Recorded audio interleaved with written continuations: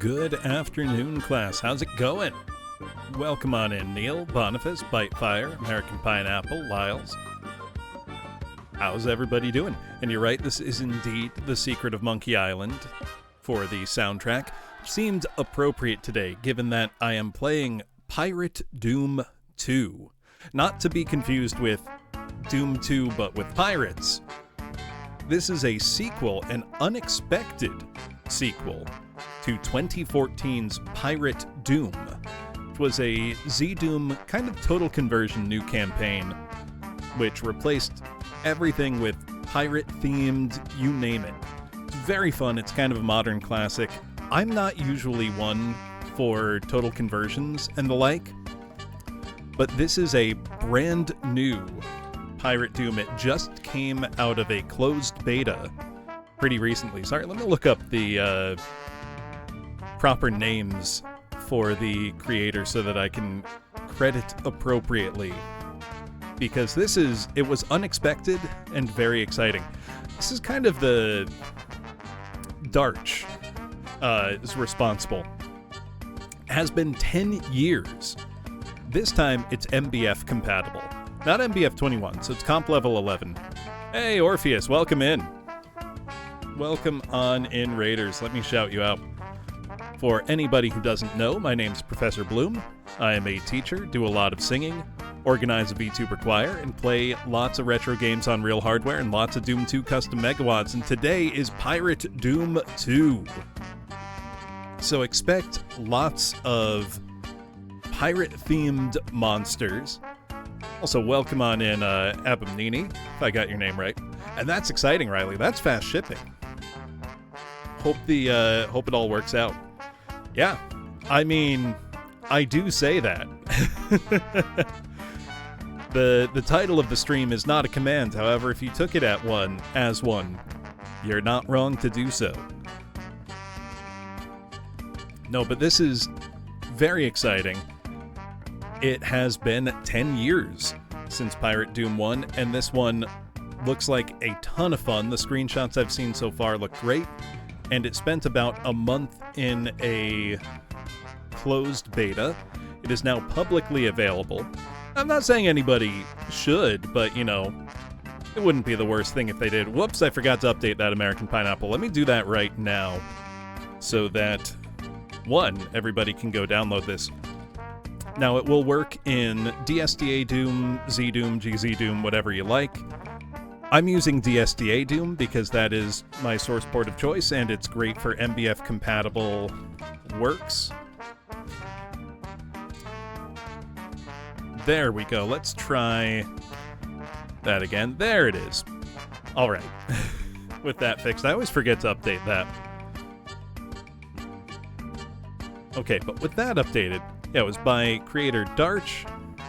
We've got lots and lots of work went into this. A couple maps were made by some other mappers, including J. Mickle and Michael Z. Land. Very much looking forward to this.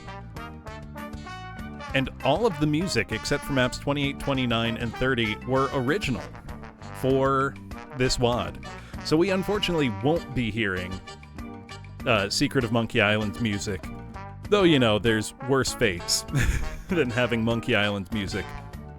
But I realize, I don't think I've played a point-and-click adventure game on stream.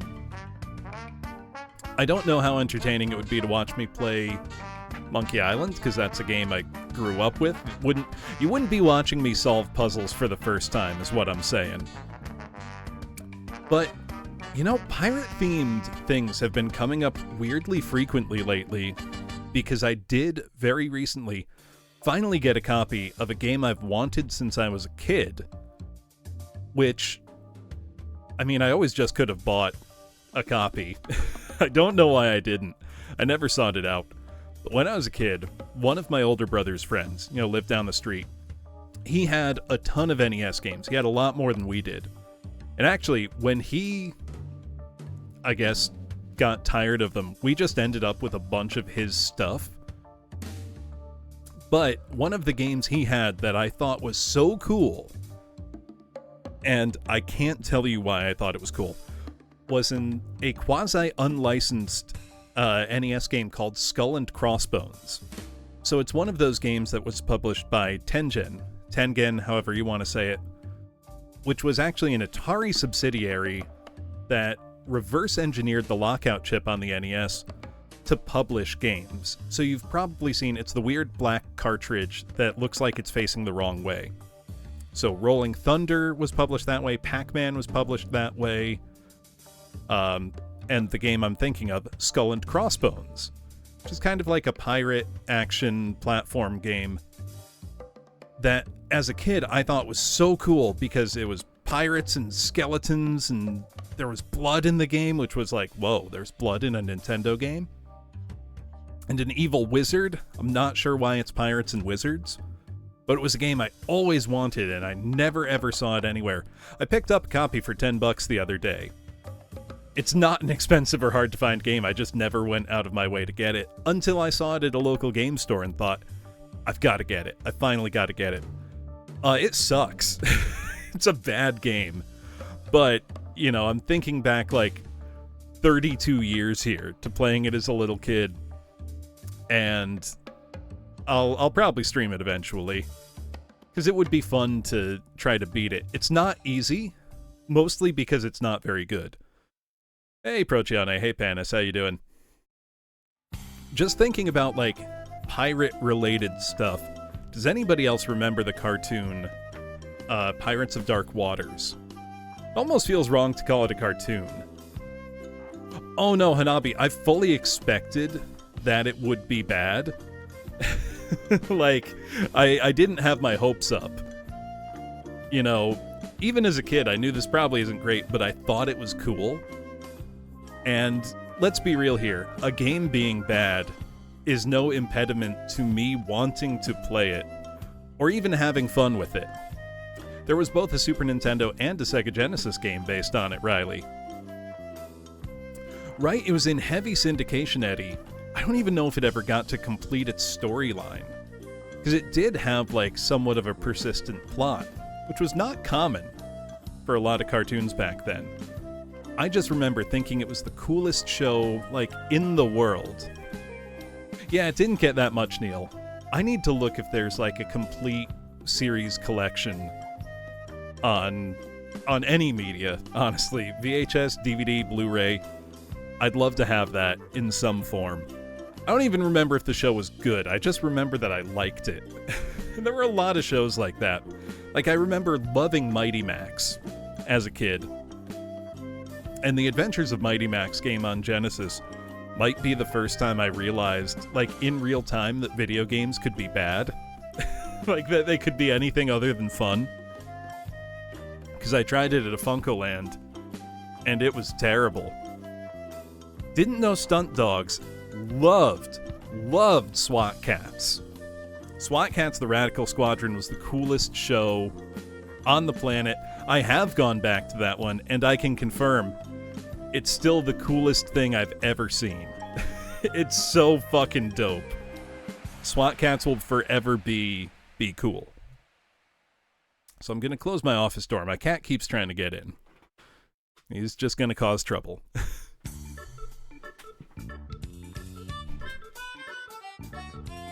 There we go. Fall series did come out on DVD. Okay, I'm going to have to track that down then. Because, I mean, what's the worst that could happen? I mean, he could, you know, disable my tracking again, like he did on Friday. Just full on stopped working. I had to totally, like, unplug the webcam, plug it back in, to figure out what was wrong.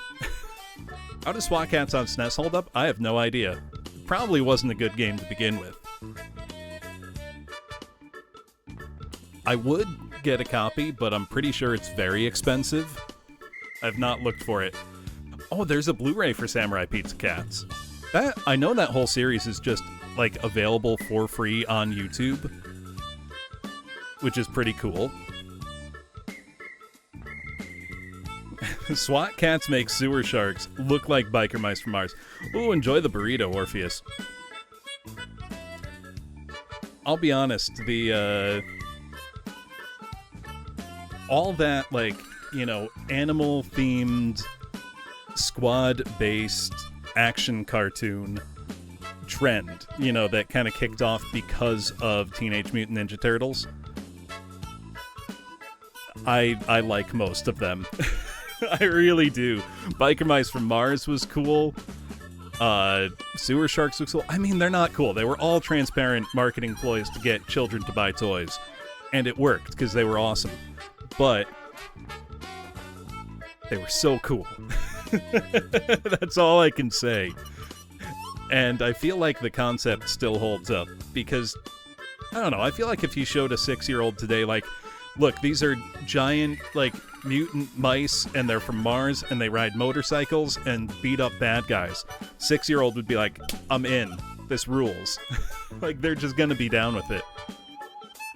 Know what, though? Let me get changed into my dooming attire, because I'm very, very excited for this. I did take a look at the first level, and I was instantly charmed.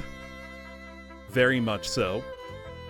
Also, I do have a little something extra to make the stream more appropriate.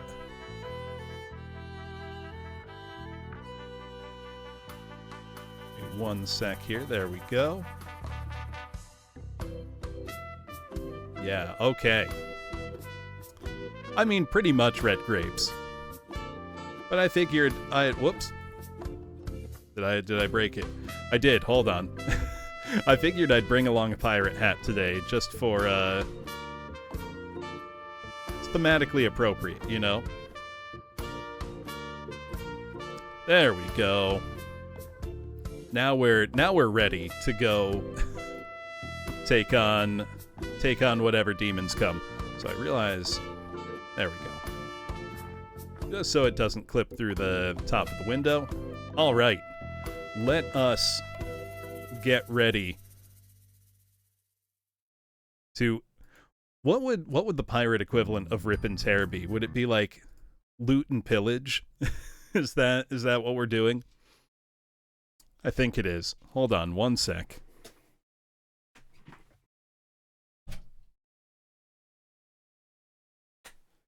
Cat scratching at the door. Probably still rip and tear.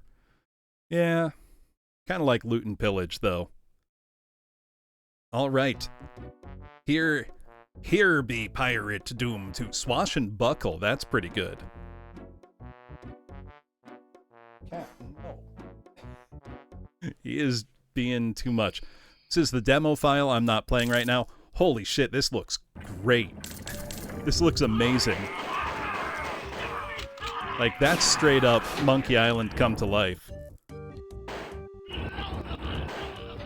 I'm gonna turn the music up a little bit, because that sounds pretty good and also pretty quiet. So, Pirate Doom 2. Our skill levels are, look, mommy, I'm a pirate. Easy there, me hearty. Bring the rum. Cutthroat carnage. And a pirate's death for me. Yeah, someone actually made a demo for their Wadneil. It's amazing. We're going to play on Cutthroat Carnage, which is the ultraviolence equivalent. We will be pistol starting every map. Is it a pistol? Yeah, it's still a pistol. Cutthroat Island Doom with Gina Davis and Matthew Modine. We found a box of bullets. That is pretty water. And we've got fish jumping around. Got a pirate ship right from the get-go here.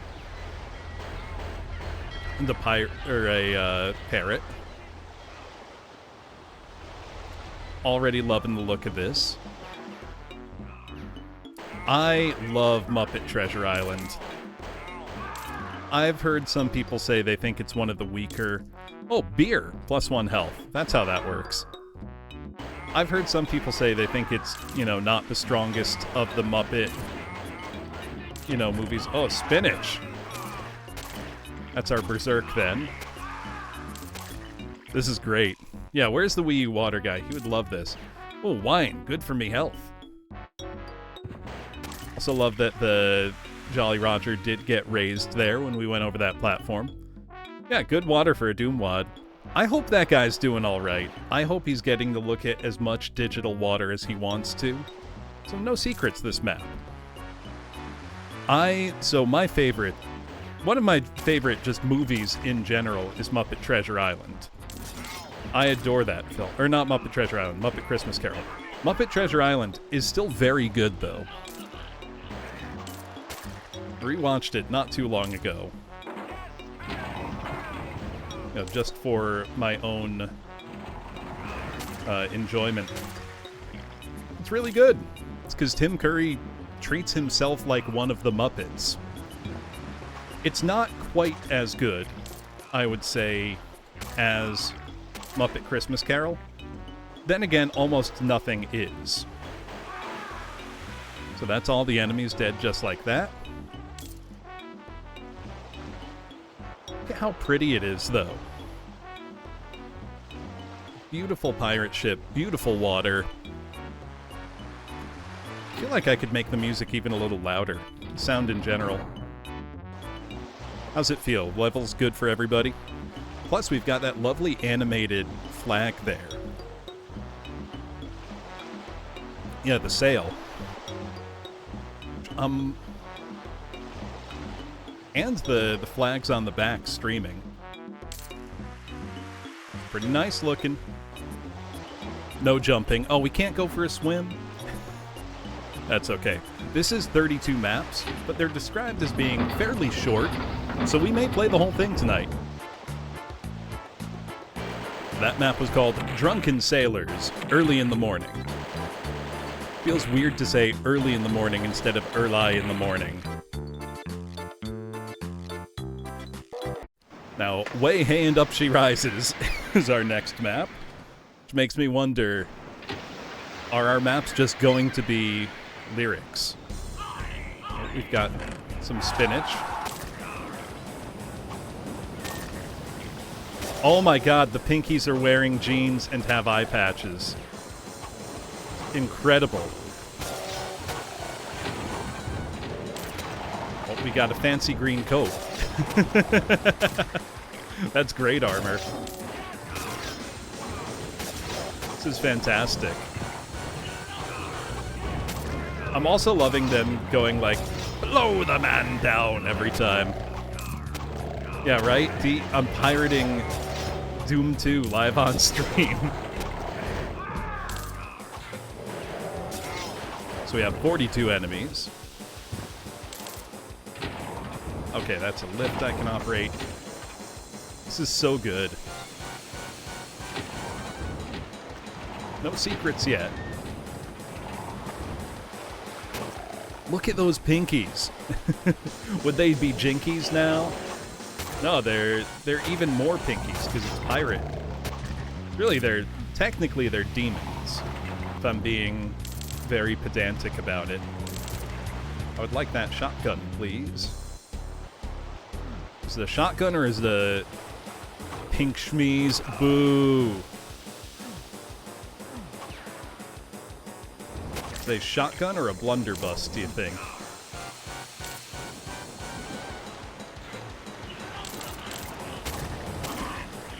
So I've got to say, getting to go on like a swashbuckling rampage here, courtesy of Berserk, is extremely fun.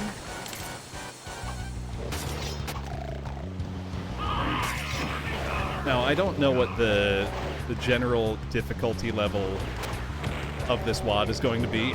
Oh, the grog is the exploding barrel. Kind of love that.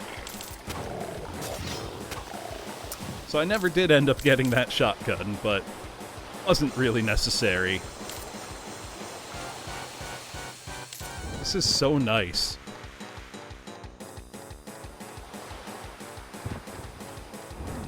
Did I just miss getting that shotgun? I might have done. Or is it... Oh, no, I see. That's shootable. Also, that supercharge is not tagged as a secret, but it's either set dressing or there's no way to get it. Unless, and I did not check the README, are you supposed to have jump enabled for this WOD? Because it's sort of feeling like I should, but I don't want to.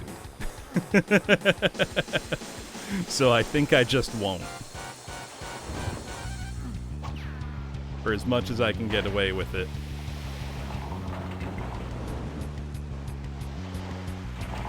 It's not tagged as a secret. Oh, no, I see. That's how to get it. No jumping necessary. Whoops. I gotta get it. Yeah, that's also a lift sector. Hey, Gamma Chris, how's it going?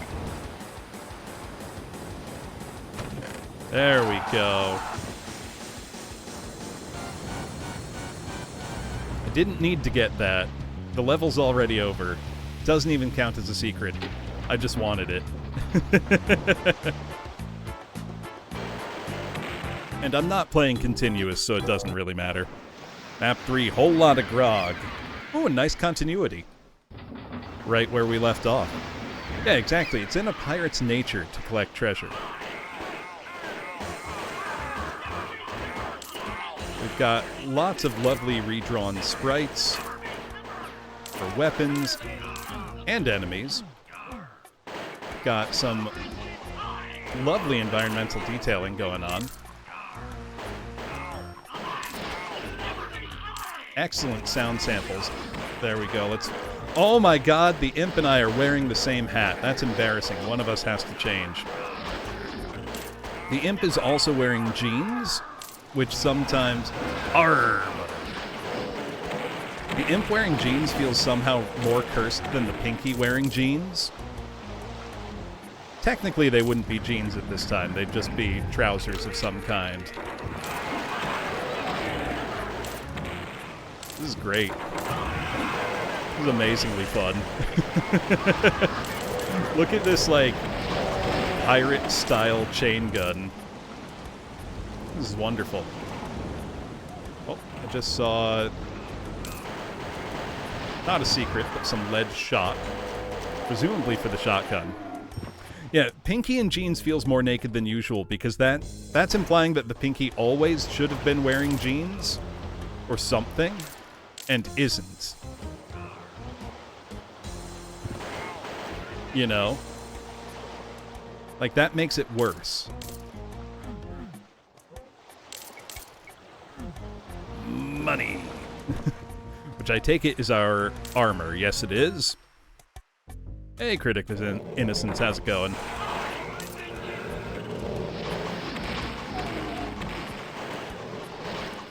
The exploding grog barrels is just... It's so good. There we go. Now that I've got me spinach. No one can stop me. Hey, thanks for the bits. It's really good, Chris. It just came out of public beta, like, this week. Or private beta, rather. And it's a sequel 10 years in the making. The first Pirate Doom was 10 years ago.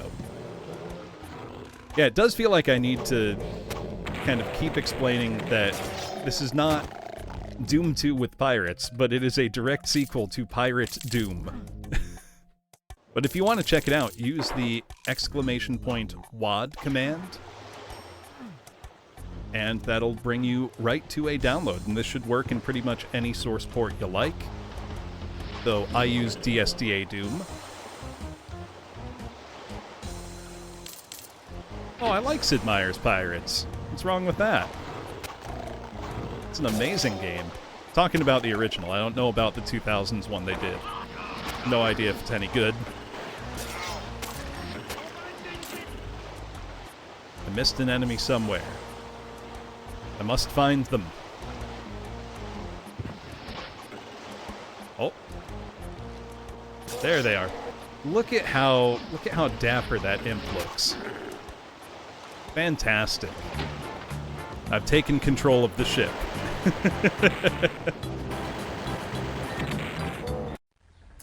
Entering Beachside Bastion. It's also kind of... Well, it's refreshing to play something like, you know, Junk Food I was playing last week, which is uncomplicated for the most part, you know, good time slaughter gameplay. Playing something like this that's just, you know, kind of on the easy side is really nice and refreshing in its own way, too. Well, I realize I say that as I'm under 50% health.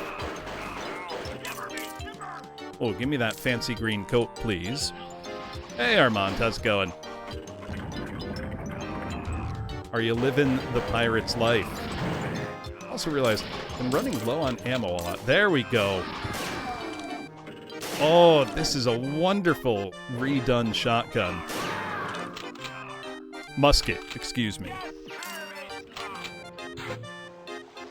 Not a shotgun, but a musket. Yeah, the music is all original, too.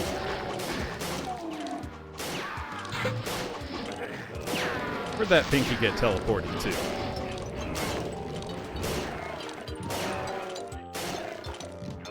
This is just wonderful.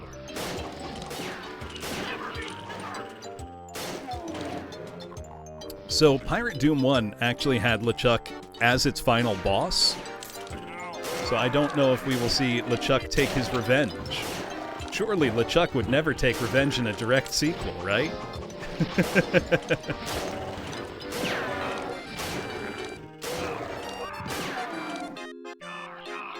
This is so good.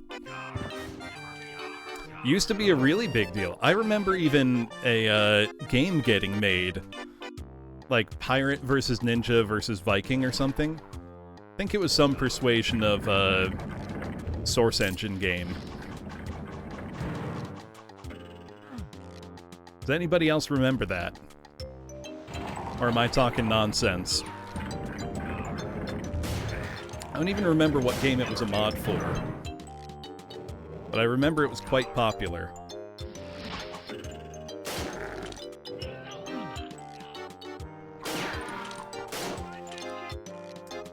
There we go.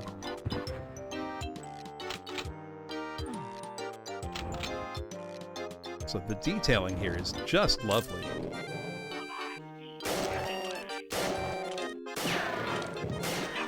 This might be an even more satisfying load and reload animation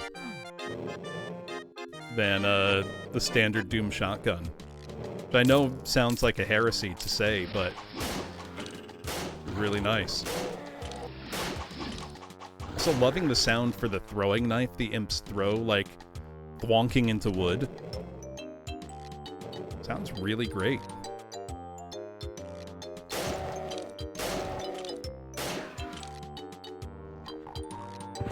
Right. How do I get out of here?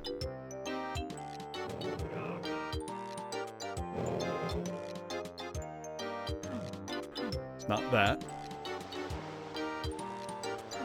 Also, I'm loving the map-to-map continuity. You know, like, we just got off that ship that we had commandeered earlier. Oh, I just hadn't walked this way. That's embarrassing.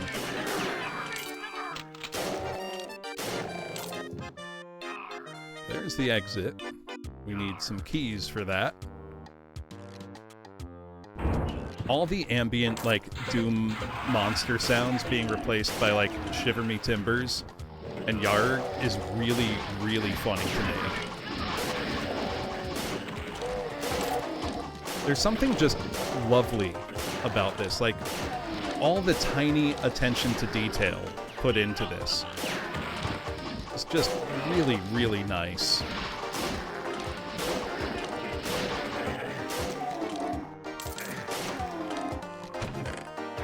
Give me the spinach. I mean, Skies of Arcadia remains one of my favorite games of all time. I mean, I'm being won over big time by Grand Stream Saga simply because they have Sky Pirates. Like, yeah, Spinach's Berserk is phenomenal. Yeah, but Grand Stream Saga, Air Pirates, A+. Like, that's how you win me over to your side. I'm loving it so far, Armand. I am 2 dungeons in. So I have lifted 2 continents thus far. So the music changing dynamically is really well done. That was Beachside Bastion. Oh yeah, there's tons of great ninja games. I feel like we don't get as many good pirate games, but the ones we've gotten are good. Ooh, haven't had one of these in a while. Goodbye. The best viewers and followers, but I already have those. Ooh, Tail Concerto. Now, Tail Concerto has Sky Pirates in it, but you play as a cop, so I don't know. Oh no, beware of shark. They've got to pay off on that beware of shark. That can't just be a red herring. Hello, Gopcubus. How you doing?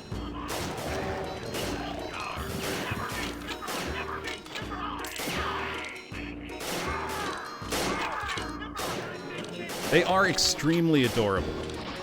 Tail Concerto is one of those games I've never played anything beyond the demo. Because I have the demo disc, but the full game is crazy stupid expensive. Now, I do have its quasi-sequel, Solitarobo, for DS. Which, it's cartridge only, but, I don't know what I paid for it.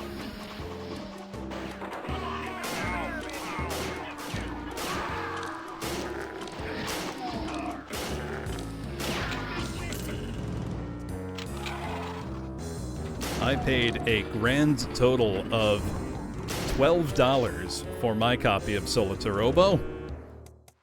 It is no longer that cheap. Not even close.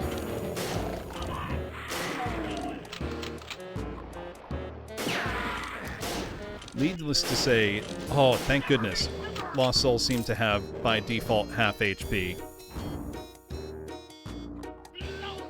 Yeah, no, it's insane how much it costs these days.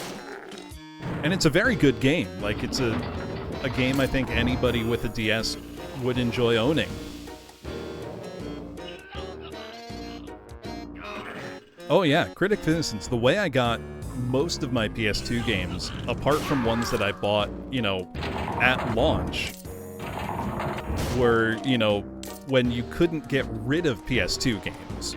You know, GameStops were getting rid of them for like $1, $2. You know, they cost nothing because nobody wanted them. They weren't, you know, cool or retro. They were just last gen's leftovers. You know, what did anybody want with that? The answer was me. I was poor and wanted to play lots of video games. I mean, some of my... It also helps that I like kind of weird games. Some of the ones that I like are still really cheap, that I think are great values that anybody should play. Like Summoner 1 and 2 are still like under $10 each, I think, on PS2. And they're good games. Very non-standard RPGs. 2 in 1 night, my goodness. I will execute them live on stream in a moment.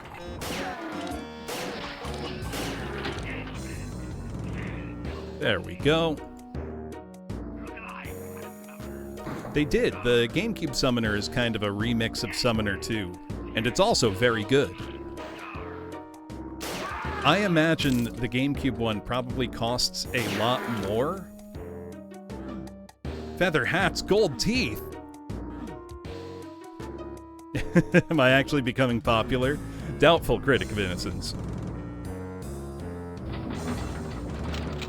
Ooh, what's that? What's that vile brew up there? I would like some. Also like how it's lead shot instead of just shells. Good detail. Though I am glad that our guns are not as inaccurate. Yeah, go back. No, don't steal my copy. Just buy your own for $20. Let's see. Hold on. What were you saying? If you could go... Oh, yeah. the buy one, get two bin sales. I mean, there was a game store near me that used to do, like, part of their Black Friday deals was very frequently they would do stuff like buy one, get two PS2 games, all the way up to, like, games that cost $20.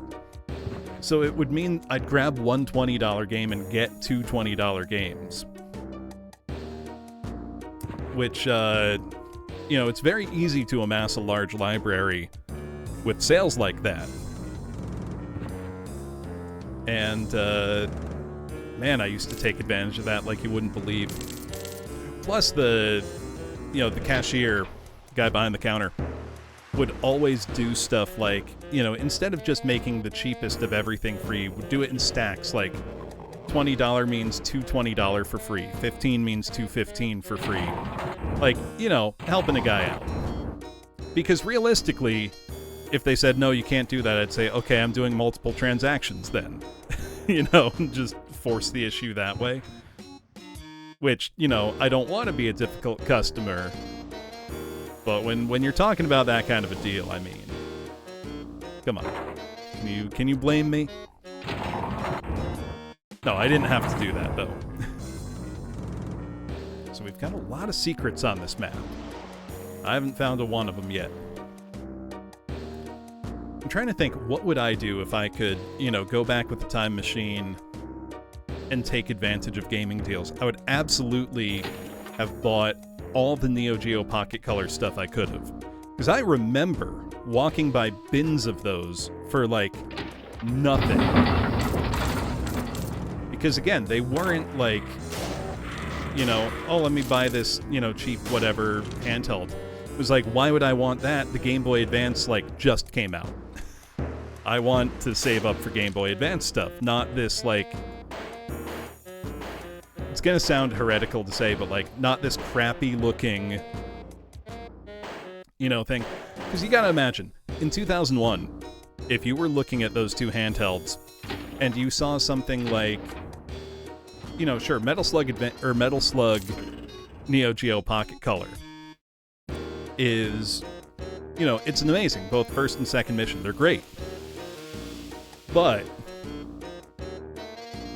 you look at the same time at the new games on the Game Boy Advance, and it's stuff like Golden Sun, or, you know, Super Mario Brothers 3, or Super Mario Brothers 2 redone.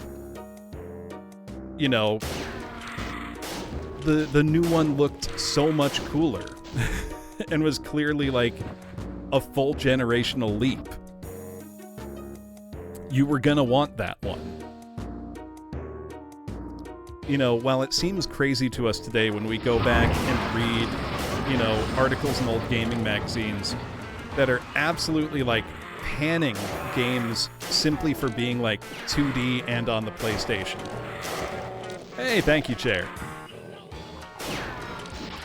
And it's like, you know, while it's very easy to disagree with it today, the, you know, new good mentality was so pervasive, and I was, you know, susceptible to it as well. Everybody was. And if they tell you otherwise, they're lying to you because they're embarrassed that, you know, they overlooked great games just because they were maybe still on an older platform, or they weren't, you know, the new thing.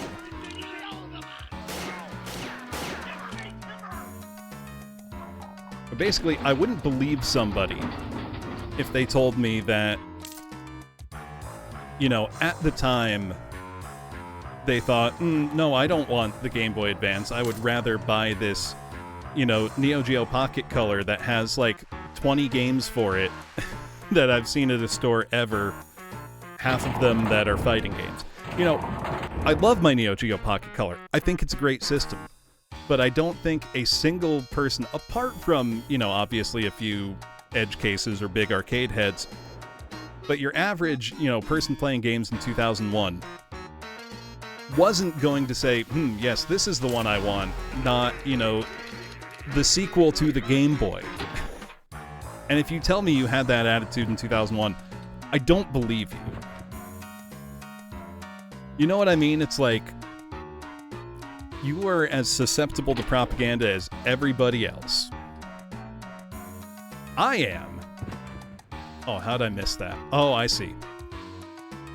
Yeah, nobody was like, oh, I gotta import the Wonder Swan. I got my Wonder Swan. Oh, I got invulnerability. I don't feel anything. Oh, I love the look of this. It's like EGA mode. This is great.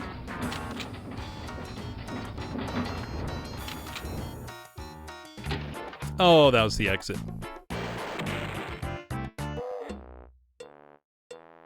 Map 6, Pillage Village.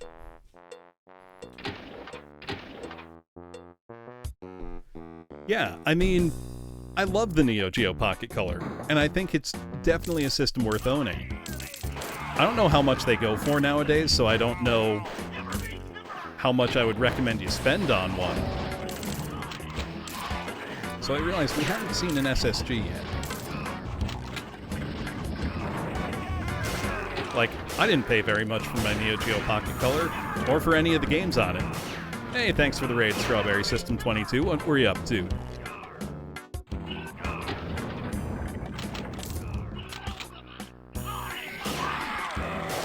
I love very much that Lost Souls have a reduced health by default in this. Ultima 4, oh, very nice. This is a massively influential game. And shockingly, like, detailed and rich in its world, even by today's standards.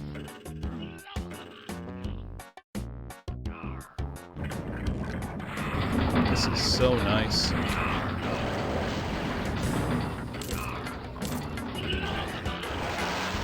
Oh, stuck on some enemy. Apple version's too slow. There's also, isn't there a Commodore version? Like both 64 and 128? Could be an okay way to play.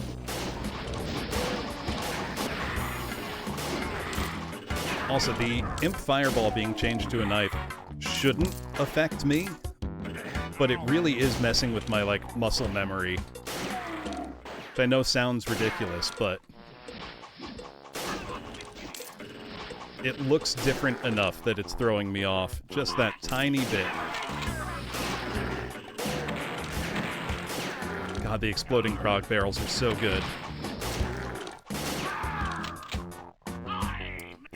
I think the IBM PC version was probably the lead, like, development version for that game.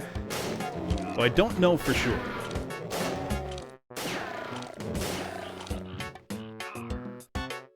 That's the thing. We use the term PC gaming like a catch-all these days. But, you know, in the 80s and into the 90s, it really wasn't like that, you know? Yeah, right? I remember reading, Armand, in magazines about the, you know, Hyper Neo Geo 64 and thinking, oh, this is going to be amazing. And then, you know, outside of hyper-specific turbo niche collector's markets, it never really turned up. It was used in some arcade hardware. I think, did a home version eventually become available in some way? Ooh, okay. Now, you might be expecting a pirate-themed song, but it's Wednesday, and we all know what Wednesday means. The Wii Shop channel has updated. Super Mario RPG, Sonic the Hedgehog, Donkey Kong 3, Adventures of Lolo 1 and 2, King's Knight, Dick Duck, Chew Man Fu, Harvest Moon, League Puzzle Pokemon, Toe Jam and Derlin, Panagon, Funkotron, Castlevania, Fatal Fury, Ninja Jajumaru, Kunak, Racer, Blazing Laser, Spaces, Loaded, Mega Turrican, Cybernating, Roller Thunder, Dynastic Hero, Bubble, Bobble, Double, Dribble, Double, Dragon, F-Zero, F-Zero X, and Donkey Kong Jr. Math, Ninja Gaiden 1, Ninja Gaiden 2, Ninja Gaiden 3, Cruising USA. So my cat just jumped on my desk in front of my monitor. There's no space for you there, bud. That's not a place for cats. Either go onto the windowsill or I'm going to kick you out of the room. Up or down, which one's it going to be, cat? There we go. You know what? Let's get another. It is. Well, it's We Shop Wednesday. You gotta. Now, as it turns out, I do like to sing a great number of nautical-themed or adjacent songs. So I've got plenty, if not pirate songs. Songs that involve boats or the ocean in some way.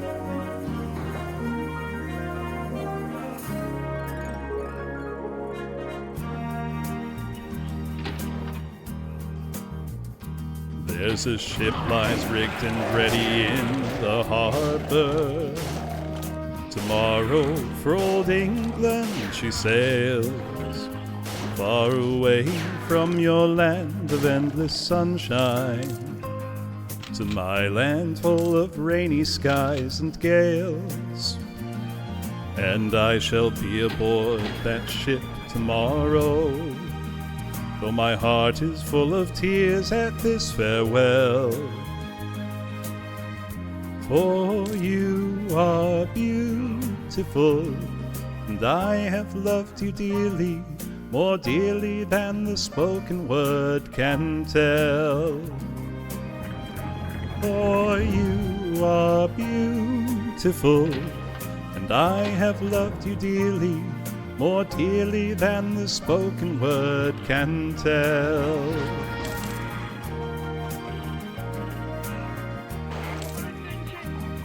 I heard there's a wicked war a-blazing, and the taste of war I know so very well. Even now I see the foreign flags a-raising, their guns on fire as we sail into hell. I have no fear of death, it brings no sorrow, but how bitter will be this last farewell. For you are beautiful, and I have loved you dearly, more dearly than the spoken word can tell. For you are beautiful, and I have loved you dearly, more dearly than the spoken word can tell.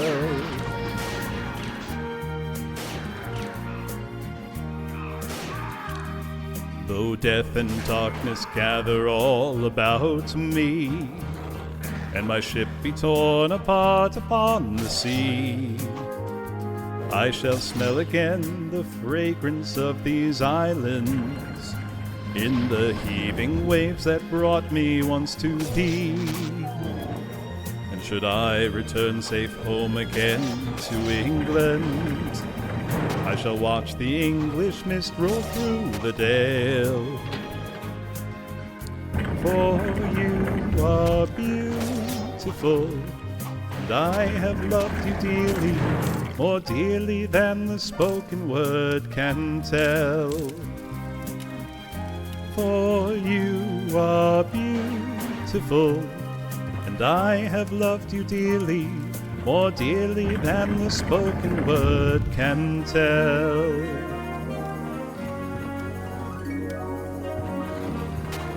Whoop. Got stuck on the Spectre. Right? Doom Guy's little bandana's great, though. There were no secrets on this map.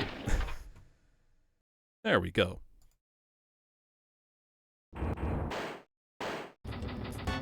Hello, Creator Unreal. How's it going?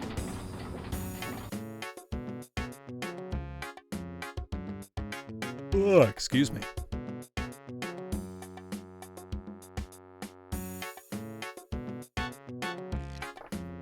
Better than last night? Oh, what was last night?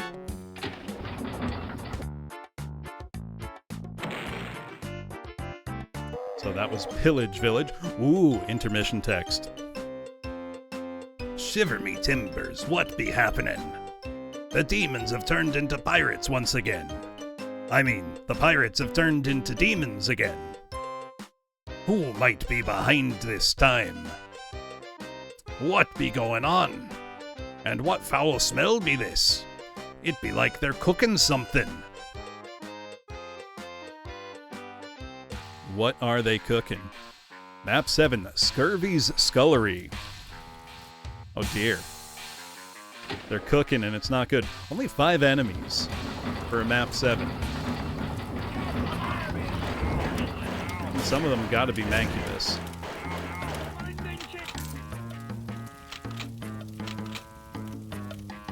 Employees only. Do not work sober.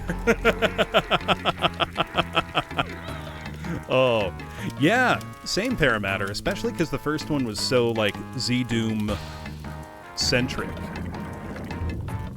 Yep. Oh, no, the Mancubi are the cooks. I see.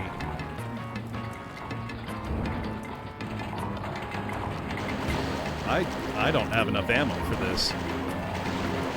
Let me blow up the grog barrels as best I can. Oh, wait, no, there's ammo up there. Oh, dear. Oh, no. I've died. That hasn't happened much yet. It's been, you know, fairly easy so far. Which, you know, I don't really expect Pirate Doom to be super high challenge.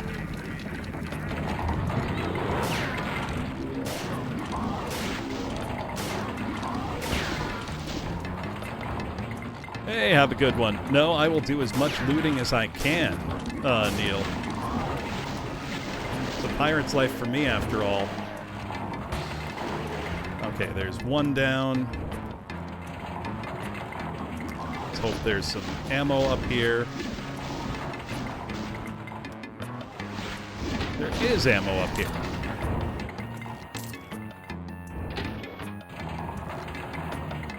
Well, that's good, Creator Unreal. So rum is plus 25 health, I see. So wine is plus 10, beer is plus 1, rum is plus 25. That all checks out to me. Okay, we got some more ammo. Got some more health. It's fine now. Yeah, no, it's not a freebie. I'm also a little embarrassed to have died, but, you know, not a total freebie, though I've got to wonder. There we go. Because it's a map 7, so you got to use the, you know, Mancubus Death Flag. So map 7s in Doom, for anybody unaware, have a special property where something triggers after the last Mancubus in the map is killed. Usually that drops down to reveal Arachnotrons, because that's just how everybody's been copying Dead Simple since 1994. Trazer Dig. Our map 8 here. We're now in the wilderness. X marks the spot. Look at that tree stump.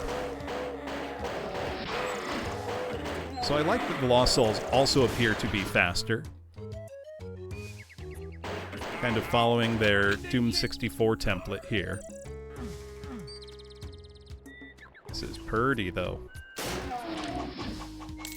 Got ourselves a fancy green coat.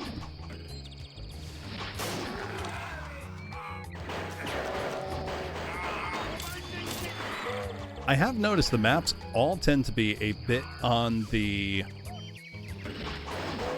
kind of resource scarce side. So it doesn't seem like wild guns a-blazing play is going to serve super well. That might just be what I've seen so far. Oh, is there anything behind a waterfall? It is a little tight. I don't really mind that. It just means I've got to be a little more conscious than I would be.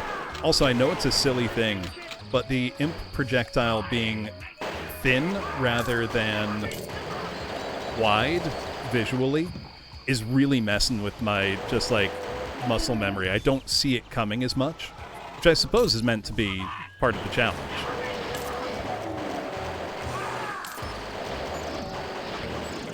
Now I wonder, when are we going to get the SSG replacement introduced? Also, X marks the spot. I do see a big old X on the map. I kind of love that.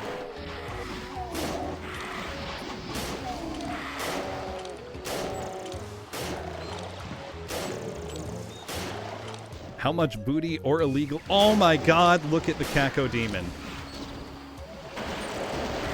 Oh my god. It's perfect. Absolutely perfect. 10 out of 10.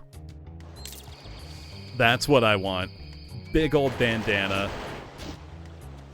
This is great. Oh,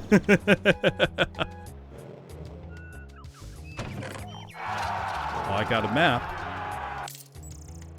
What did that? That opened up some kind of monster closet, it sounded like. Yeah, I'll shiver your timbers. Get some more ammo. Don't need more rum yet. It made me realize I don't have any rum in the house.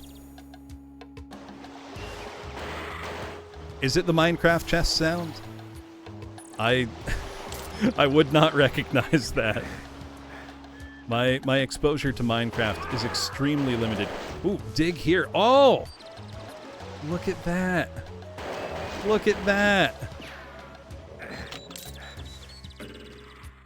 That's spectacular. This is really delightful, Creator Unreal. You know, I'm only 7 maps in, but this is getting my kind of immediate seal of recommendation. Because in terms of just, like, sheer delight factor, it's already ranking very high.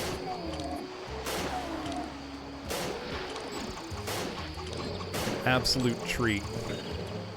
Oh, cat, come on. Daddy's playing Doom. You can't sit on my lap right now. Come on, your tail is bothering the webcam. There we go. Hey, Damata, how's it going? Sorry, my cat was being needy.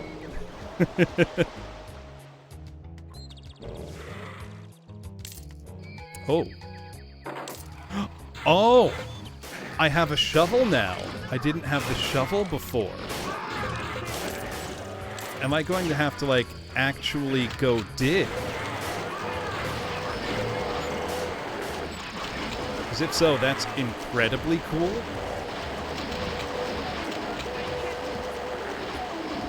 Also, I like that the teleport is now just like a little puff.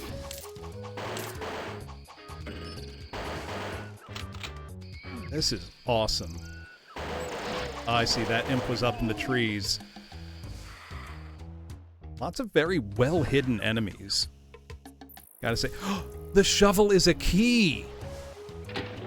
Yeah, it's honestly incredible, Chair. Like, I expected 2020, 2021 to be kind of the, like, high watermark of output and creativity in Doom for a long time to come, just because people were home more. But people have just kept... Oh my god, that's so cool! It summons a big fight. Yeah, people have not really slowed down at all.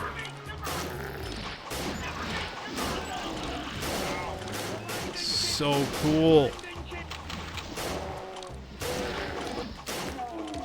It's a really effective use of, screening things away from the player.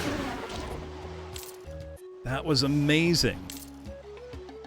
What a cool set piece.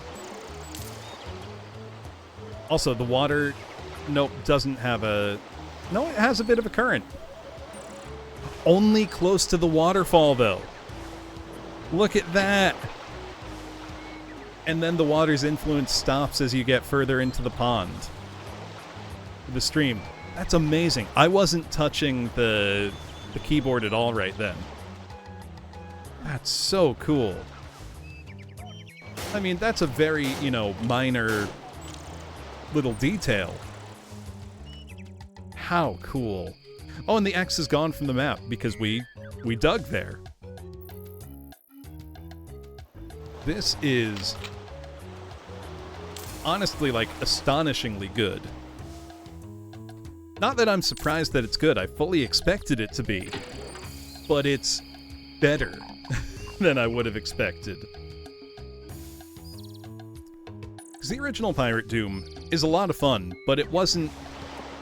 I don't want to say it wasn't extraordinary, but it was like, it was cute, and it was fun, but it didn't feel extraordinary to me. Maybe that's just me, you know, not having a fondness for Z-Doom heavy feature stuff, which is very much what the original Pirate Doom was. So this being MBF compatible instead is actually pretty surprising. And in my opinion, it's a pleasant surprise. Because if it was very, you know, kind of Z-Doom reliant, as, you know, past Pirate Doom was, I probably wouldn't have ended up streaming. It's the same reason that I haven't streamed, like, you know, Mario the Golden, or, you know, the Golden Souls. So that's just not, you know, it's good, but it's not where my interest lies as much. This, though, is super in line with my interests. So that was a really clever fight, using those targets as kind of your escape. You could totally have done it still being penned in, but it was a lot easier to shoot the switches and get outside that little arena. That was cool. Now we've got all our keys. Is there more health over here? Yeah. Also, the difficulty's starting to pick up a little bit. Nothing terribly spicy yet, but giving me some hope.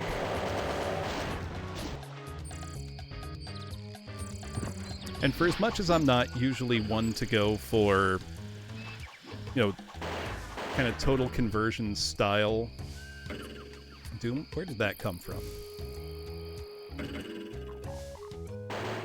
Up in the tree? Yeah. Stuff like this and the Austrian Avian Association that I played last year have kind of been changing my mind a little bit. You know, like, maybe I do enjoy this style more than I thought I did. At the very least with those ones specifically, because these are great. So, you know, it occurs to me this is probably where I was taking a lot of that chip damage from, and I just didn't see them. I've missed one enemy somewhere, but I can live with that. What a clever treasure hunt map. This is our last enemy. Excuse me, what was that walking around? Hold on. What was that walking around on the beach down there? I need to see that again.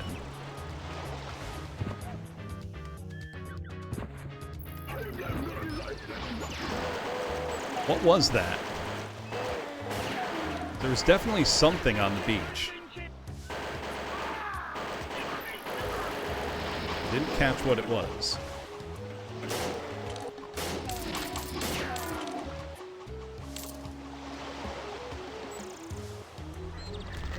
Whoa, whoa, whoa! Where'd you come from? You didn't spawn in last time. Is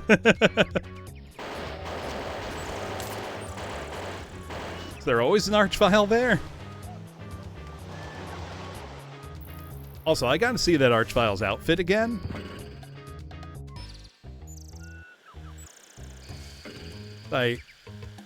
Did not see them last time.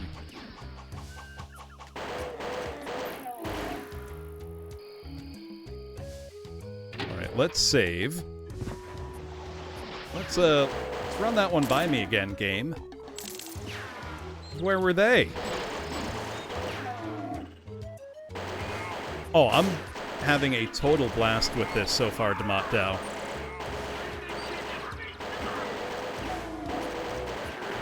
Like, this is fantastic.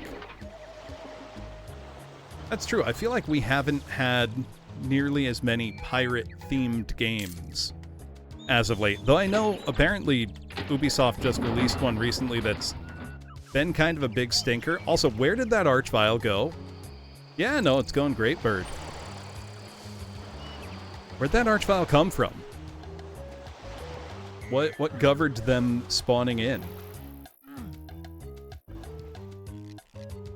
Because I want to see that again.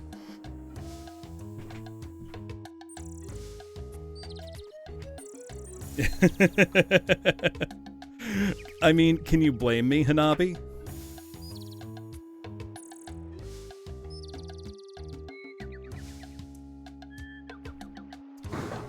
That's what I'm wondering. Also, look at that. There's a bird. There was definitely something walking around on the beach before.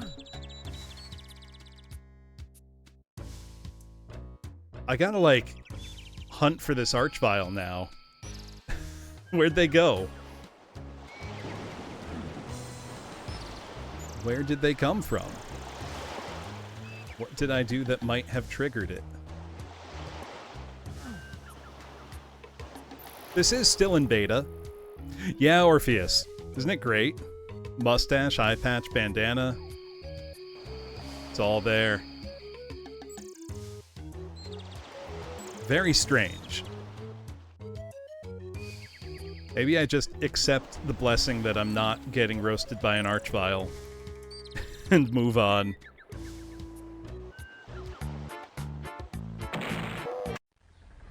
Alright, map 9, Bullet Storm Fort.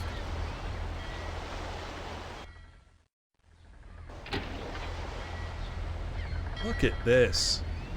The sound, too, the, like... the music, everything. Oh, that's our first chain gunner.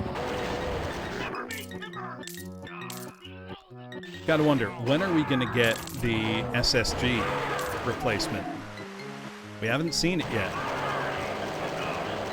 Also, I'm sorry, was his default animation right there just drinking something? Can I shoot the bird? No.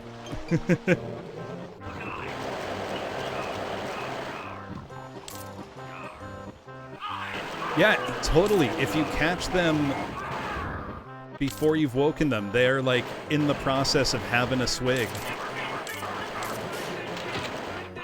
This is fantastic. So I'm just going to go around the outside of the fort and clear out what I can. So very much love grog being used as the replacement for exploding barrels.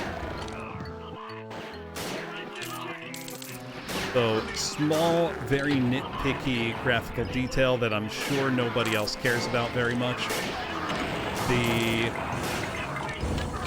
animation for reloading the musket having what's clearly a bullet and not just a lead ball is a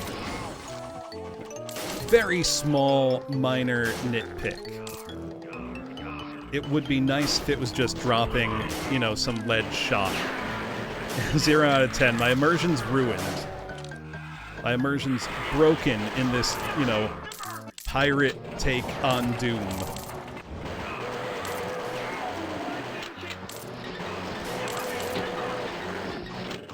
How big is this fort?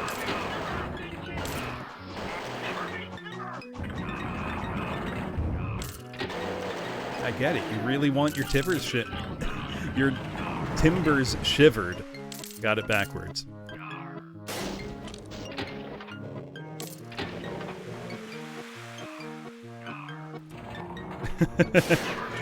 Yeah, right? How dare a product be released in such a state? I want all of my money back.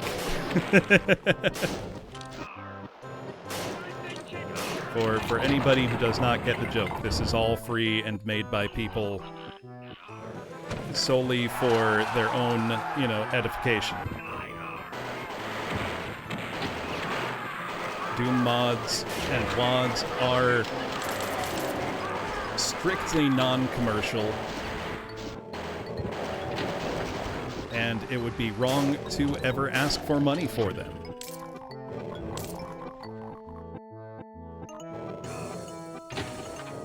This is pretty great, though. Oh, yeah. One, the Chex Quest HD thing is not, made by the original guy, who still maintains a website where you can just download all of Chex Quest 1, 2, and 3 for free.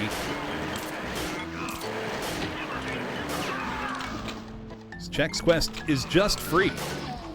Do not pay for Chex Quest. Don't pay for the Chex Quest HD. Just play Chex Quest. It's free. Don't pay for it. You're a sucker if you do.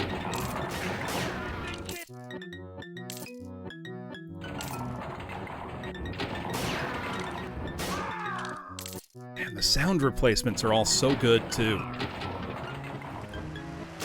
I mean, in that case, Hanabi, you're just paying for a box of cereal that happened to come with, a CD-ROM. With a shockingly high-quality, cereal-related Doom clone. I remember when Chex Quest came out, we don't normally get Chex cereal, but my mom gave in. Oh, 100% Creator Unreal. My mom gave in and we got Chex cereal because of Chex Quest. It was, and everybody was talking about it. Because I remember I heard about it from a kid in my neighborhood. It was like, you won't believe this. We got a Doom clone in our cereal. And I'm like, no, wait, that's not real. That's not a thing that happens. And then I went over and saw it, and it's Chex Quest, and my mind was blown. And then we got Chex Quest. And it was great. Still is. Actually, if you want to play more Chex Quest, there is in fact a small number, but there are some, of community-made Chex WODs. Mapper Andrea Ravensky, whose work I've played a number of times on the channel, has made, I think, 5 new episodes for Chex Quest in the past year or so. Probably possible to do that, Riley. Yeah, but she made some excellent Chex action.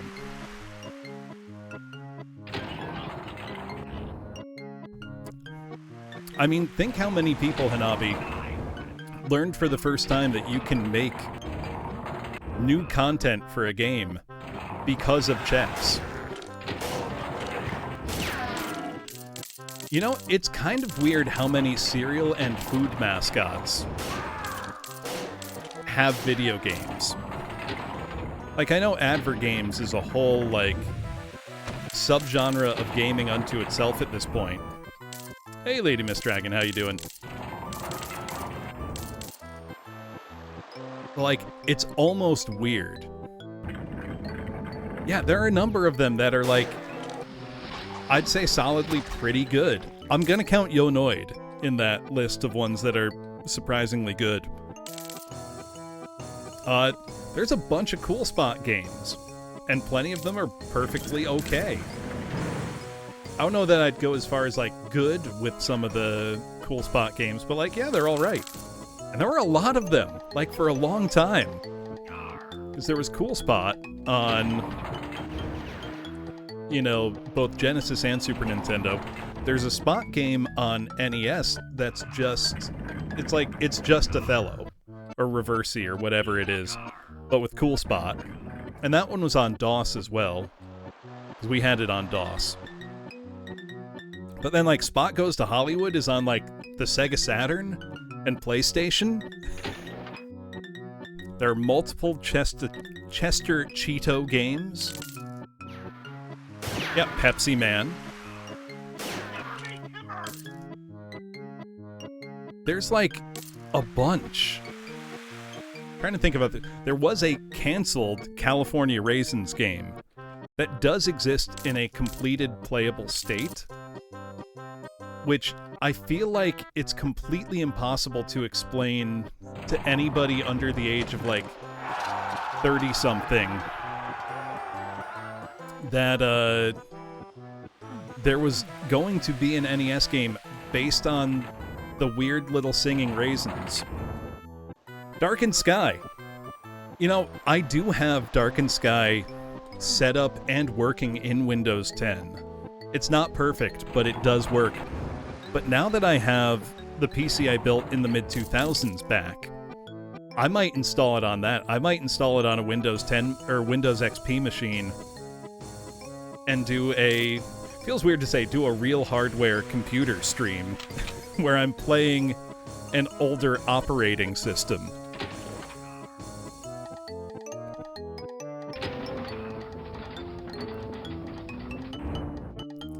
Yeah, I mean, trying to explain that the Claymation, like, Singing Raisins Temptations knockoff were popular enough to have their own TV show and video game makes me sound like a crazy person.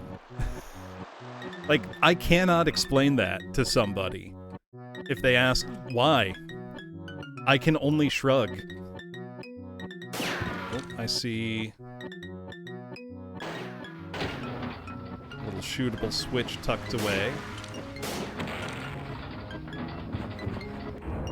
Yeah, there we go. So the cheering sound with the secret pickup really throws me off because it makes me feel like I'm about to get in a fight.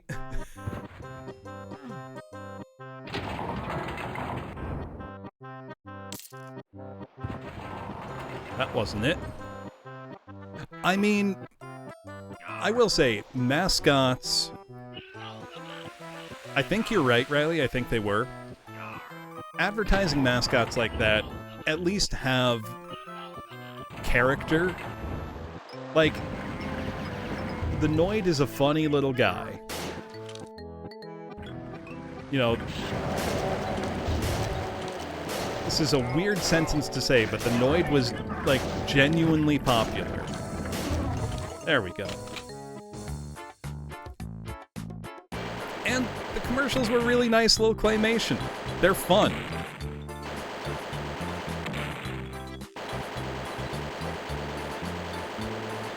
Oh, excuse me.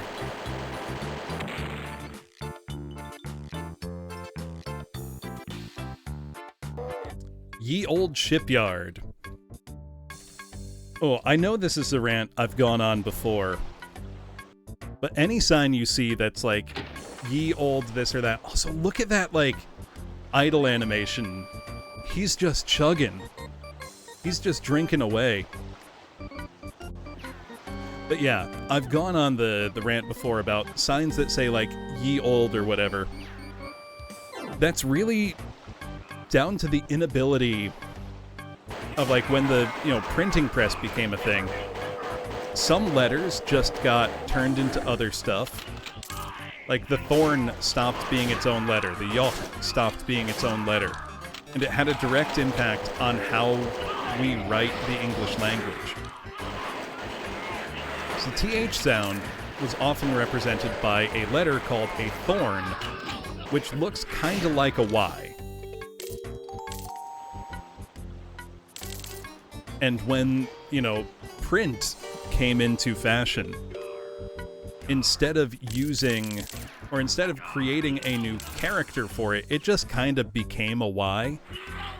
Though something spelled with that character and an E would have been the, not ye.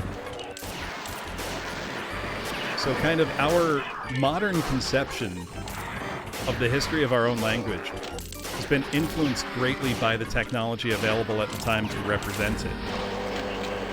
It isn't something you think about much, unless you're kind of weird like me. And then you think about it a lot.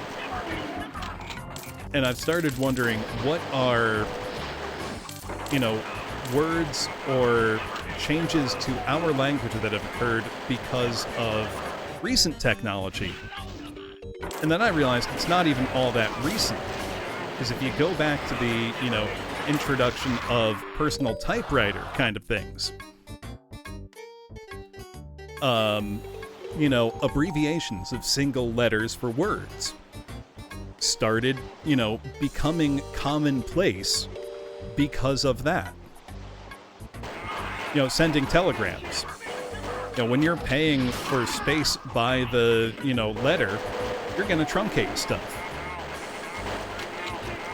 Or other forms of technology, like the telephone. Do you know the word hello? What we would think is one of the most basic universal words we have in English didn't come into usage until the ascendancy of the telephone, and it was specifically created as a greeting for the telephone. Like, hello was not a salutation. Also, hello, Uno Squid. But it was not a commonly used salutation or greeting until the telephone. Oh, that looks like it's going to be our super shotgun replacement. And even then, it wasn't so much hello as hallo, Boniface. And I'll just answer the phone with, 여보세요 from now on.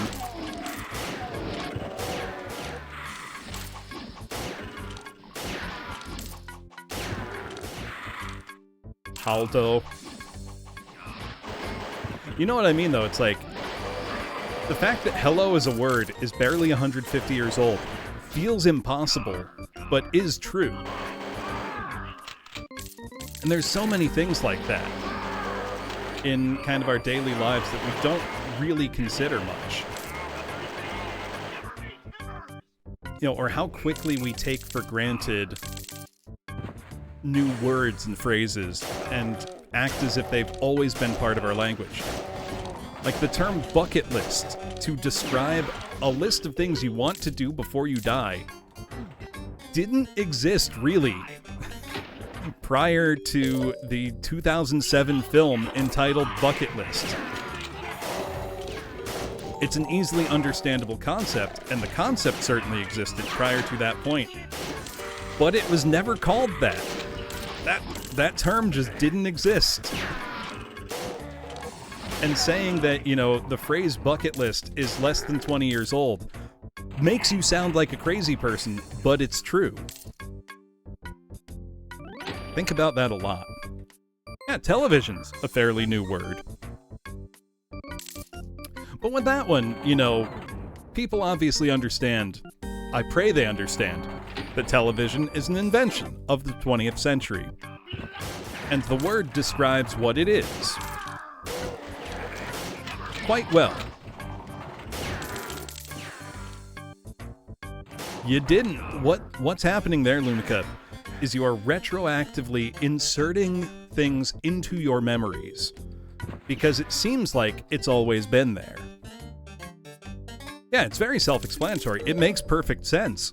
If anything, it's almost shocking that it didn't really exist until, the late 2000s. It's the same with the effect of people swearing up and down that they remember the phrase, like, sweet summer child being a thing prior to the A Song of Ice and Fire books. It wasn't. If it was extremely uncommon and not in wide usage. But people have convinced themselves that they remember, an older relative saying it, even though that's not true. Yeah, exactly. Shakespeare made up new words all the time. Or he used existing words in new ways. So Shakespeare loved to verb nouns. Which just as a phrase, I know that's a phrase that makes a lot of people upset.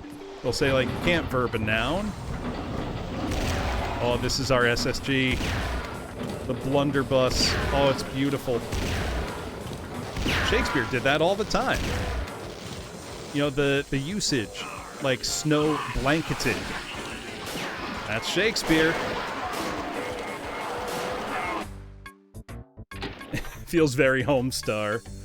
Let's see, a Shakespearean insult? Gladly. Let's see, Riley. You are a dankish, bacon-fed canker blossom. A craven, folly-fallen bandog.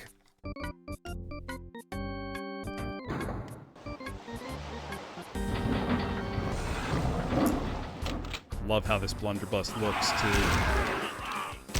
Oh, it's so nice. I know there's nothing actually different about it, really, compared to the SSG. But isn't that great? I love it. A bandog. Bacon-fed.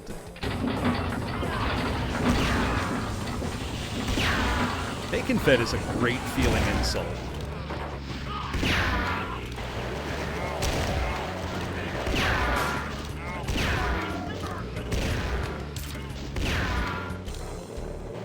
Almost died. Fight still. Oh, that's why. By how many degrees? Oh no, that depends on the kind of life you've had. I wonder if Kevin Bacon ever plays that game with his friends. You know, it's like, I can be connected to you in how many films?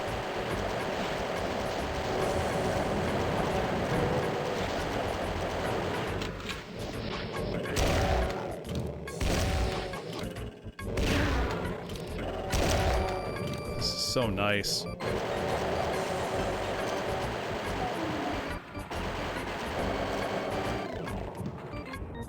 Oh, that's so funny, Mr. J. Yeah, cuckold was like an obscure old word for a long time. And now it's not. Oh, it's great, Gamma Chris. All original, too. No, no reused MIDIs from stuff. It's also very funny that it's, you know, because he was in the military that, that he knew.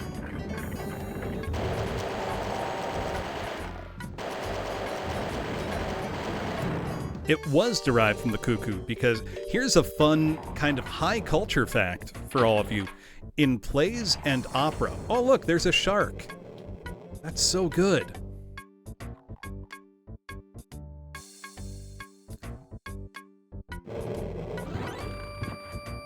What was I thinking? Oh yeah, here's a fun, highfalutin cultural fact about cuckoldry for you. And its associations historically and thematically in theater. And opera specifically. When you hear something like a hunting horn call in an opera in particular, you know, when the husband is away on a hunt kind of thing, that is explicitly tied to cuckoldry, because the idea was, you know, the impotent man spends all his time out on the hunt, leaving his wife to another man. So if you're ever, you know, listening to an opera and you hear like an off-screen hunting horn, off-screen I say, you know, not on stage, hunting horn calling a character away, pretty explicitly they're calling that character a cuck. Like, that's not a joke. That's that's what its historical association was. Likewise with the bird. Look at the shark. It's so cool. But yeah, that association goes back very, very far. Pretty entertaining in its own right. I do AOD. I will play it. Yeah, don't jump it. I will play that eventually. And that has an English translation as well. Though Nintendo did recently release Naso no Murasame-jo on the Switch Online service, which I was shocked they did. So we are now on almost empty warehouse. One enemy. That's, yes, it will, Arch. One enemy is very intimidating.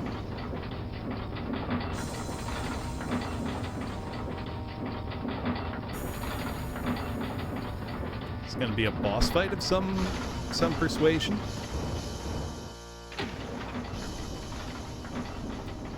I've got the blunderbuss. Time for a boss fight? It sure is. It's the Spider Mastermind, but with a big pirate flag. Oh. Yep, we got the Spider Mama. With a pirate flag. Whoa, that came down with quickness. Kind of a fun conceit of trade cover for resources. So, makes starting the map kind of tough. Because then you don't have anywhere to hide. It's hard to make the Spider Mastermind actually dangerous. So, you know, props to the map makers for that.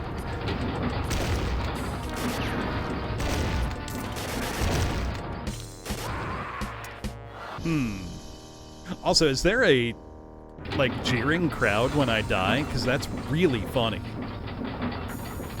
Oh, you know, I should have realized it was a Spider Mastermind because of all the cobwebs. I'm dumb. I'm really stupid sometimes. Alright. Okay, and I think it'll lower those when I cross a certain line depth. Let's get ammo first. Yeah, once I leave the starting platform, it comes down. Makes sense. Right? Excellent detail.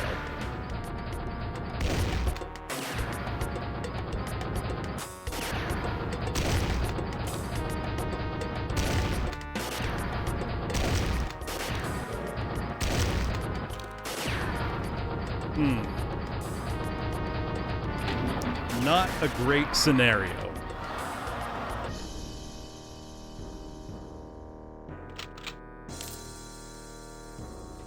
Wondering what's like my, because clearly I need more ammo than I'm gonna start with, but I can't just drop everything because then I have no cover at all. It's kind of like choose what cover I'm gonna have.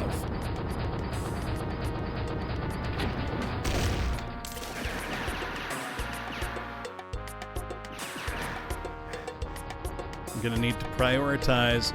Yeah, there is one secret. Probably look for it.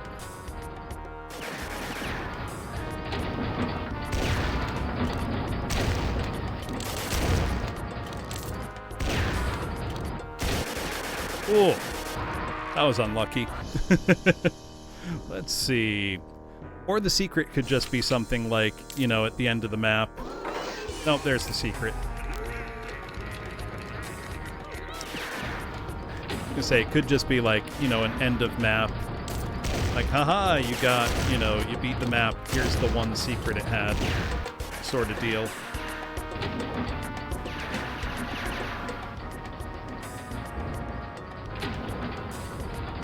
Grab some health there.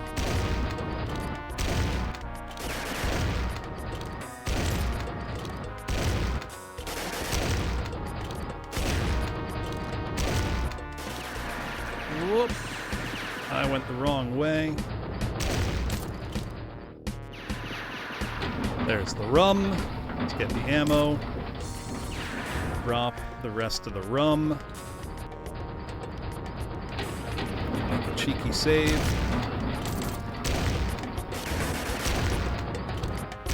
There we go. We got it. The cheering. Ah, there's an upstairs for whatever reason.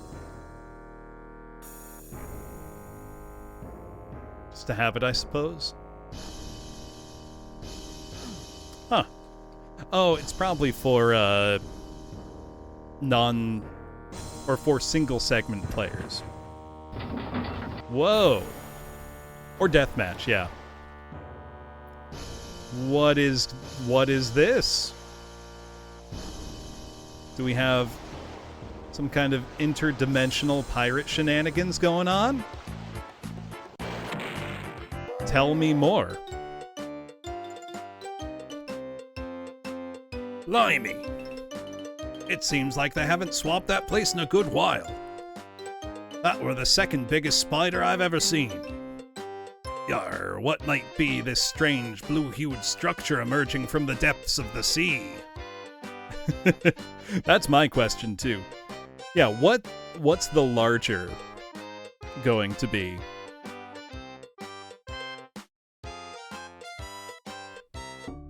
Well, let's find out. Undersea Haven.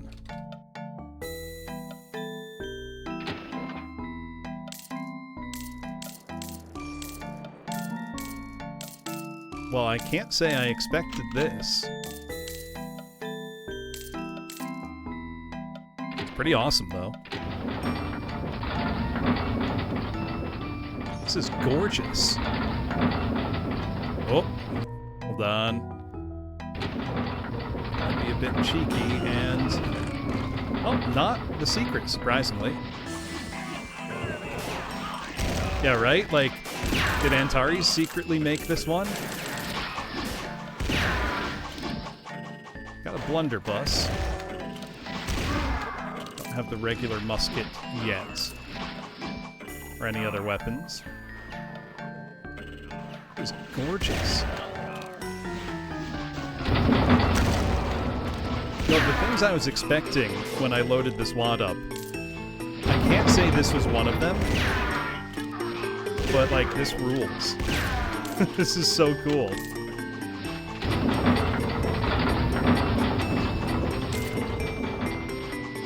Couldn't save it, no. I don't even know when Talk Like a Pirate Day is. But this just came out of,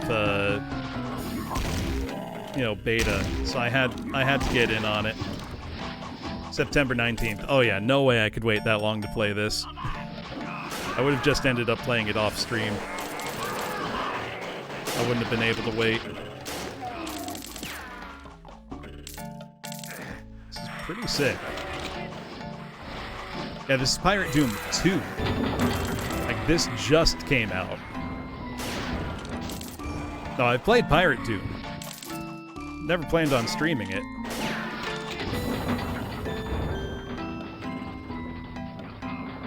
Oh, I see. That would have lowered that supercharge. So while Pirate Doom is very good, I imagine that anybody interested in it probably already played it.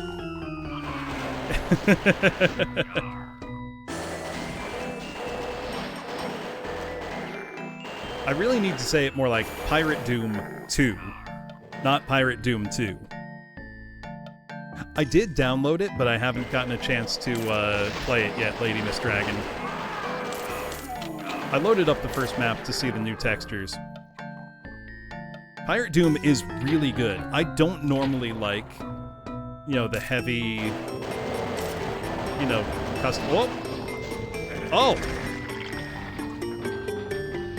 I think I see. It made a very wet sound, that crusher. See, we got safe spots we can stand on. Oh! I didn't get out of the way in time. That's a pretty good, nasty pirate trap right there. I approve.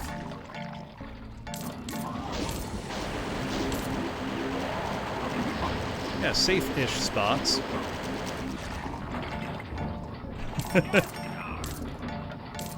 It's a good gimmick.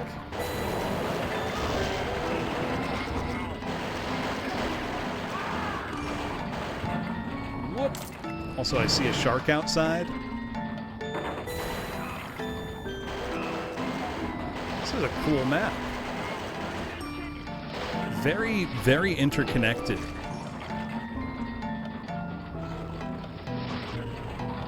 So I really want to, like, just take a moment to look outside the windows and see the fish, but I have not had time yet. Look at that! Look at that! Yeah, outside of Antares' maps, you know, highly blue Doom maps.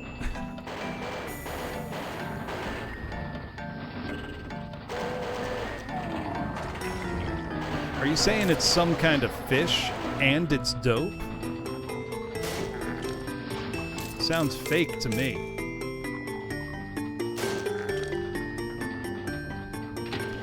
You know, I was mostly joking before when I pointed out that the musket is using bullets instead of just balls.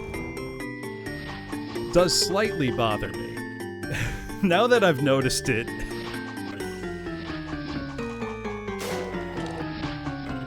I feel like I shouldn't post anything in the Doom World thread to that effect, but, like, I kind of would like it. Hey, so bad. How's it going? Welcome on in, Raiders. If you don't know me, my name is Professor Doom. Not Professor Doom. Professor Bloom. I am a teacher. I do a lot of singing, play lots of retro games on real hardware, and lots of Doom 2 custom megawads. Tonight, I am playing the recently released Pirate Doom 2. Not Pirate Doom 2. Yeah, I got it backwards. In fact, I like to sing while I doom. It's kind of a little bit of a party trick. It's a lot of fun. But how are you? What were you playing? He was like, oh god, he would use texture filtering. If I had an evil twin... You know, if you ever see me using, like, default GZ Doom texture filtering for something, that's how you know that I've, like, been kidnapped and it's a call for help. Oh my god, I love how the Revenants look. They fire parrots. This is great. This is incredible. 10 out of 10. I warned thee. This is so good so far. What were you up to so bad? Were you dooming? Yeah, we're swashbuckling. Panoramic vacuum.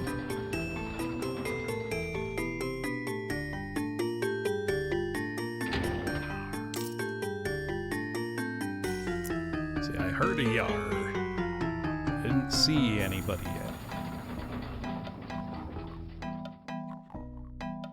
Just by the hour 2. Played some Junk Food 3. Very nice. I was planning to continue playing more Junk Food 3. I was playing that last week. But then I saw that this is out of the closed beta, and I had to hop into it. Junk Food 3, I've been super impressed by so far. I'm really only like a quarter of the way into it. But it's so fun. I love that the Mancubus is like the cook. Some suboptimal RNG there. God, all the, like, redone text, this is great. He's got a rum tank. Rum is our medikit. We also have wine bottles for 10 health and beer for 1.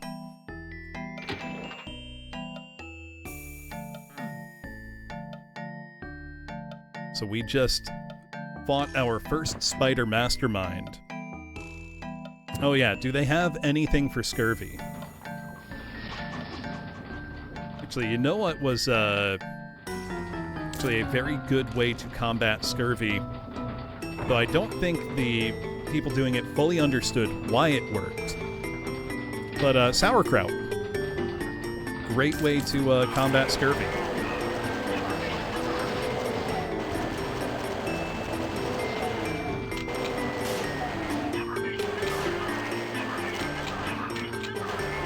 And grog, which is a real thing. It's not just like a funny made-up name for pirate drinks. What grog actually is just a mixture of water and rum in a 4-to-1 ratio, typically. Tastes very good. It's extremely refreshing. I mean, it depends entirely on the quality of the rum you use. And your water, I suppose. Yeah, lime and sugar. And the lime, actually was part of preventing sailors getting scurvy, whether they understood it or not.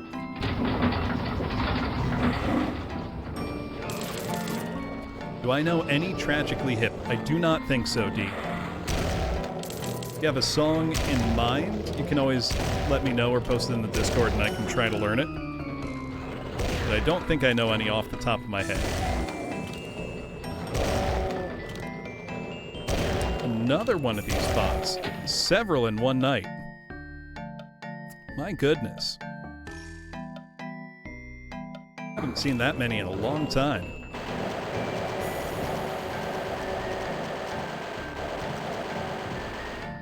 What is going on? Oh my goodness. That is a lot. Hold on. I gotta take care of that. I'll pull up a song at the same time. Give me 1 sec. I gotta make sure I don't accidentally ban an actual viewer. What I will sing while I bring judgment onto these onto these heathens. Yeah, I haven't seen this many in years. Also, not a pirate song, but it's got the sea in it. So that's what you're getting.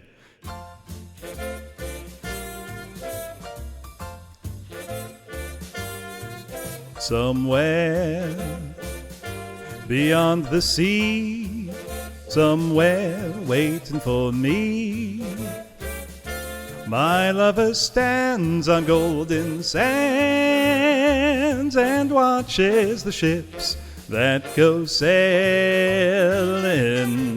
Somewhere beyond the sea, she's there watching for me.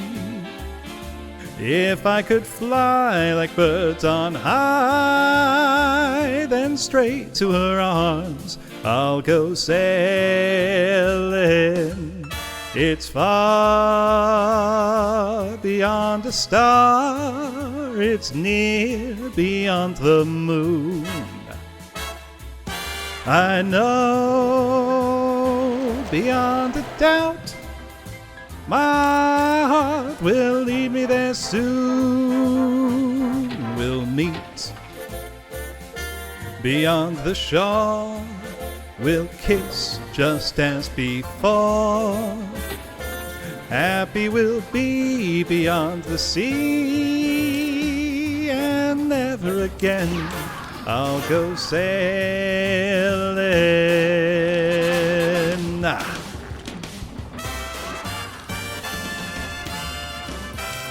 I like to imagine this is what, pirate Doom guy would be doing in this scenario anyway.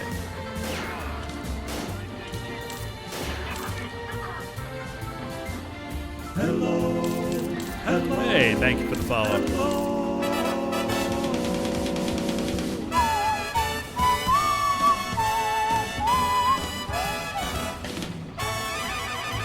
I know beyond a doubt, oh, my heart will lead me there soon. We'll meet, I know we'll meet beyond the shore. We'll kiss just as before.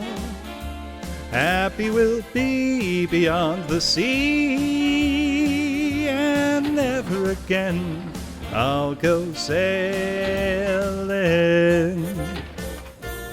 No more sailing. So long sailing. Bye-bye sailing. Move on now, Captain. So long. See, I don't think we had any more bot spam while I was singing, did we? I think I caught all of it. Yeah, I don't typically have many mods bite fire. Mostly because I don't need them 99% of the time. Except apparently in this exact situation. Hey, thank you for the applause. Let's get the wonderful original score back.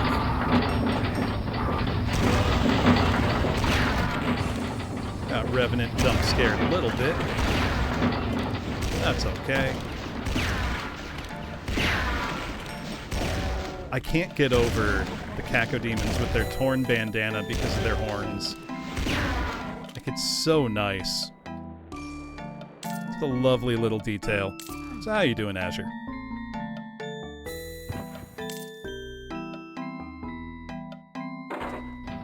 Well, I got eaten by a shark. I do know some sea shanties, but they don't work very well as a single person.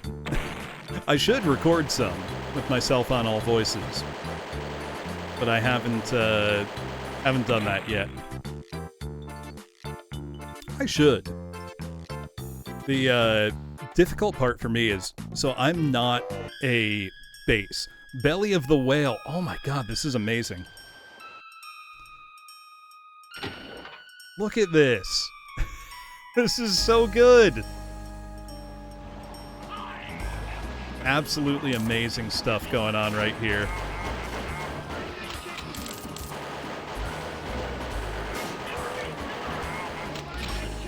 But yeah, the difficulty for me with some sea shanty arrangements is to properly record some of the bass parts. I would need to do it like first thing in the morning to still have the like low notes that you really want in there to pun intended anchor the piece. This is amazing. This is so good.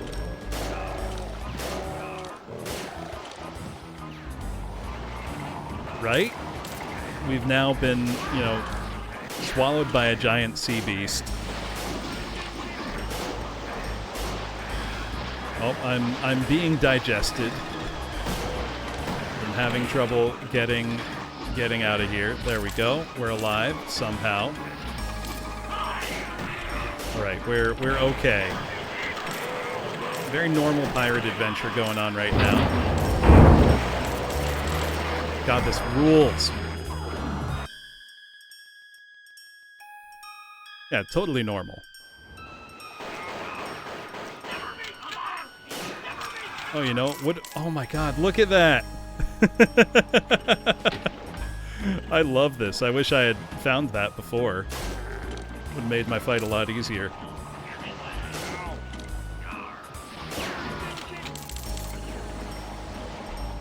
This is just superb stuff. Again, getting a little moldy. I really hope Moldy keeps making more new maps, because Overboard was one of my favorites of, when was it, 2022? When did Overboard come out? Yeah, the blunderbuss is the SSG.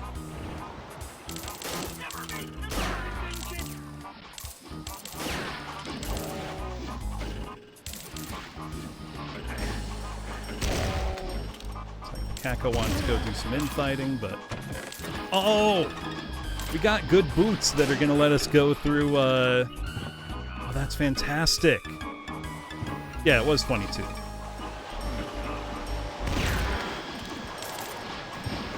Cannonballs? Does that mean I'm going to get a rocket launcher? I think it does. This is just so wonderfully creative and fun. Also like that the kind of, boom deep water effect is being used here for the stomach. Makes a lot of sense. Also, the digestive juices are actually flowing, I think, and pushing me with the current. Is not a detail I was expecting, but I'm glad they included. Okay, that's back to the start. That's not where I wanted to go. There are, however, more boots. It is not a lost cause. Overboard was really that long ago, huh? Oh, I see. It's a platforming challenge.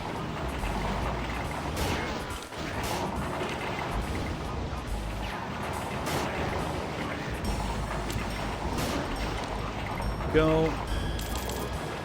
God, this is cool. Save. Grab the totally not rad suit. Whoops, I fell. Didn't want to do that. I want to be up there. Well, I can go this way, I guess. Yeah, because this is where I got into a big fight I wasn't really prepared for before. Now I'm more prepared for it. Marginally. Maybe. So, God, the music changing. Such an amazing, amazing detail. Oh, I got stuck.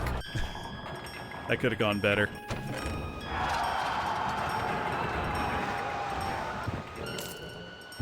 Whoop. Keep forgetting that's not actually a wall, it's just a texture. Keep dying because... There we go. Hello. Yeah, up-tempo version. Thank you for the follow, Panoramic Vacuum. I appreciate it.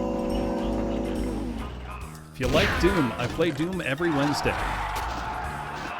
Nearly every Wednesday. I will probably need to take next Wednesday off. We'll see. April is typically a very, very busy month for me.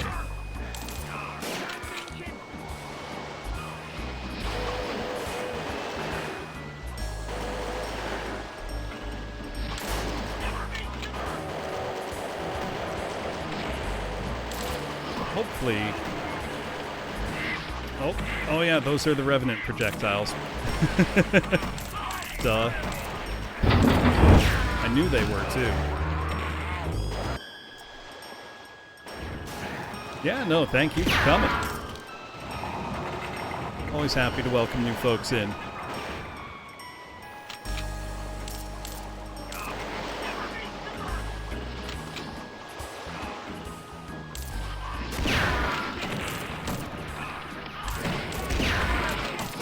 Go. That's looking a lot better this time. With Revenants. There we go. Oh, is that our first Pain Elemental replacement? I think it might be. Musket is quite loud. Well, let me turn down sound effects a little bit. Oh, they have a big old pirate hat. That's lovely. The Wrath of Grape Shot. And historically, that is not something you wanted to get hit with.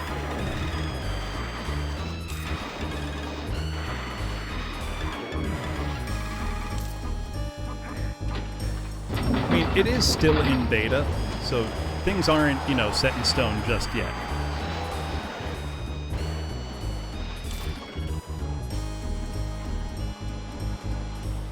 Gonna make a foolish save right here, because I feel like it.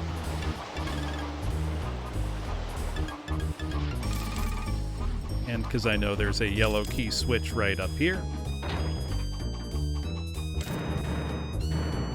A little bit of health. There we go. We're fine. I mean, there's also probably more I could do on my end to balance the audio, but it's been fine for like 90% of stuff, so... Oh, 1 HP in a dream, let's go.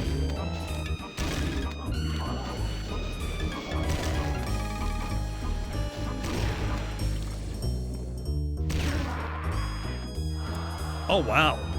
Yeah, look at that switch. That's pretty sick. Oh.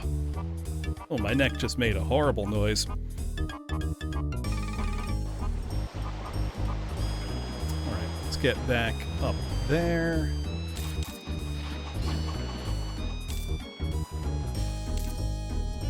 Grab ourselves some health. Let's Get rid of some of the window dressing around here.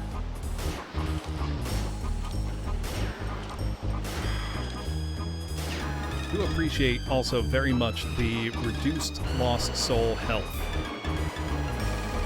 One of my general gripes with Doom is I think Lost Souls are a brilliant gameplay addition and just a little bit too sturdy.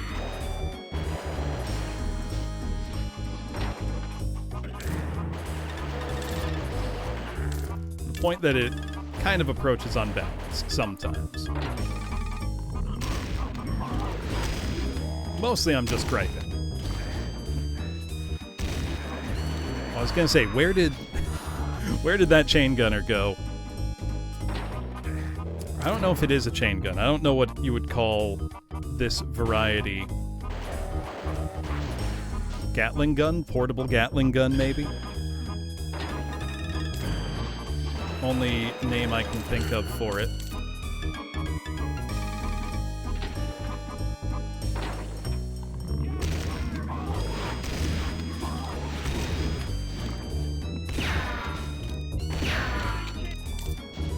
A little hard to see. Oh! I love their hats. What is it about just putting a custom hat on an enemy that makes it, like, instantly great? Alright, I'm getting out. Oh! It's the whale's blowhole. I just realized. That's what the exit is. You're getting blown out of the top of the whale. Now, I'm no expert in whale biology, but I don't think that's how it works. Either way. Now, Tortuga Island.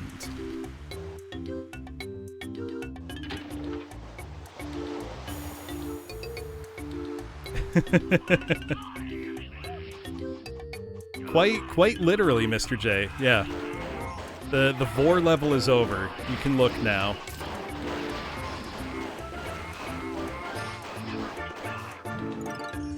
Oh, look, there it is.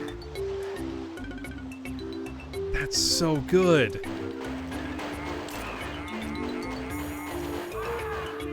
Right? Hats are very nice. Look at this, though. Whale mouths are not connected to the respiratory system. You know, that kind of makes sense, though.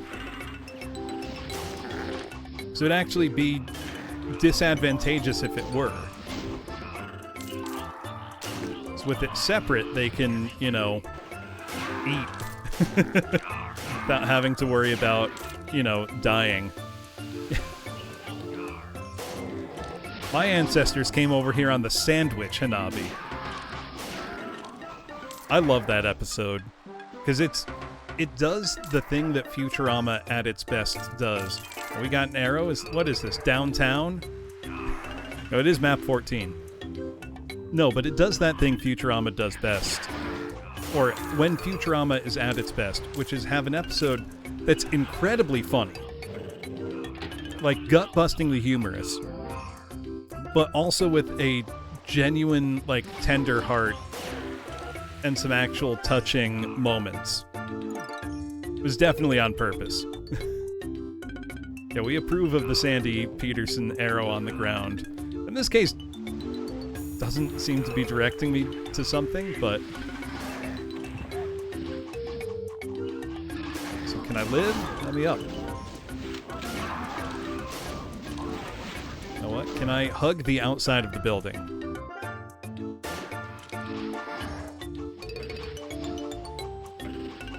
I totally can.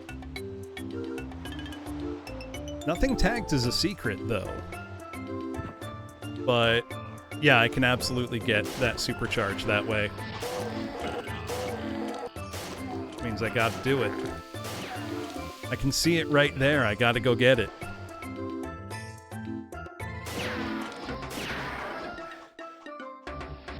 How do I even get in here?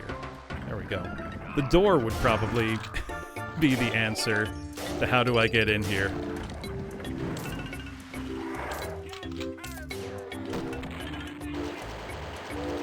There we go.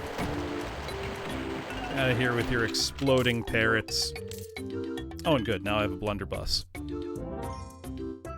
God, I love that whale.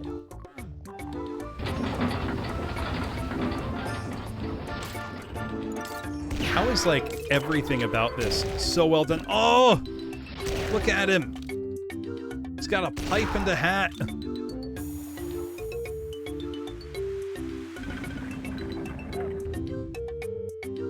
This continues to delight at every turn.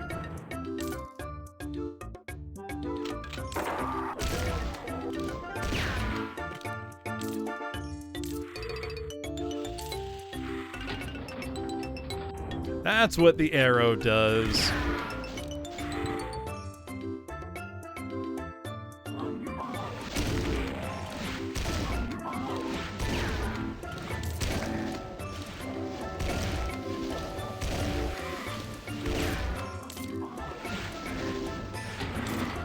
Oh.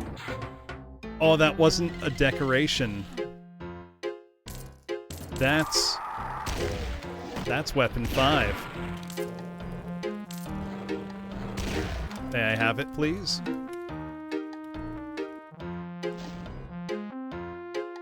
Do I need to kill all this stuff first? I love the teleport being a little poof, too.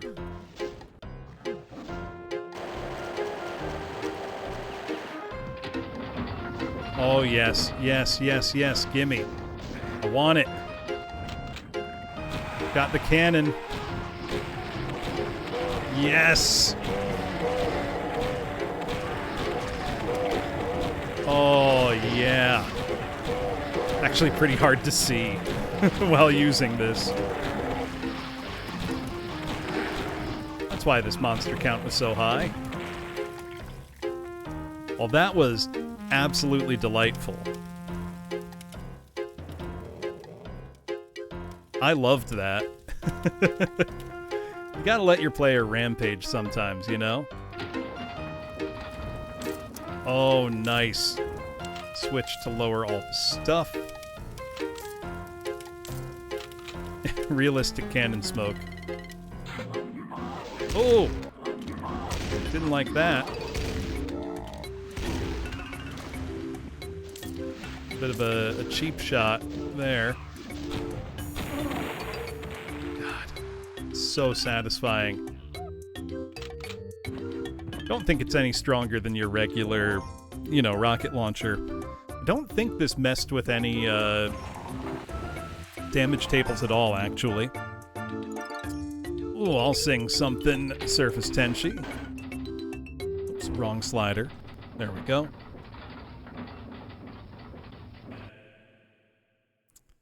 You know, it's gotta involve the ocean somehow.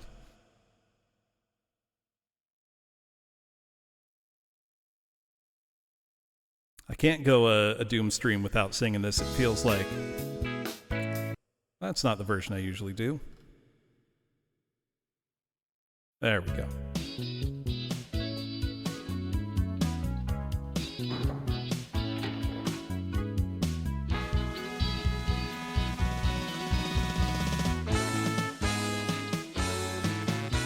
There's a port on a western bay, and it serves 100 ships a day. Lonely sailors pass the time away and talk about their homes. And there's a girl in this harbor town, and she works laying whiskey down. They say, "Brandy, fetch another round." She still can hear them say, she hears them say, "Brandy, you're a fine girl. What a good wife you would be. Yeah, your eyes could steal a sailor from the sea." Brandy wears a braided chain made of finest silver from the north of Spain, a locket that bears the name of a man that Brandy loved. He came on a summer's day, bringing gifts from far away, but he made it clear he couldn't stay No harbor was his home.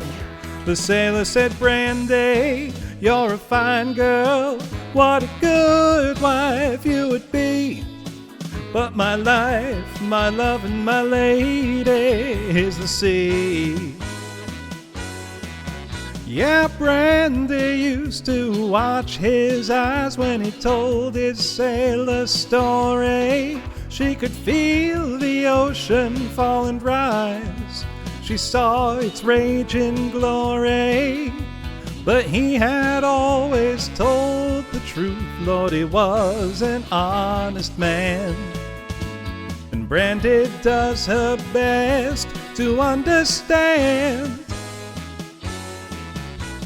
At night, when the bars close down, Brandy walks through a silent town and loves a man who's not around. She still can hear him say, she hears him say, Brandy, you're a fine girl. What a good wife you would be. But my life, my love, and my lady is the sea. Yes, it is. I say, Brandy, you're a fine girl. What a good wife you would be. But my life, my love, and my lady is the sea.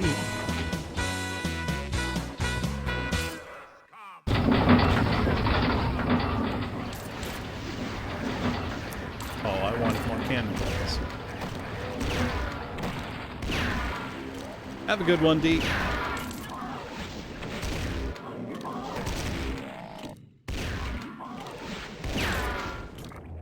Ran out of song at the wrong time.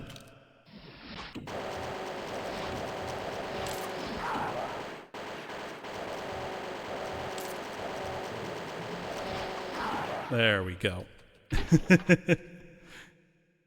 Yeah, her eyes could steal a sailor from the sea hanabi, but they didn't. Not the one she wanted.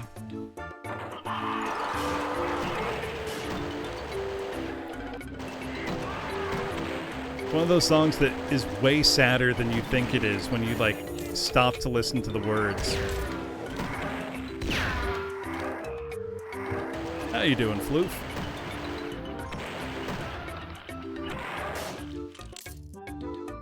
Ooh. There we go.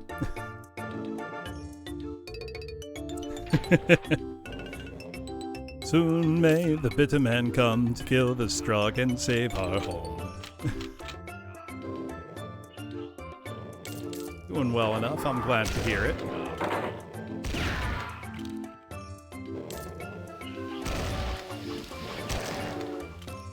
And I love the edits for all these enemies. Whoop!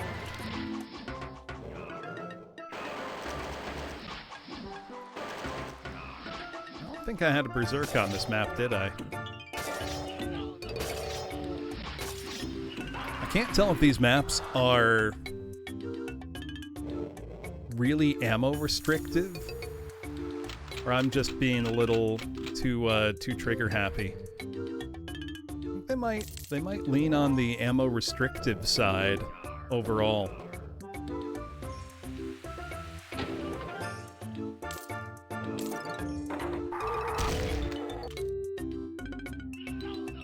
He appears to be stuck. I'm gonna abuse that. Yeah, there is definitely not a berserk on this map. Hey, Praise-a-Sin, how you doing? Oh, that's what was shooting me. Did not see him before.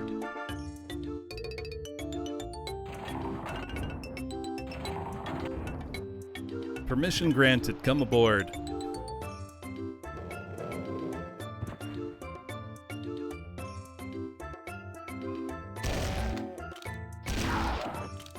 So I know the blunderbuss in this is just the SSG.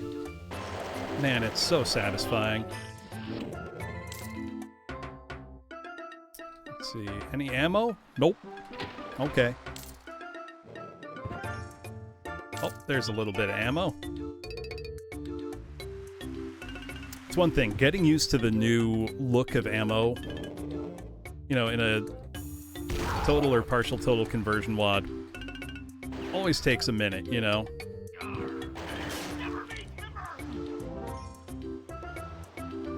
All right. There we go. That was Tortuga Island. Now we're entering the Forbidden Land. Actually, before we enter the Forbidden Land, I'm going to go use the bathroom and refill my water. And we're also going to see if there is a secret exit on this map. I'm not even putting up the guessing game, Mr. J. Remake of Assassin's Creed Black Flag. You mean the last, like, decent Assassin's Creed game? That's not fair for me to say. I haven't played any of them since Black Flag because I figured, why bother? I don't get to be a pirate. But I'll be right back.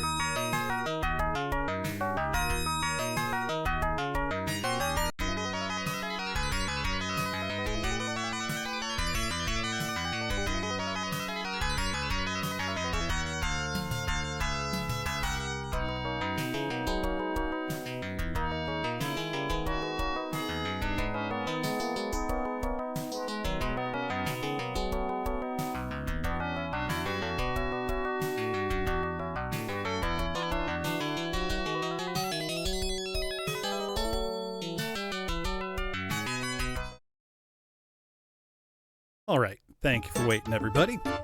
Also remember I had 17 deaths, so I will re-input those. We are on map 15, Forbidden Land. Hey, Grey Beret, how's it going? This is Pirate Doom 2. This is the sequel to Pirate Doom, 10 years in the making. And it thus far has been absolutely delightful. Very, very good.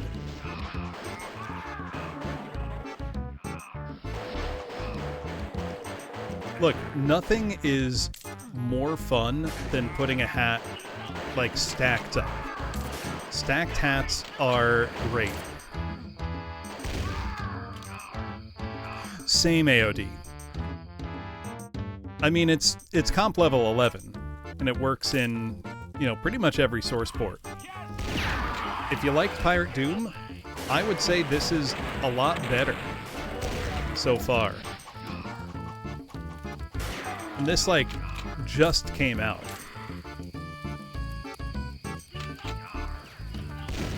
Like this week or so, I think. Yeah. I'll put it this way. I paid for TF2. That's how long ago I started playing it. I don't play it very much these days, but every now and then I do, and it's nice to know that, you know, hey, I'm still pretty good at it.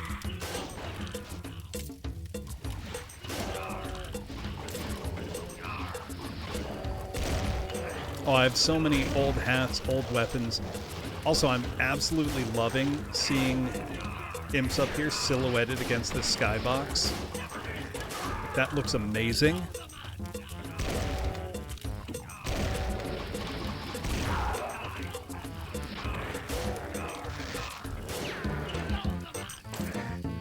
I mean, $30 is not a, you know, trivial amount of money when you're young.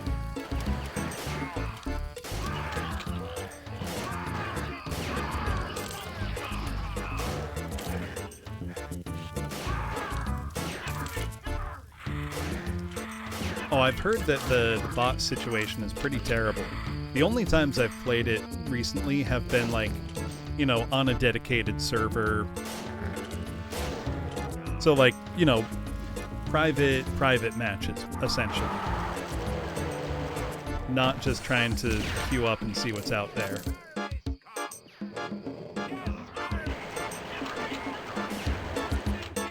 So I think so far of all the, like, enemy customizations, my favorite probably is the Cacodemon with the bandana, because it's so charming to me. Like, look at that.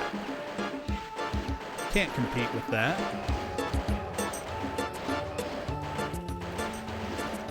Oh no, I totally get it. I did play Overwatch when it first came out. And when, what do they call him, Roadhog? Big fat guy with the grappling hook. When they nerfed his hook for the first time, I stopped playing. Because that's who I liked playing as, and now it wasn't fun anymore. I said, man, this sucks. And I stopped playing.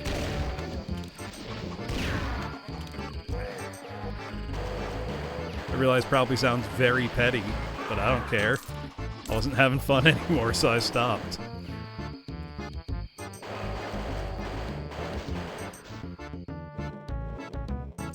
Sometimes I feel like balance patches end up happening not because they were actually needed, but because, like, they just felt like, well, we need to make an update for some reason. Like, if we don't do updates regularly enough, people will, you know, think it's lazy, even if the update isn't helpful. Or even needed.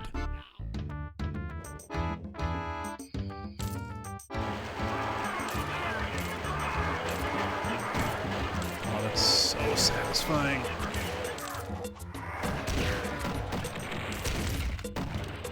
I love that it's just like a parrot carrying a bomb.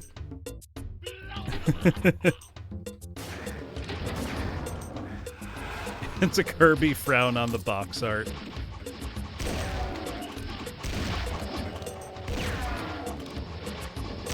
My favorite thing about Kirby being, like, pissed off in North America is that we have the complete opposite situation with the Adventure of Lolo games, where Lolo in American box art is cute and round and happy, but in the Japanese box art for they are called the Eggerland games.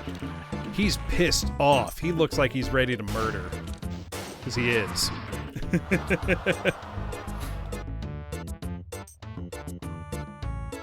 Also, there's like 10 games in that series. We got relatively few of them in the West.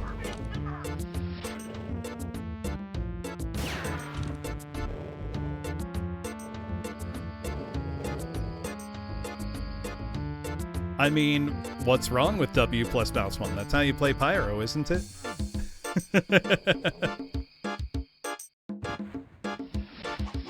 That's just what you're supposed to do.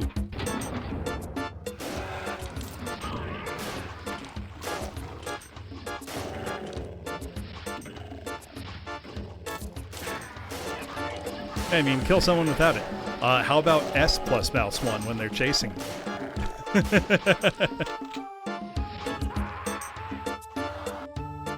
No, I never did much Pyro in TF2.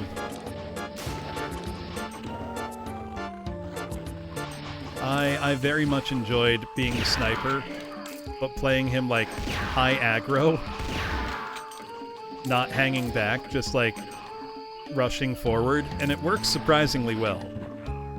People are surprisingly unprepared to deal with somebody with really good aim being aggressive towards them.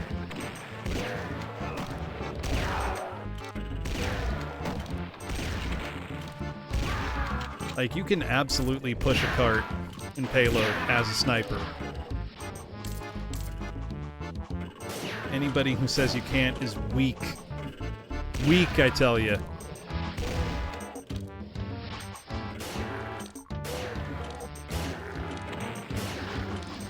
I'll play TF2 in a minute. Kinda want to now.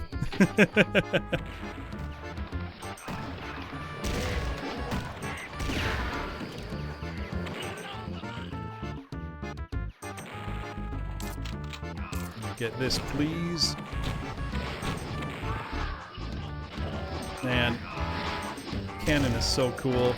I know it's just the rocket launcher, but it's somehow way cooler. It's a big old cannon, and I'm wielding it by hand.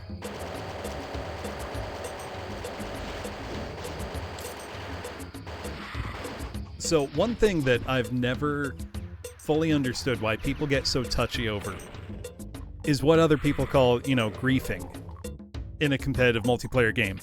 Like, get over it. Like, something keeps working on you and you're being denied. Fucking learn to counter it, baby. Like, come on. Like, just be better. Spawn camping, whatever. Like, it'll fail eventually.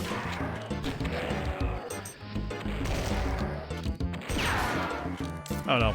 I'm not very sympathetic towards, like, oh, I'm getting lamed or griefed. It's like, okay. So, do something about it.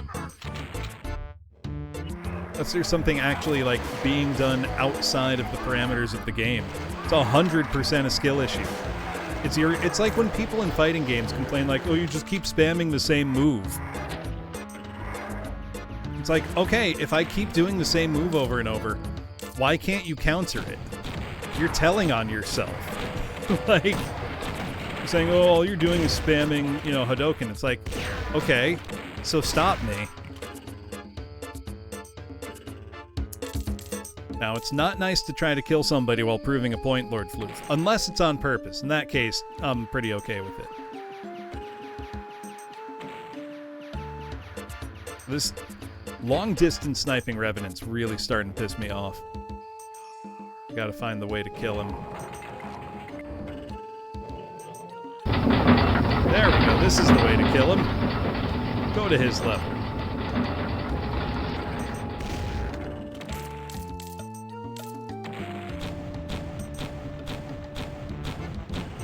This'll probably get him. Nope. There we go. We got him.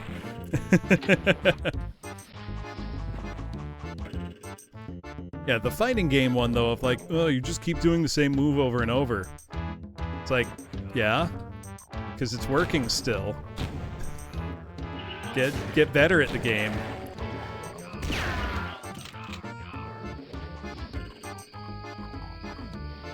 I don't know, when something's like a core part of the game, I think it's dumb to complain about it and ask for it to be removed or nerfed or changed.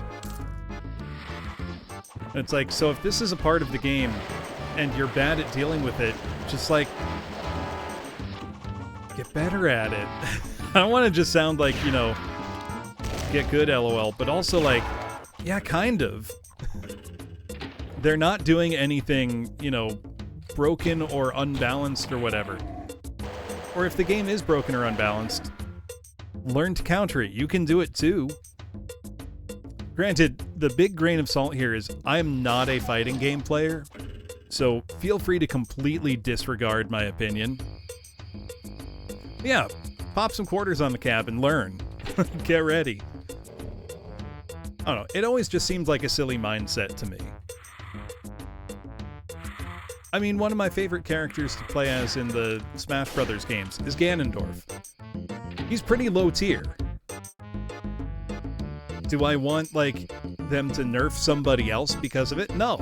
I'm playing the character that I think is fun and having fun doing it. Exactly. If you're getting hit by the same thing 50 times in a row, you might be the problem. not the game. Just putting that out there.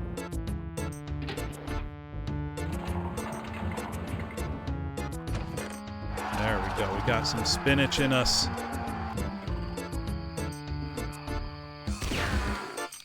Can I go that way? Maybe.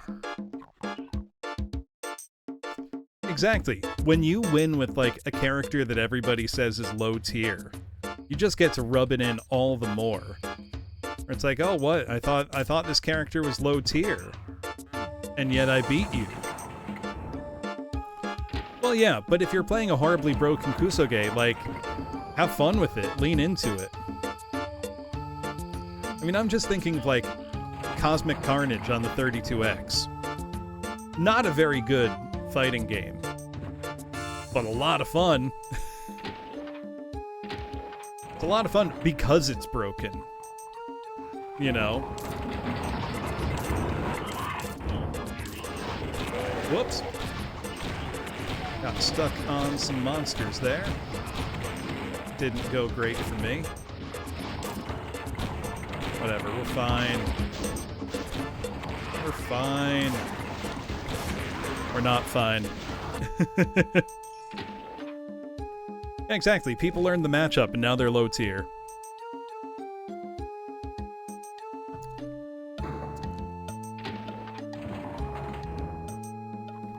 It just seems like such a silly thing to complain about. One, it's video games. There are far more consequential things to be mad about.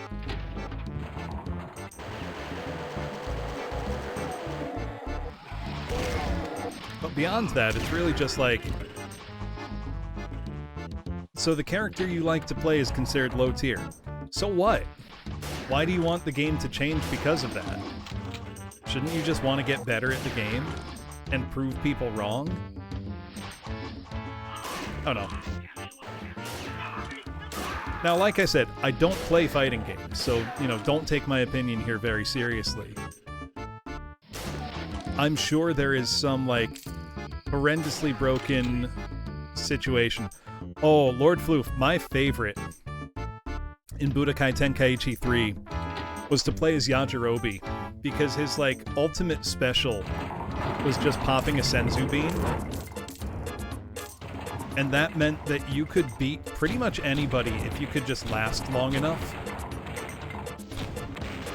Which is hysterically funny to beat, you know, like Super Saiyan 4 Gogeta with Yajirobe.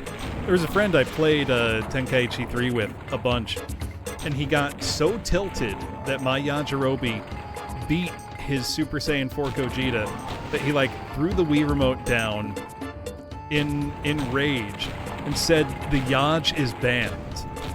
He was so mad about it. It was extremely funny.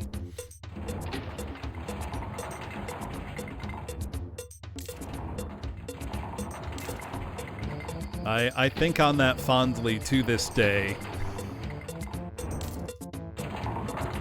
Also, I'm really hoping that Tenkaichi 4 is going to be good. Because it has potential to be, like, the best game. Now that looks like a BFG or BFG equivalent. I would like this. The Grog Spitter. Tell me more.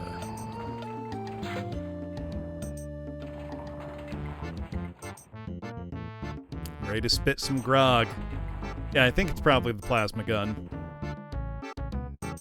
What will it sound like is the question. Yeah, it's not plasma, it's grog. Could go for some grog right now, but I don't have any rum.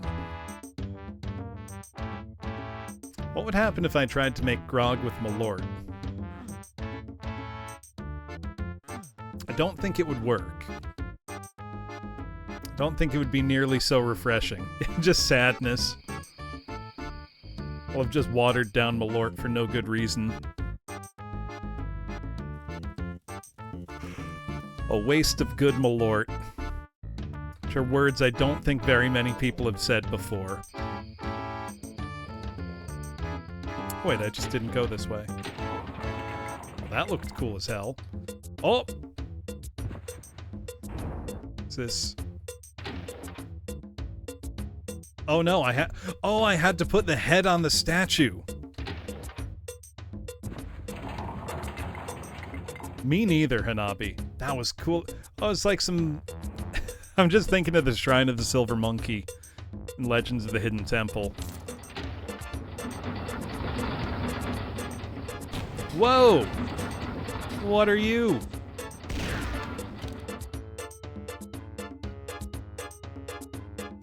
Those kids could not put that damn thing together to save their lives. In fairness, everything about that show looked super traumatic for all of the kids involved, because apparently they would film for like 12-hour days and just have these kids in the like hot-ass studio, and then, you know, you get jumped by a temple guard that you did not know was there. Like, yeah, you're probably gonna be bad at putting that thing together.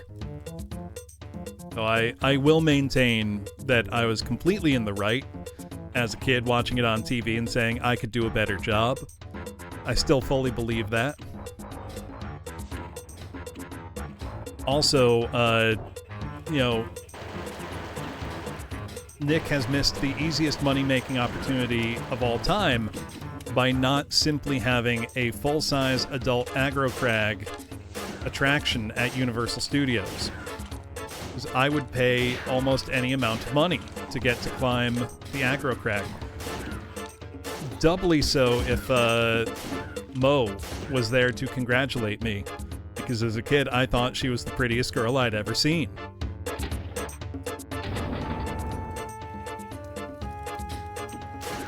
And I stand by that. I also remember a while ago I did, more than a year ago at this point I think, I played Nick Guts for Super Nintendo on stream, and the joke was that, you know, I'd gone to Blockbuster to rent it, and that's what I came away with. And I've got to say, it passed my licensed game test. I was shocked. So all I need a licensed game to be is reasonably fun enough to play on its own, and to use the license well. And once I got the hang of the controls, like, I actually had a pretty good time playing that game.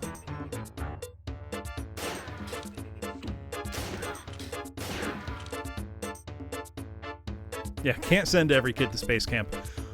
So, how many of you remember the absolutely terrible handheld game console I've talked about a few times that I own called a Watara Supervision?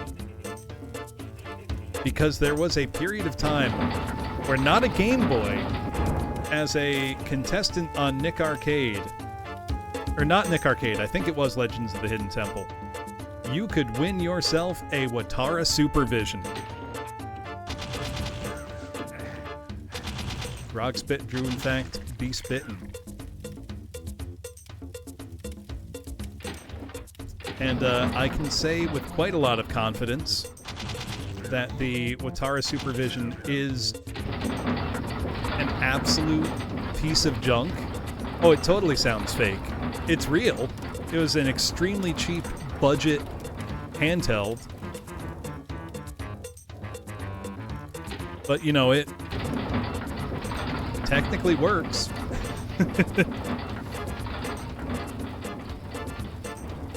Well, yeah, because Sega messed up real bad with the Saturn. Where are those revenants coming from?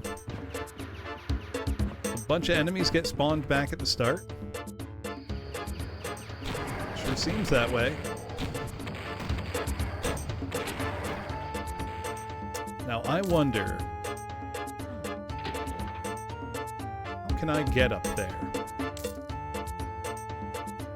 So I almost am willing to bet that's where a secret exit is, if there is in fact a secret exit on this map. I have a Sega Nomad, Dante. It's actually quite nice. I don't think Sega were really smart to make it, because they should have learned from, you know, the Turbo Express, the PC Engine Express, which came out and was swiftly ignored by the entire world.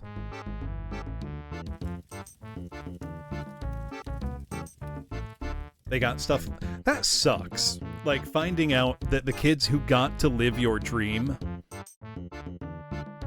like, got a bad deal of it. It's like you want so badly as a kid for those things to be real and for them to be what they, you know, appear to be.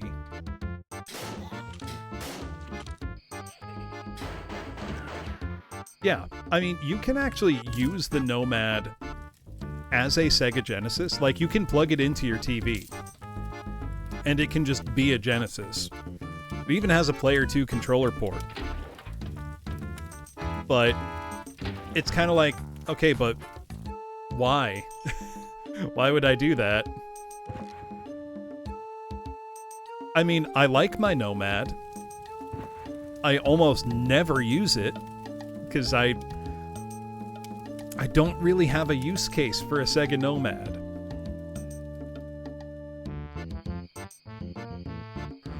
Well, that's good that kids did indeed get the advertised prizes. So let's figure out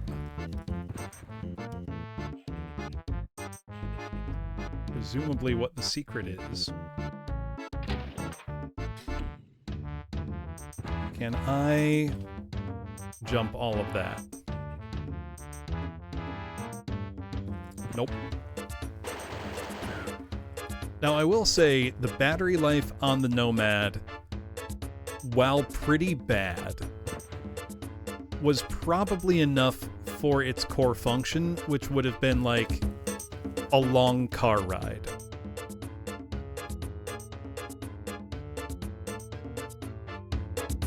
Yeah, it's all the other handhelds that came out during the Game Boy's lifespan all had kind of the same problem, which was the Game Boy kind of fundamentally understood what people actually wanted out of a handheld games console.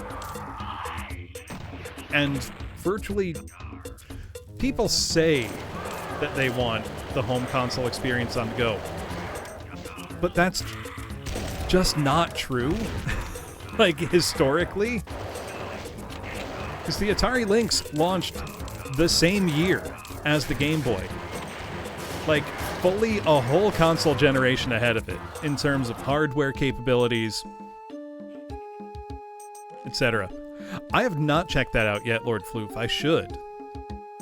Though I don't have a spare Wonder Swan I'm willing to try it on. I only have the one Swan Crystal.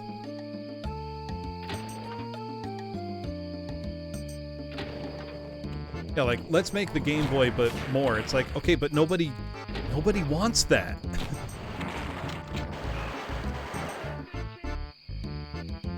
You know, the Game Boy worked so well precisely because it was underpowered even for 1989. Its main processor is, you know, a Z80. It's a processor from the 1970s. It was not trying to be the most powerful handheld on the market. It wasn't even the most powerful handheld console in 1989. That, you know, pretty solidly goes to the Atari Lynx, which is actually quite a lot more powerful than even the Game Gear. Did that matter? Not at all. I mean, it's kind of the same reason that, like, as much as I like my PS Vita, just being, you know, a PSP but more powerful and with yet another proprietary format that costs a lot of money, I can see why nobody cared. It's great hardware. But you know what was good hardware and had a huge install base? The 3DS.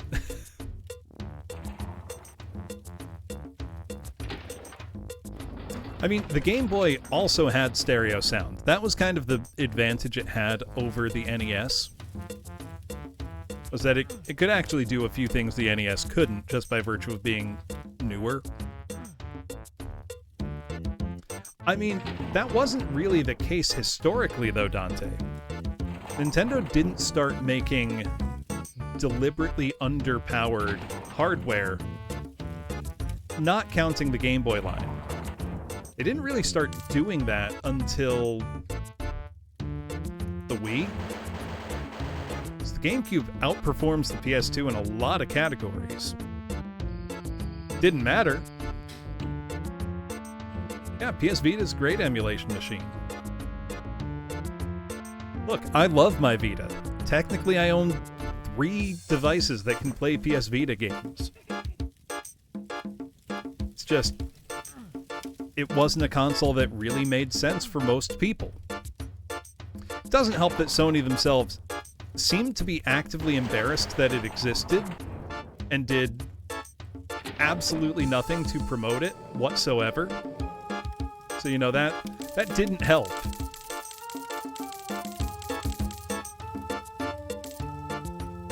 Alright, I've picked up another key, which presumably will help me find the secret exit. There's also a switch here that I don't know what it does. What would a GameCube Castlevania look like? Probably exactly like the PS2 and Xbox Castlevania, because we had 2 of those. Yeah, Vita means life. Almost dead on arrival.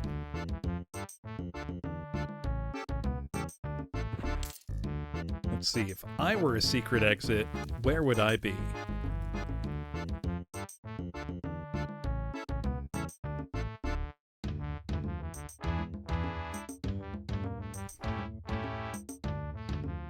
I also love my PSP.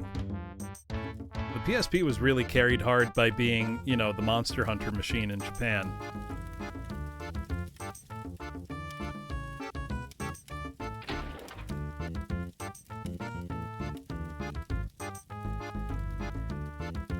No big X on this map. Now that's the regular exit. It's quite nifty. But I picked up an extra key. You know what? It was for these funky-looking Archvile statues. So I wonder, is there anything I can interact with those? There is a big X. I'm embarrassed. Can I add the key I got to the statue? Doesn't seem to work.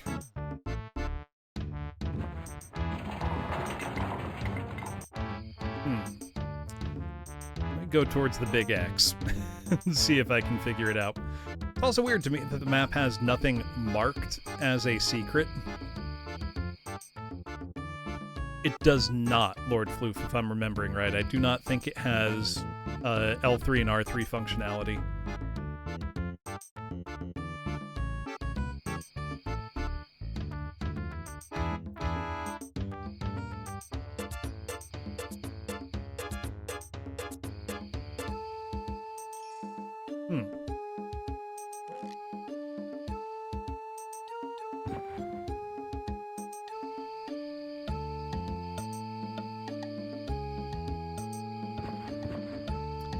I believe so, Lord Floof. So if anybody has ideas as to what may solve this puzzle, I am all ears.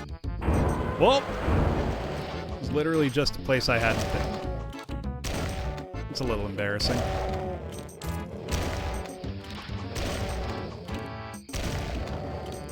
Pinky's wearing jeans is still somehow very cursed feeling.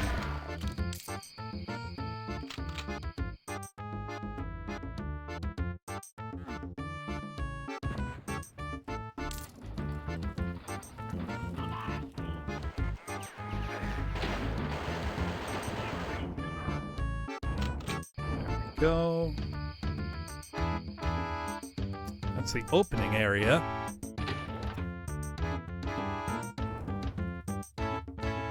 Shot a little shootable thing here.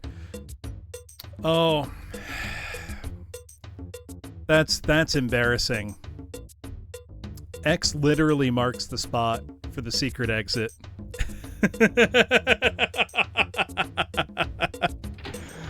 Oh, dear.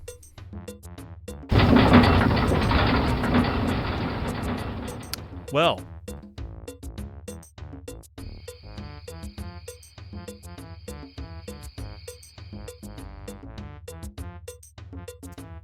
That's embarrassing.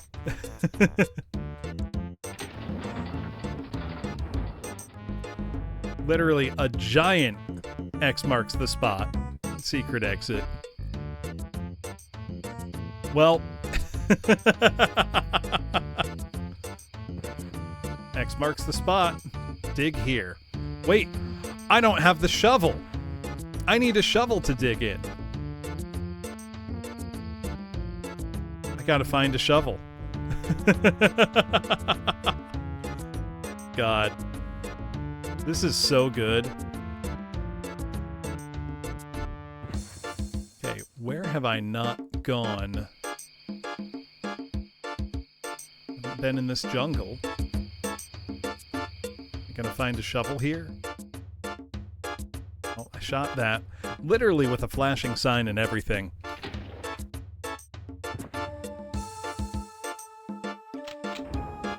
The sense of humor here is fantastic, gotta say.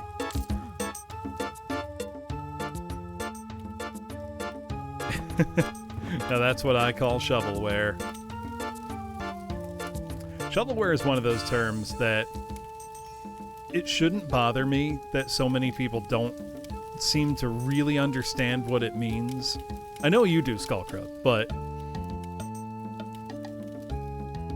like when people refer to just like game I don't like as shovelware, it's like, oh, you have no idea how bad it gets. Like how absolutely garbage tier video games can be. Yeah, personally, I think this AAA game that clearly has an unbelievable amount of work put into it is shovelware. No, the word you're looking for is this game sucks. Shovelware is shit like, you know, Chase the Chuck Wagon for the Atari 2600, which was a game made by a literal dog food company.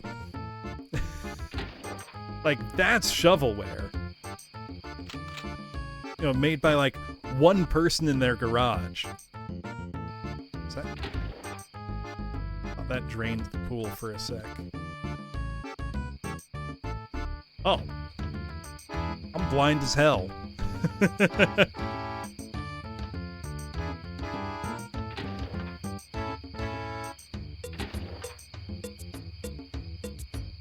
Yeah, exactly. I do need my eyes checked. I need to make an eye doctor appointment. Holy shit, this is cool as hell.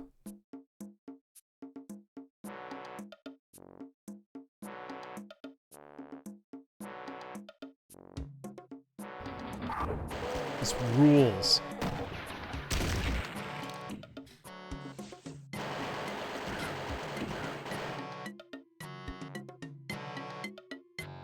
Secret shovel.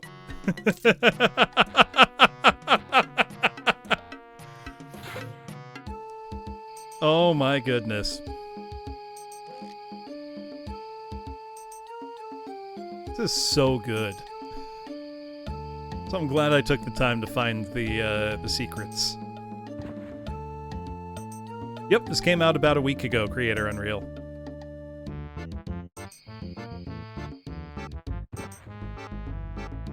It had been in a closed beta for a while, and now it's open.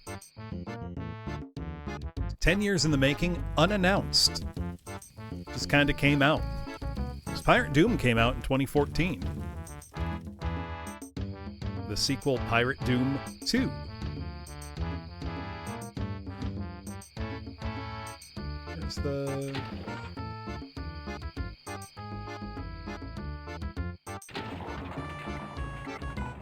That's not it. I'm trying to remember how to get to the X marks the spot and feeling chagrined that I don't remember.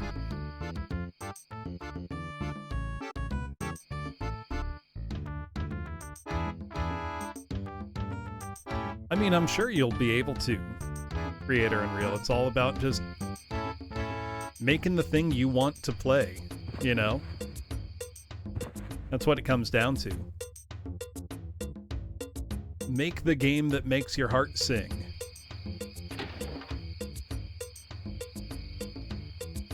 Oh, I see it.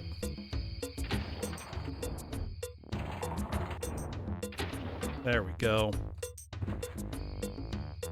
Wrong way. Oh, Hades 2. I quite enjoyed Hades, and I don't often enjoy that type of game.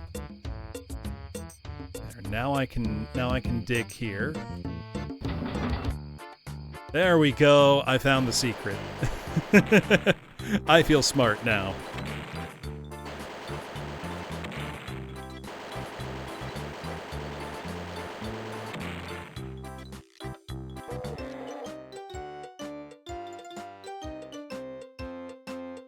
Yarr, this seems like a very hidey place.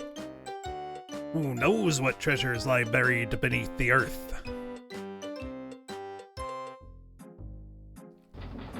So map 31, Secret Cove.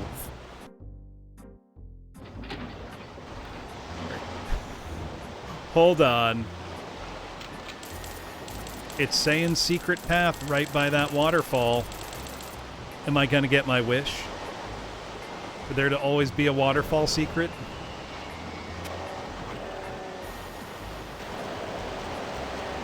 I so hope so. It would be very fun if the secret waterfall path just instantly kills me. That would be a good gig. Good gag.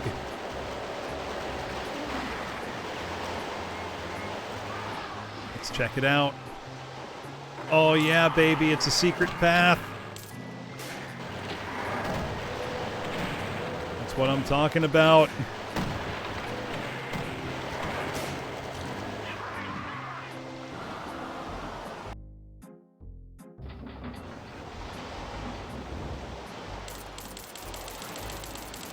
I feel like the map wants me to really just kind of dive right in. Yeah, there we go. We got gold!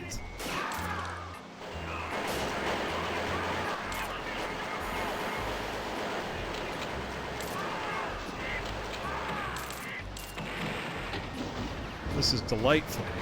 That's a lot of Revenants, Incubi, and everything else.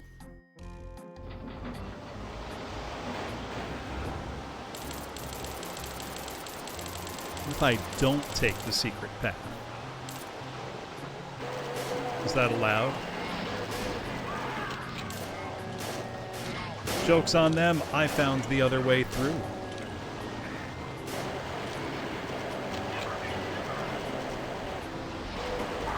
Oh, that line def actually doesn't open unless you go through the waterfall line def. That's clever. So it's not like it was just there in the open. You probably totally jumped to that cannon early. If I just go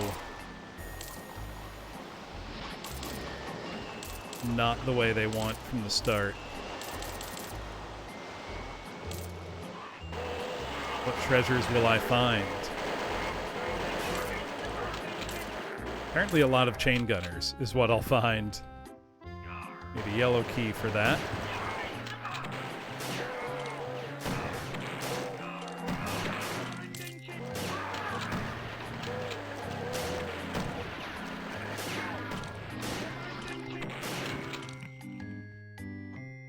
Ordinary exit.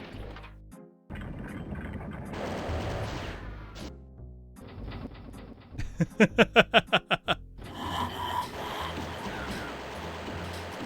knew that was too good to be true. It would be extremely funny if the secret exit was marked ordinary exit and that brought me to map 32 instead of what it will probably do, which is bring me back to map 16. Let's find out. Or was it a fake out the whole time?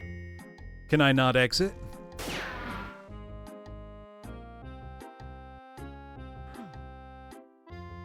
I've been deceived.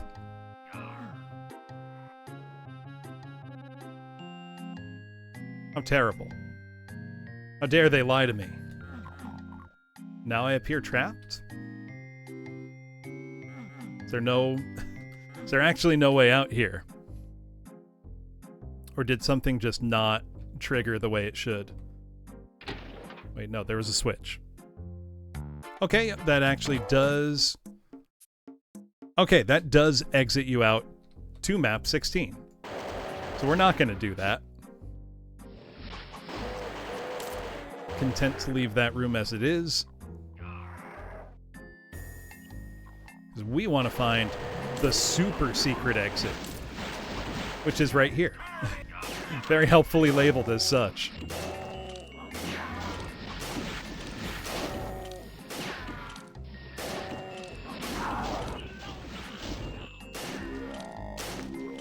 Not going to waste the ammo on that yet.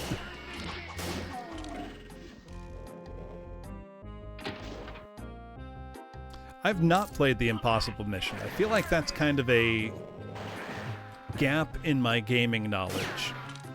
Because I know that was a big hit, particularly on like the, Commodore 64 Skullcra. If I'm thinking of the right thing.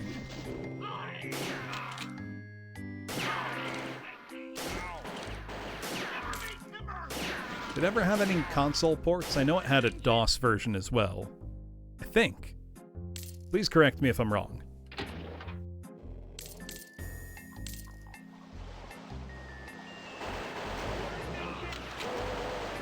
I know that's a game series, or a game really, the first one in particular, that inspired a lot of other games around the same time. While taking inspiration from stuff in the arcade like elevator action, but turning it into a, much more involved type of game.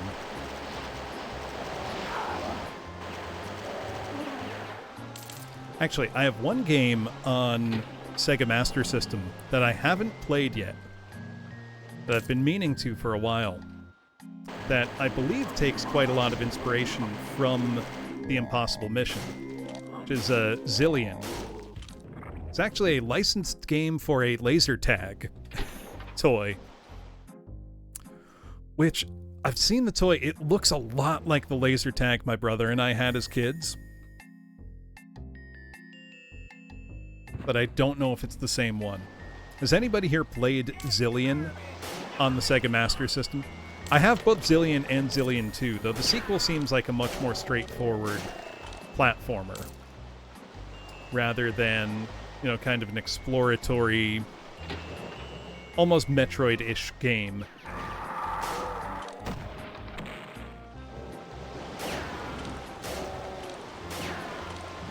Looks fun. And I mean, if you had a Master System and you really wanted to play Metroid, it would probably do to scratch the itch. Back when consoles genuinely had very different game libraries.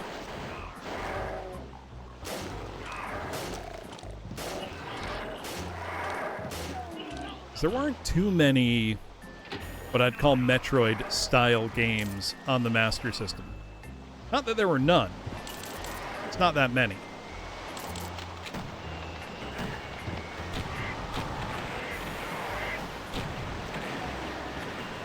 Psychic World is one I've wanted to get for a long time. I've just never seen a copy at any of my local game stores. And I have no idea how much it goes for online. I have seen the Game Gear version for sale, but I don't really want to get the Game Gear version because a lot of the Game Gear games that were just Master System games as well just feel kind of bad on Game Gear because of the reduced screen size. So they'll keep a lot of the other graphic assets the same size, which makes it, think of how frustrating Sonic 2 on Game Gear is. Oh, it's unique. Oh, I'll pick it up then. I just assumed by the name it might be the same. Because, like, the Sonic games on Game Gear, yeah, they look and sound great, but they're miserable. They're just awful to play. I mean, it makes that first boss fight in Sonic 2 Game Gear basically just like, well, I hope you get lucky with where the things bounce. Because you can't see enough. You don't have enough visual information. Playing it on Master System, though, it's like, oh, this is actually really good. Which shouldn't be surprising. Yeah, the first Sonic on Game Gear is okay. I like that one much more. But, actually, fun thing about Sonic Game Gear, the company that made it wasn't Sonic Team. Continuing the trend of Sonic Team making very few actually good Sonic games.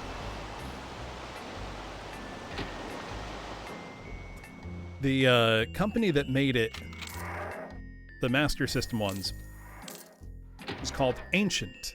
It was the company founded by Yuzo Koshiro and his sister, Ayano Koshiro,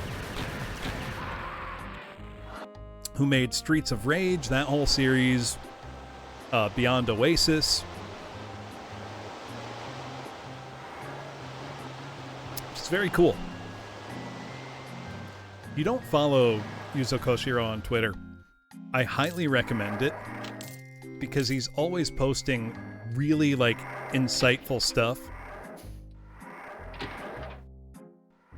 Yeah, right? They have a much stronger set of arguments to make their point.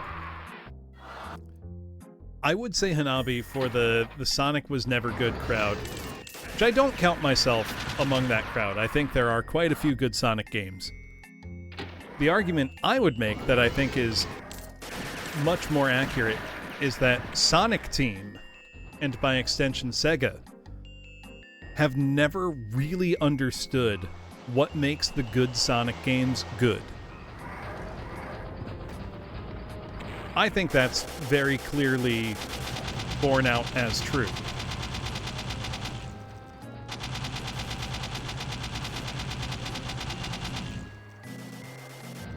Yeah, they fell for their own marketing hard. I mean, consider that internally, when Sega were making Sonic CD, they called it Sonic the Hedgehog 2. I want you to think about that for a bit. Sonic 2, actual Sonic 2, is almost exclusively an American-made game, which is weird because a lot of American-made games from that time period, particularly on the Genesis, really suck. Like, are really awful.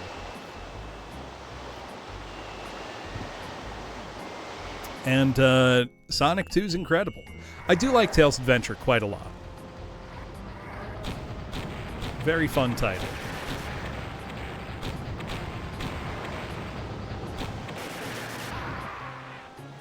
Tails Adventure is also a great example of adapting something to a handheld in a way that makes a lot of sense. Because Sonic's gameplay at its best was never going to translate very well to the Game Gear screen. It's too slow. Like, literally, the rate at which the screen refreshes and the ghosting it has are not very conducive for Sonic gameplay. And just the screen real estate. You've either got to do what Nintendo did and make Sonic a lot smaller,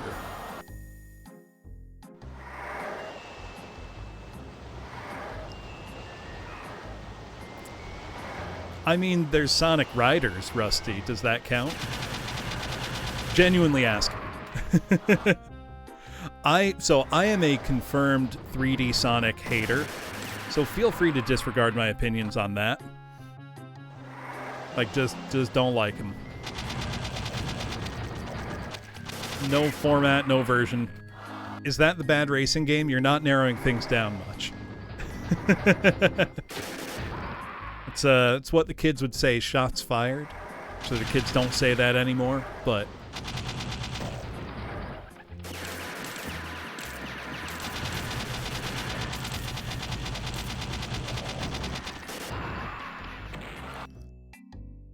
Was Riders 1 fantastic? Oh no, DX is... I don't even like Sonic Adventure, and DX is just a weird, confusing mistake. Like, I don't understand... Genuinely, I don't understand what happened and how it happened. Like, it's confusing.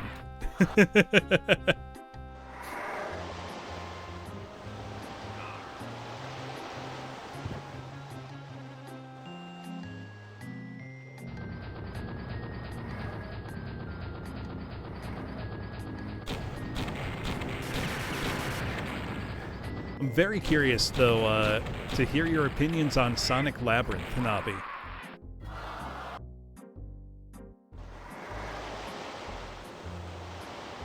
Well, let me go through the secret path.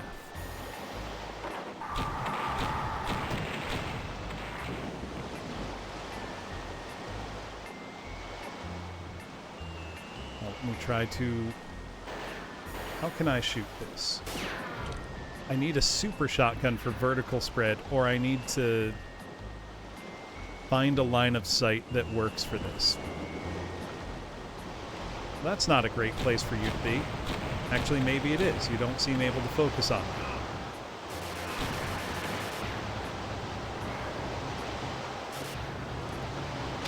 Sonic Chronicles is such an amusing thing.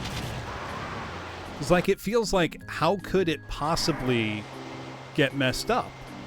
Because it's, on paper, a combination of a lot of things that we know should have worked well. I also think the concept of a Sonic and Friends turn-based RPG is perfectly good. Like, I don't think that's an issue at all. Same way that I'm not going to say that I'm a Sonic Boom defender, because I don't think anybody really is that. I'm sure somebody is. But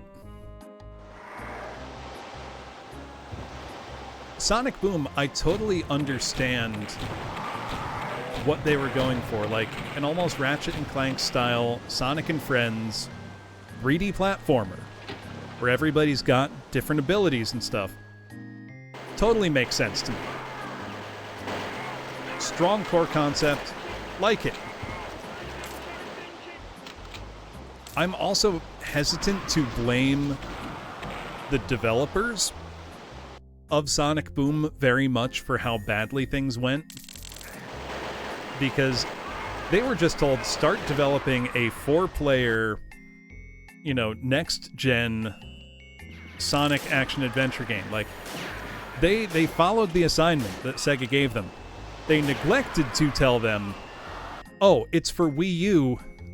By the way, you're using a Crytek engine, which is not supported on the Wii U, but we're not going to change our mind about the platform, so just make what we asked for. That's a little insane. Oh, the cartoon is genuinely hilarious. Like, I thought that it would be terrible. Watched some of it and was like, oh, the writers are just having fun. So I think they realized, like, they could. Are they fantastic? I did not play them, so I have no knowledge of how they are. You know what? Here's a very lukewarm temperature Sonic opinion.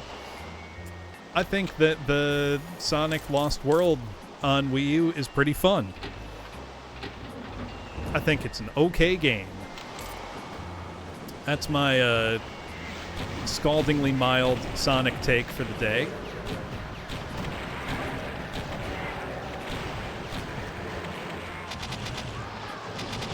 I think it's mostly just nobody played that.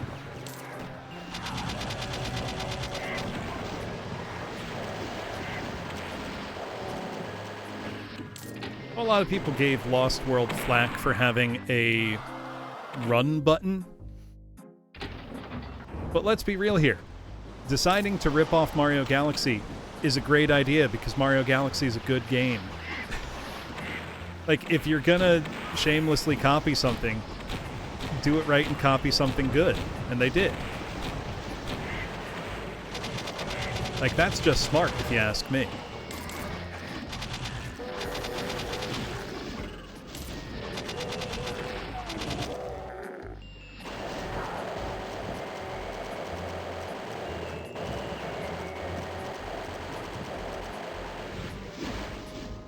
I think what that says, Hanabi, is that Lost World is a totally fine game. It's not every game demands to be replayed, you know? Like, sometimes it's fine to play a game once or twice and be like, yep, that was pretty fun. Oh, I gotta stretch my hand out. Exactly. The trap of gotta go fast is what I think has held up a lot of modern Sonic games from being good. Because going fast should be your reward for playing really well. It should not be the thing you expect from a level in Sonic.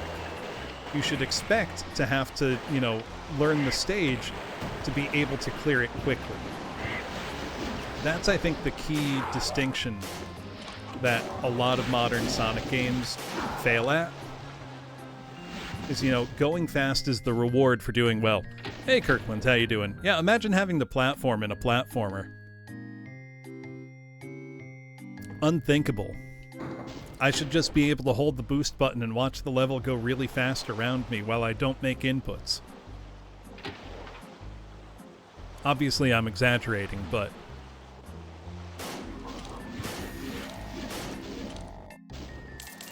Can I get up there? There's like ammo and stuff. I'd like some.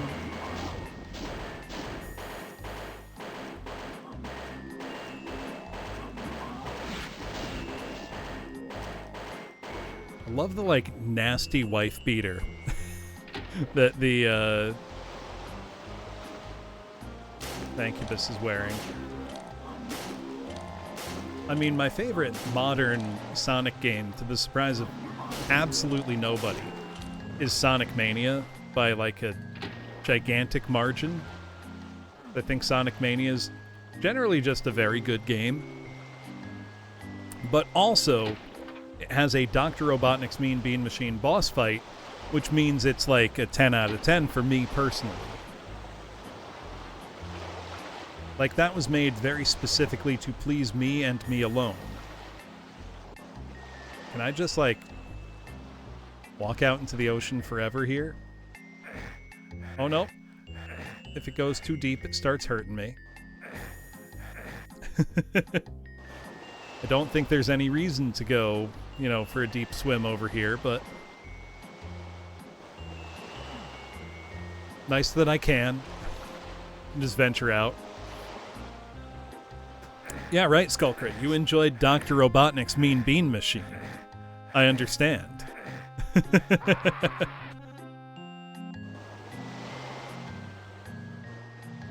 Also, that is one of the few games where I felt like I got scammed. Specifically because of the screen you get when you clear it. So if you clear it on normal, you get a screen that says, you know, good job, try on hard difficulty. So I was streaming it, so I beat it on hard then, which was really tough. You know, Puyo's not easy. But I beat it on hard. I felt great. I was very excited. But when you beat it on hard, it says, now try hardest. It's like, oh shit. Okay, I'll try hardest.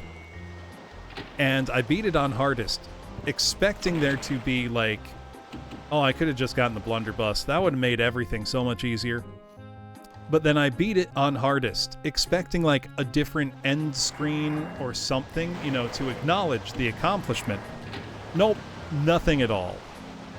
Not a thing. No acknowledgement whatsoever that you've, you know, now beaten the game on the hardest difficulty. Not even a special message. I felt cheated. You know, I do think is quite funny, but didn't feel great in the moment, I gotta tell you. There we go. It did not say now try it on easy. But I do not think it tracks if you've beaten it on easy as well as normal. Actually, I don't know if it goes lower than normal in Mean Bean Machine. I would have to check. Don't think it does. I have not succeeded in killing that spider mastermind. There is definitely, like, a lot of resource deprivation going on.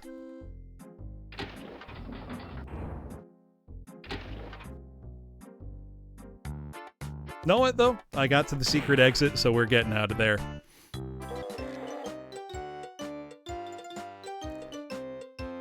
Legends whisper of a bomb of grog, infused with the darkest voodoo magic. Said to be the ultimate weapon. A concoction so potent, it could shatter the mightiest of foes, and lay waste to entire fleets with but a single blast. Okay, maybe 2. 3 at most. That's funny. Hold on one sec.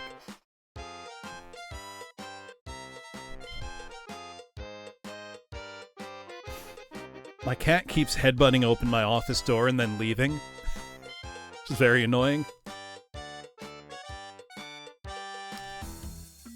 Right, map 32, House of...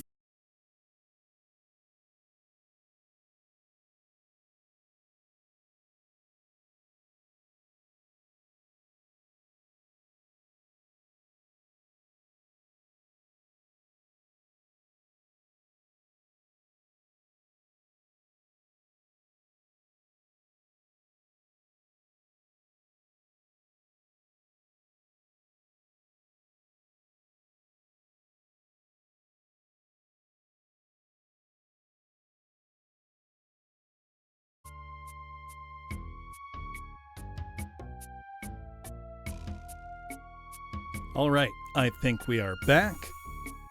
Hopefully. Okay, we're back. Let's see. We are in the House of Voodoo. 52 enemies, which makes me think gonna be a good one.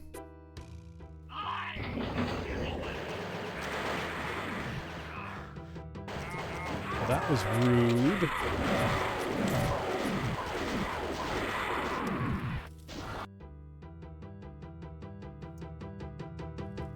Oh no, see, Durkis, I love the mustache.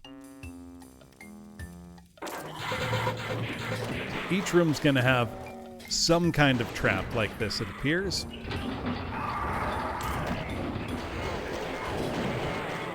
Gonna be finding out what order makes sense.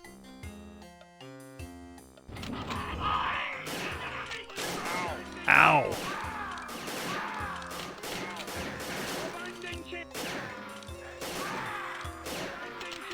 That hurt. So gotta say, not a fan of there being so many lost souls. You know, it is how it is.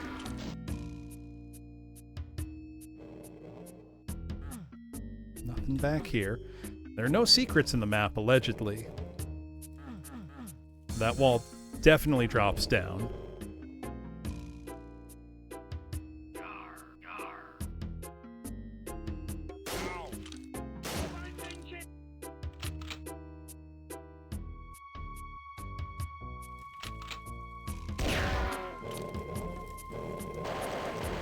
Interesting. We got the blunderbuss for free.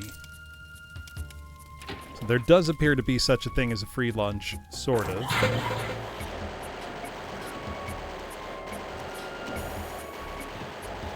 Take care of these mask guys. There we go. This level is cool as hell.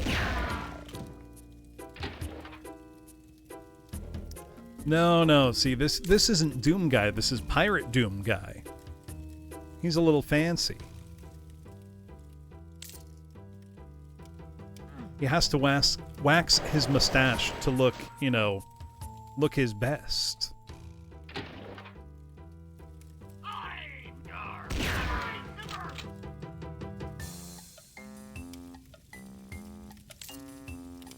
Okay, so I can approach these rooms a little more deliberately.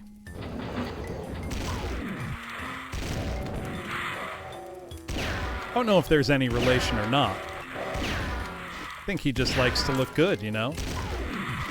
I just noticed the, like, braided facial hair on the Pain Elemental. That's incredibly good.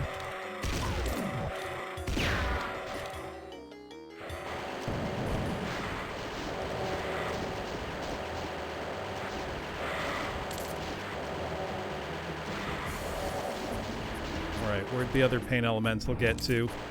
Did I kill it? No way. Really? I guess I killed it.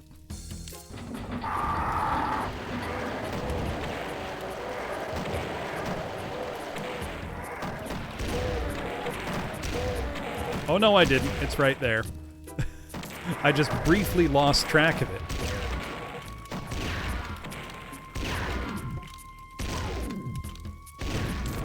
Fine, we've neutralized it.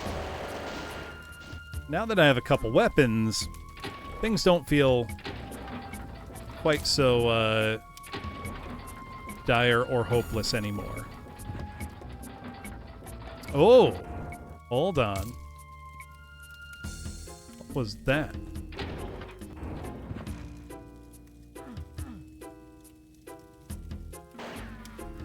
I would love some chicken tikka masala right now. That sounds so good.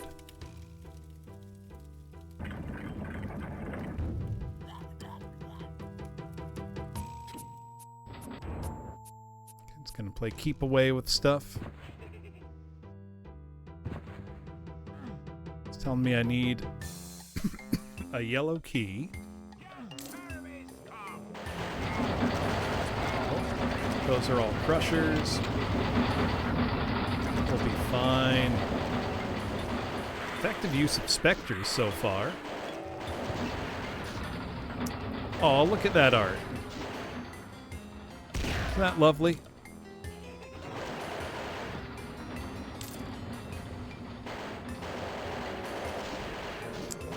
I mean, the best way to think of that kind of thing, Durkis, is it's all just for fun. Like, it's all just to have a bit of a laugh, you know. Don't take it too seriously. Are we going into... Oh! Is it all trick trapdoors? Oh, cool!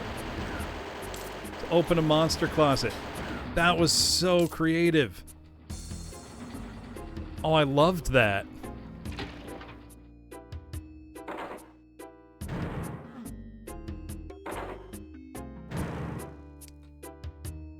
Just gonna give me like... Oh, I see. They're using silent teleports. That's so cool.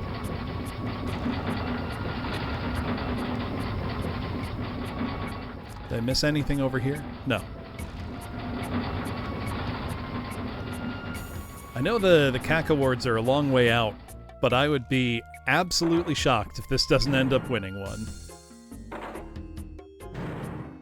So this is high quality work.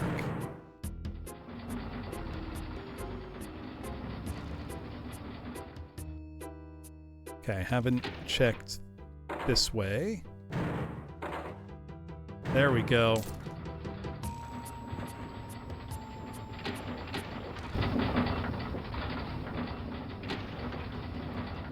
Well, that says exit.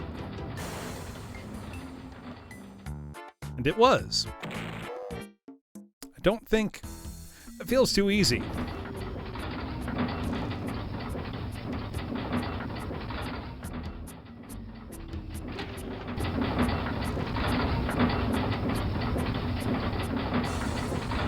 Do you just not need to do one of the keys in this?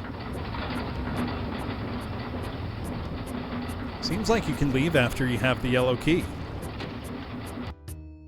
Oh, but you know what? I didn't get to... That's the grog spitter. But I haven't gotten to get the voodoo bomb yet. So I've apparently gone to hell.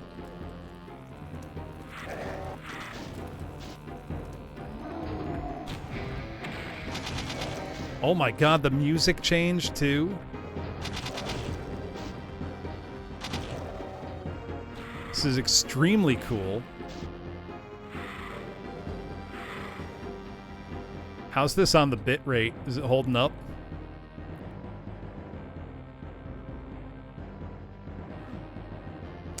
Now, I saw the BFG equivalent was somewhere earlier in the level. Let me go look for it before I go down there. So it could be that I can get it and just haven't yet. Yeah, because it's over here. Oh, but I need the red key for it, which I think I can only get from over there, maybe?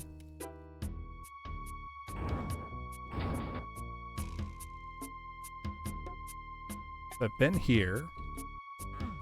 Don't think there's anything there. Yeah, no, I must need to go through here. Maybe it just wants me to kill at least one cyber, kind of the old-fashioned way. Let's try it. By the old-fashioned way, I mean with plasma instead of a BFG.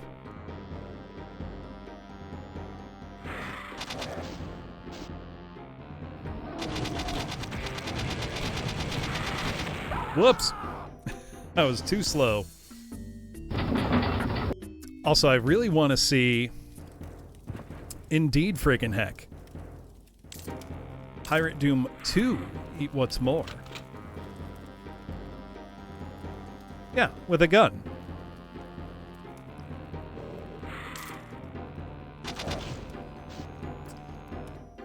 What's the DC motor project you've got? Sounds interesting.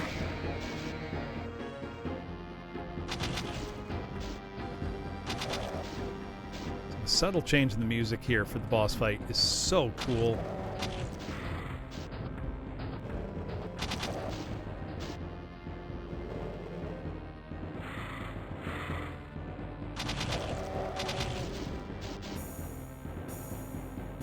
Oh, building a DC motor. I mean, that still sounds kind of fun to me, but that's because I wouldn't get graded on it if I did it. It would just be for fun. Whoops.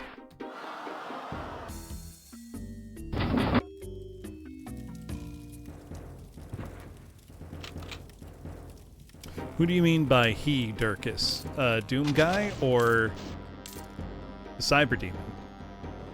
Cyber Demon's just doing the usual Cyber Demon thing with a cannon. Oh, it's a shitty kit.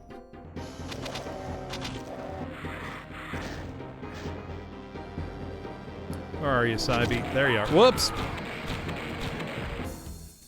No, so Doom Guy's revamped arsenal is we have a sword for our melee, we have a pistol, a musket and a blunderbuss, Gatling gun, a cannon, a grog spitter, and then the BFG equivalent, I think, is a voodoo bomb, but we have not gotten one yet. This will be the first level where we can, but I guess we gotta kill a Cyber Demon to get it. So let's kill a Cyber Demon and get it.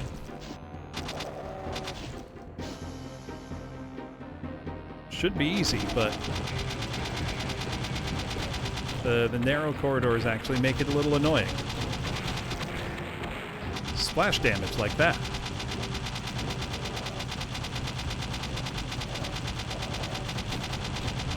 Whoops, dodged right into it. No infinite one-shot pistols. That would be funny. It'd be a good bit.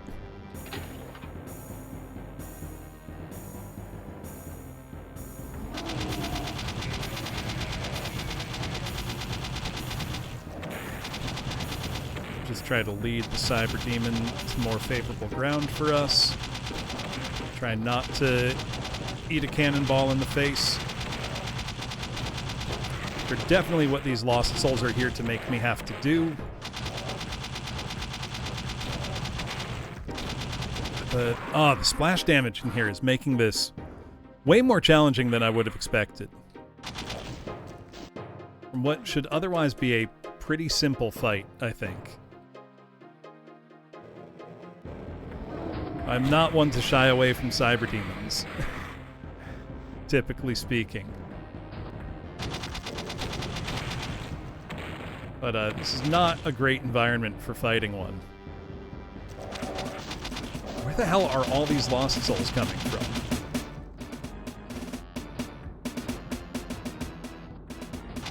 There's too many of them for what's going on here.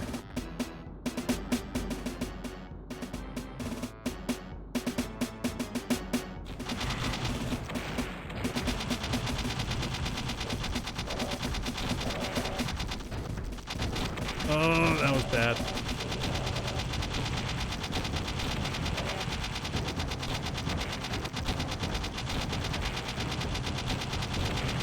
Oh, come on.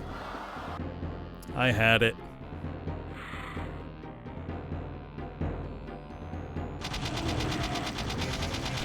It's embarrassing having trouble with the Cyber Demon.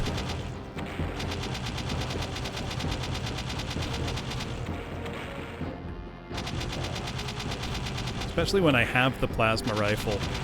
Or sorry, the grog spitter. Could go for some grog though, let me tell you. Grog, for anybody who doesn't know, is 4 parts water to 1 part rum with lime and sugar if you got it. There we go. Oh yeah, there's a Steam sale going on. Have you ever played either of the Taroks before? Think of those as a reward for when you finish your work.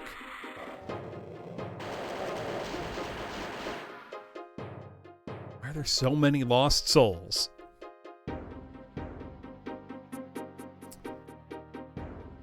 Didn't the remaster for 3, like, just come out? These are all Red Skull keys. Pretty funny. Okay, so now I should be able to get the voodoo bomb.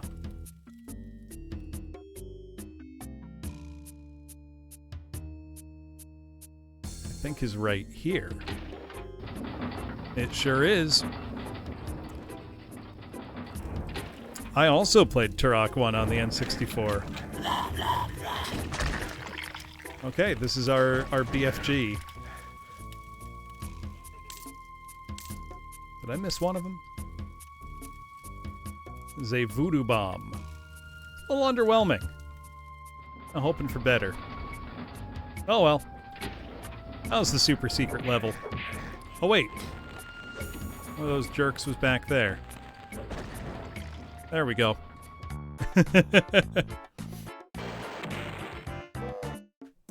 All right. As nice as it would be to take the voodoo bomb into the level, that's not my style. We're now on map 16, the Fire Cult. Has the look of a very straightforward action-y stage.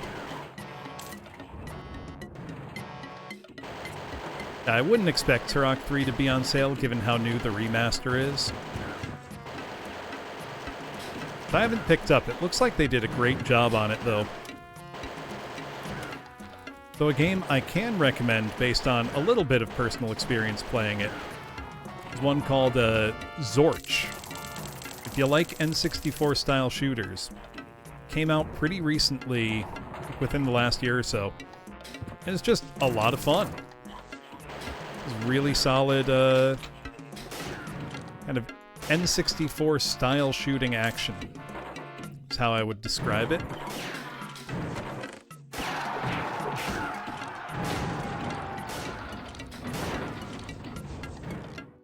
Man, this is fun.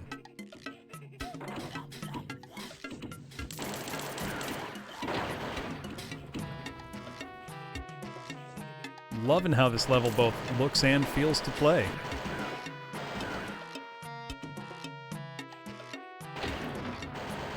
Shootable targets are very nice. The death animation on this custom enemy is great.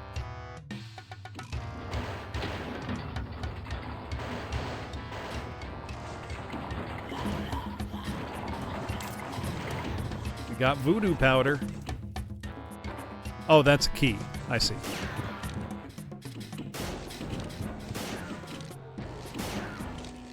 Ooh, that's a lot of enemies. Ooh, let's see. What fits a tropical tropical getaway here?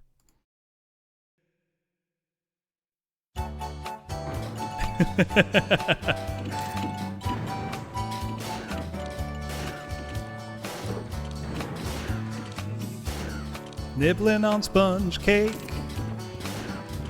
watching the sun bake.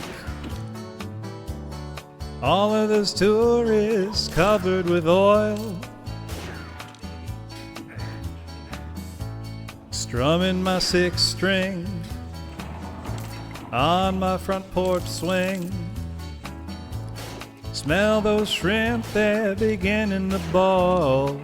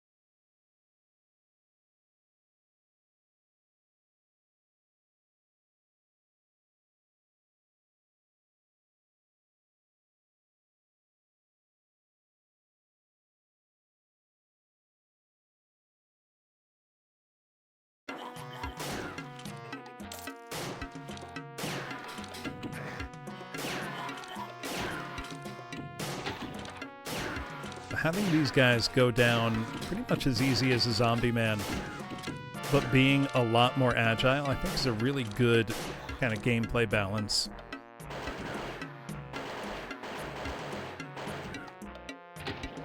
There we go. All right, those boots are going to help us survive lava.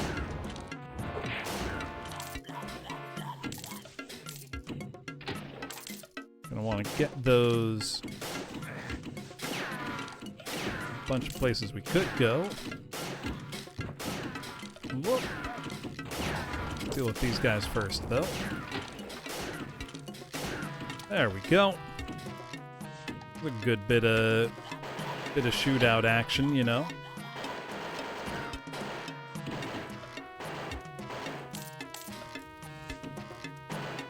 Also giving me a real, like, Raiders of the Lost Ark feel when I see arrows just stick into a wall next to me. Barely dodged in time.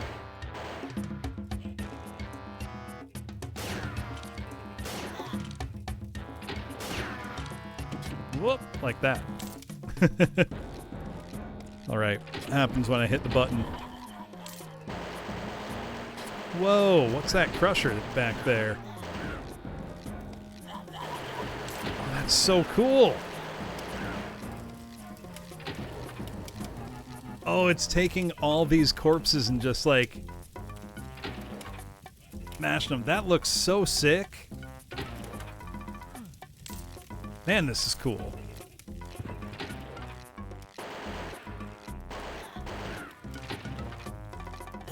It's a plasma rifle up there. Oh, wait. I don't like these ones that are basically just window dressing. To borrow a term from the Dean of Doom, Mounts Pain 27, that is a strong example of monster window dressing.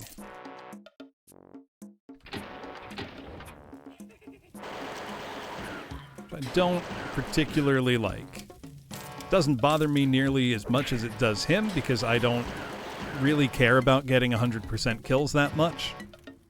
That's the kind of thing that for me it's nice if it happens, but I don't mind if it doesn't.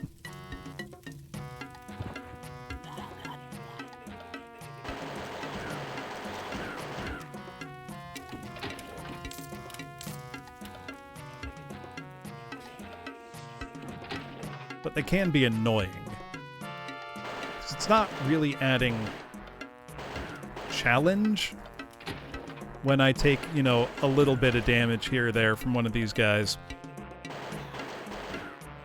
Feels more like, you know, quasi-busy work. Oh wait, need to actually grab these boots. There we go. Be a real encounter. And now I can go explore the lava zone. Also, it does make us move more slowly. Good. Can I not get up there? Oh, I'm gonna have to jump from that platform. I see. Probably a sign telling me as much. So the animations on these guys are really spectacularly good.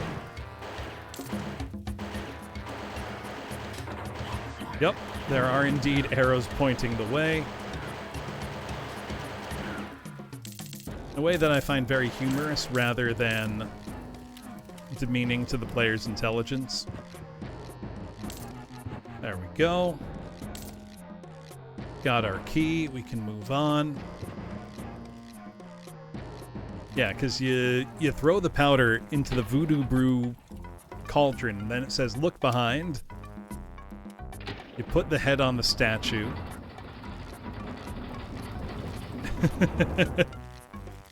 That's so cool.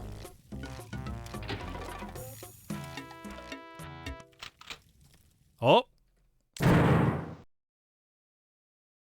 That's so cool!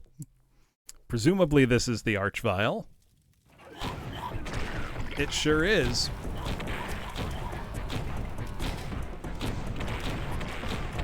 We briefly saw an Archvile in, like,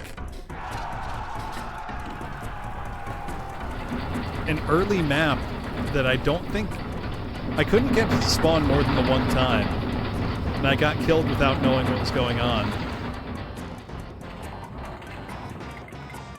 I think the game was expecting this to be a harder fight for me.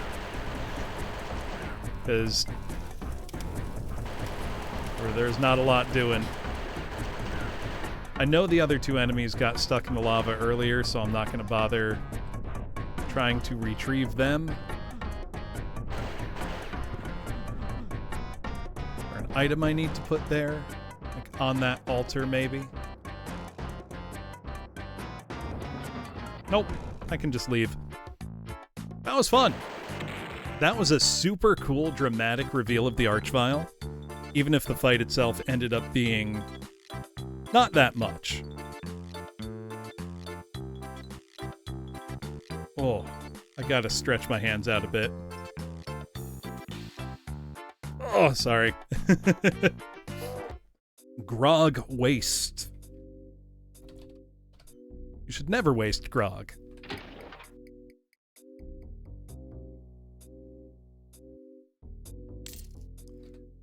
I love that the not yet alerted animation of the zombie man is now just like drinking grog.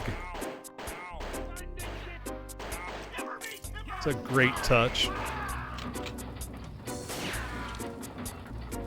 Come back down. Nope. That's a one-way. Oh, the grog does in fact hurt me to walk around it. Oh dear.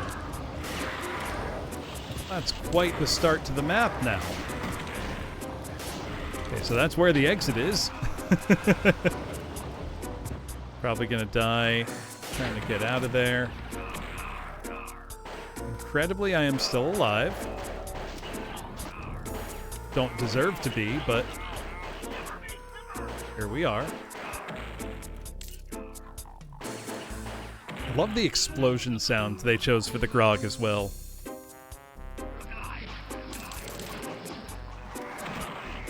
Suitably cartoonish. There we go, now I'm dead. Let's try that again and be a little smarter this time.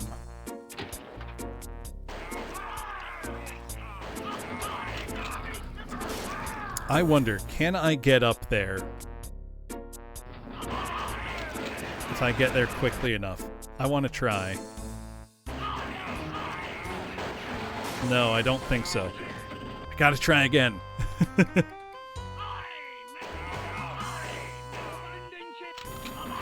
I totally can.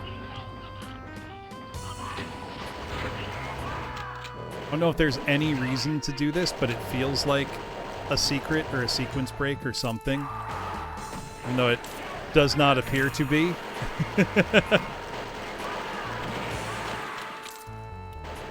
But it made me happy, so that's all that counts. Hey, give me that. I want that megasphere. I've seen that it's there, and now I want it.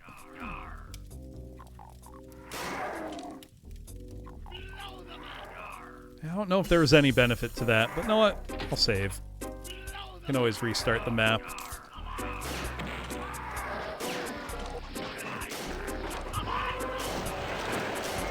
Oof.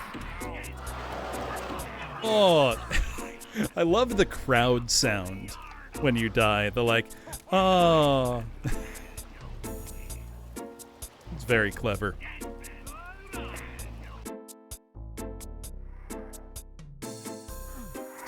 Grog ingredients. Oh no. Can't go through that door. Do you really want to have to know what's in your grog?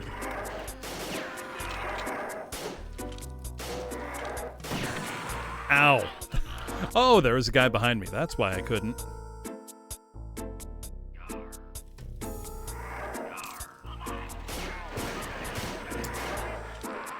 Oof. All of a sudden, it's gotten quite a lot tougher.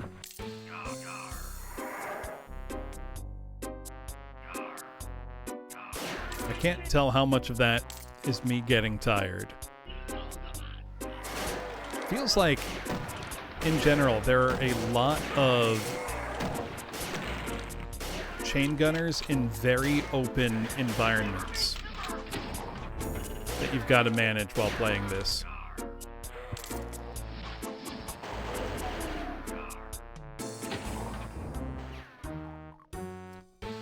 Oh.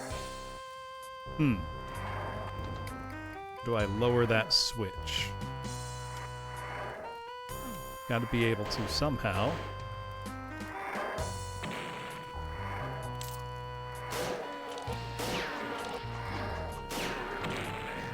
How?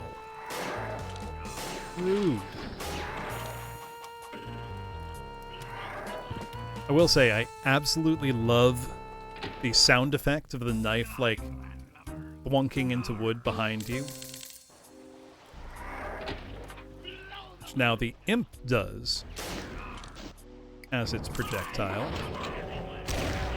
Okay, we've got... Oh! Blunderbuss acquired. Oh! Oh! Secret. Oh, it's a secret, I think.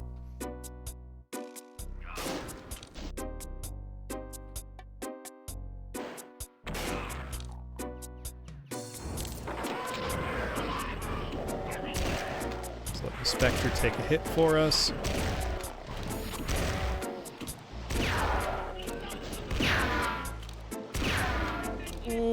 Oh, that was so close. Oh!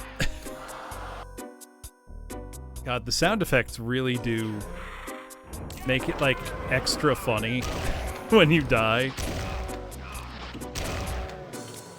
It's good. It's like, you know, don't take this too seriously. Okay. Amazingly, that was not tagged as a secret, and I also got stuck and lost all of the health that gained. But you know what? It's fine.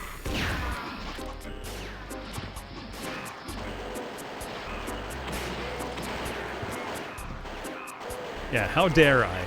Serious business, Mr. J. If I can't have my ultra-realistic, gritty pirate simulator, you know, what good is Dune?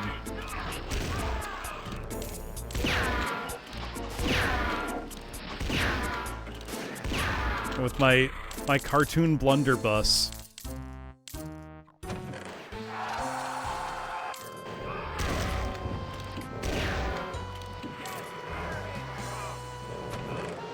There we go. There we go. Now we're talking.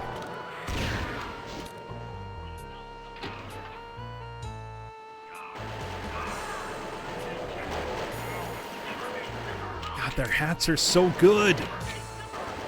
I even brought an extra hat today, and I feel like my hat game doesn't stack up.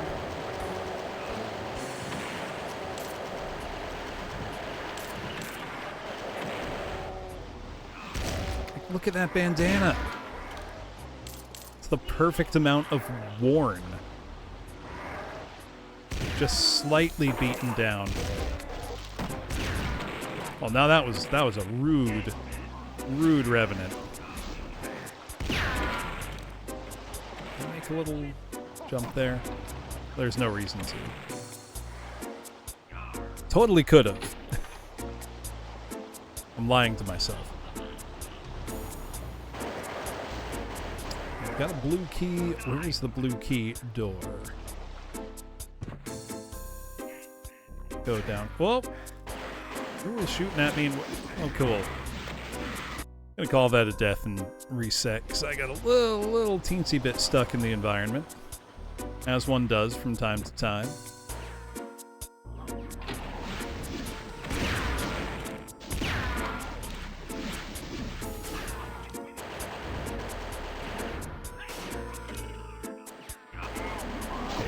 Where did you come from, Mr. Shotgun Guy?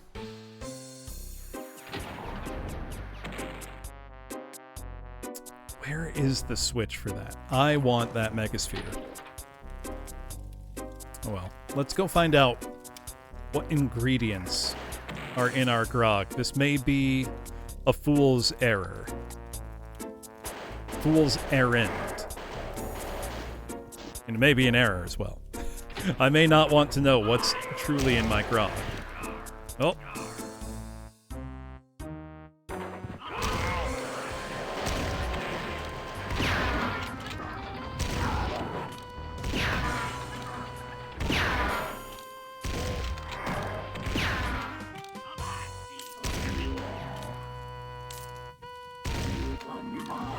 I love how grimy the Mancubus looks.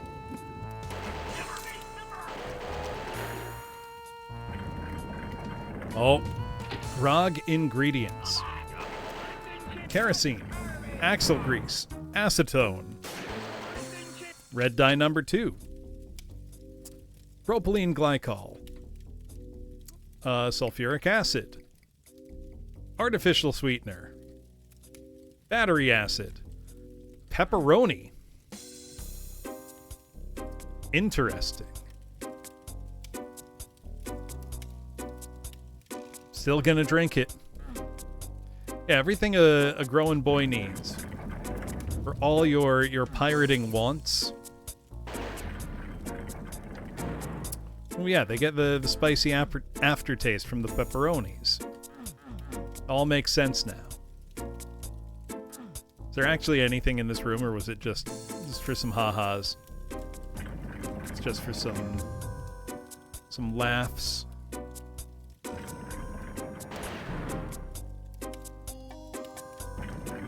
Unless there's a secret ingredient that they're hiding on me.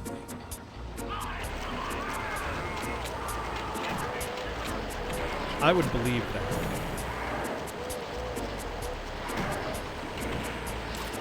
I'm trying to keep the really good grog. That was loud as hell. I'm sorry.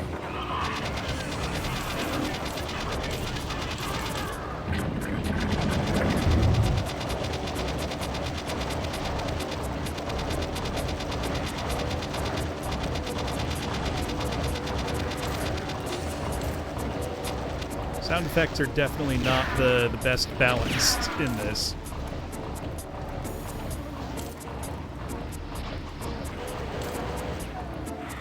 You know what?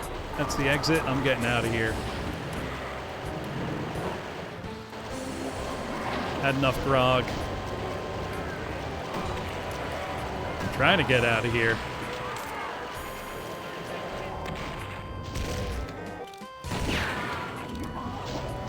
No! I was right there. The door was right there. Well, let's try that all again, shall we?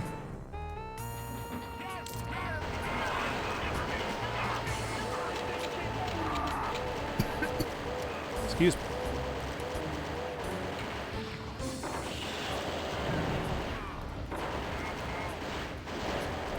Okay, so once I go and grab the grog spitter, that's it for a minute. Actually, I could totally still just go to the exit and not grab the grog spitter at all.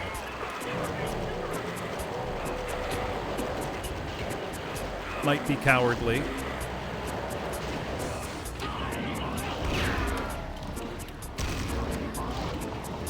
I have no ammo whatsoever. Oh no! I need a key for that. Hey, Ledingen, how's it going? Let me sing something. This is Pirate Doom, so everything I've sung has had some kind of nautical slant to it.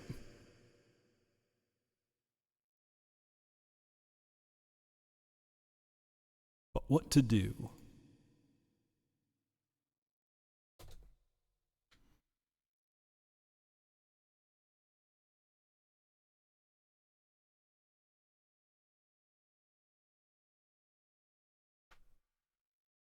Oh, you got a quartet doing a performance.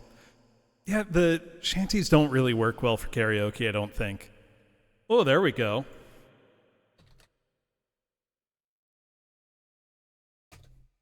Yeah, a happy song about being on a boat. Good old Gordon Lightfoot comes through for us.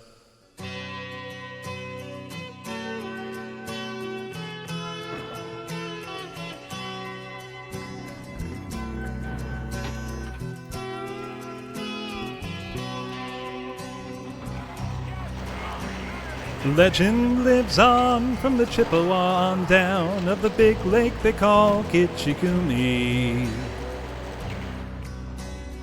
Lake, it is said, never gives up her dead when the skies of November turn gloomy.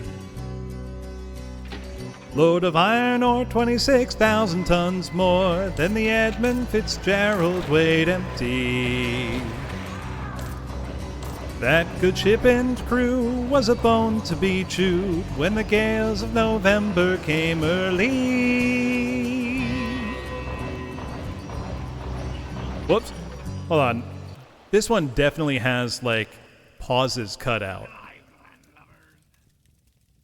No, guess not. Hold on. Let's start over.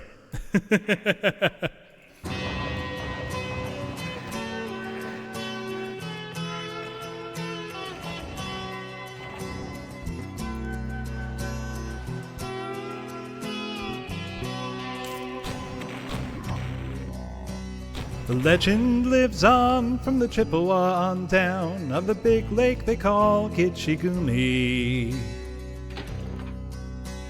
The lake, it is said, never gives up her dead when the skies of November turn gloomy.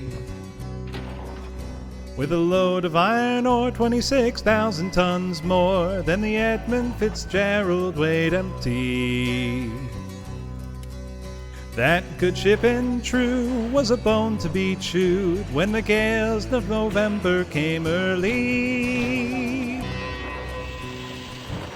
Was the pride of the American side coming back from some mill in Wisconsin. Raiders go, it was bigger than most, with a good crew and captain well seasoned. With a couple of steel firms when they left fully loaded for Cleveland. Later that night when the ship's bell rang, could it be the north wind they'd been feeling? Okay, they definitely cut out like a lot of the pauses in the song, and it's fucking me up. Apologies, this is not the best I've done. Wind in the wires made a tattletale sound when the wave broke over the railing. And every man knew, as the captain did too, 'twas the witch of November come stealing. Came late and the breakfast had to wait when the gales of November came slashing. Afternoon came, it was freezing rain in the face of a hurricane west wind.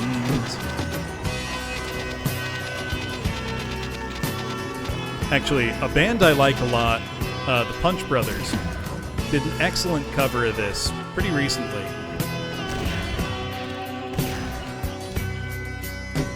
When supper time came, the old cook came on deck, saying, fellas, it's too rough to feed ya. At 7 p.m. a main hatchway caved in. He said, fellas, it's been good to know ya. Captain wired in, he had water coming in, and the good shipping crew was in peril. That night, when his lights went out of sight, came the wreck of the Edmund Fitzgerald.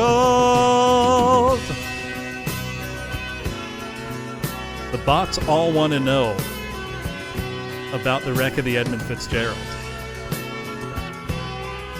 I gotta make a better karaoke track for this.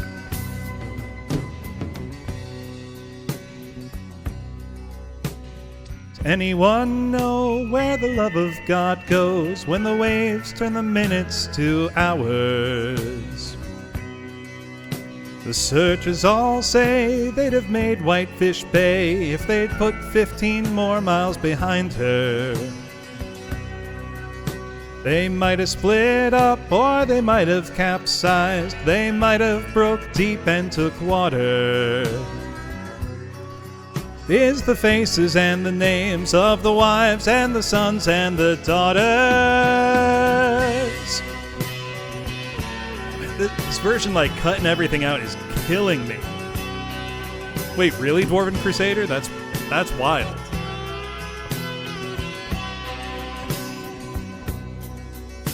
Lake Huron rolls, Superior sings in the rooms of her ice water mansion. Old Michigan steams like a young man's dreams. The islands, the bays are for sportsmen. The below Lake Ontario takes in what Lake Erie can send her. Iron boats go, as the mariners all know, with the gales of November remembered.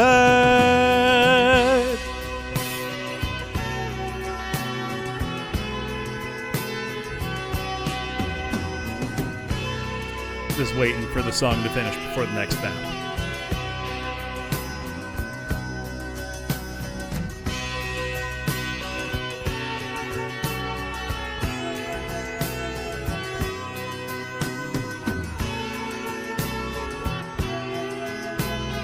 So I want to hear the MIDI for the next map before singing it.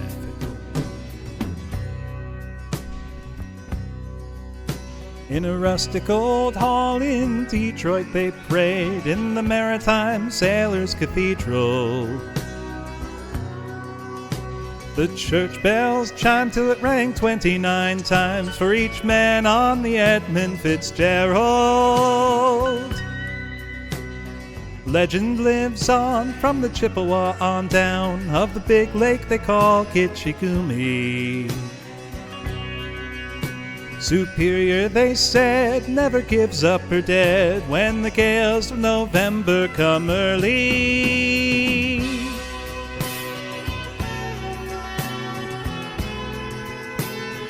It's just a long fade out from there. Hold on, I'm gonna quickly play. Yeah, we do need some kind of lighter emoji. I should come up with one.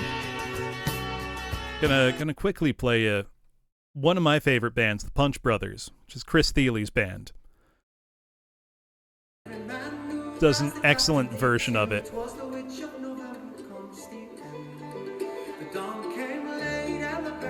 Chris Thiele, if you don't know, is an incredible mandolin player.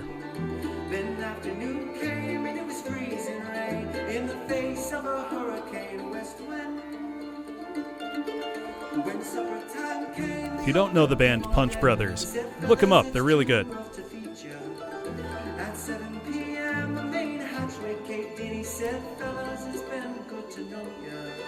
It's good stuff. I don't want to play too much, though.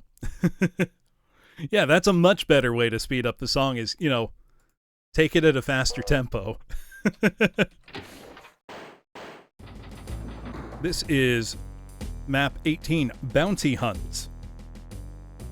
Only has 36 enemies, which makes me instantly suspicious. Got a blunderbuss to start.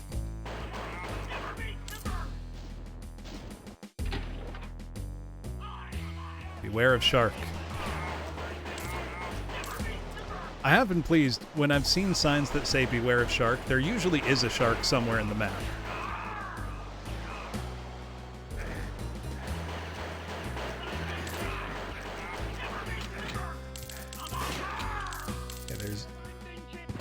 Definitely an onslaught from some far off. From that. There we go. Oh no. Chekhov's shark. That'd be a way more compelling narrative fixture than Chekhov's gun, I gotta say.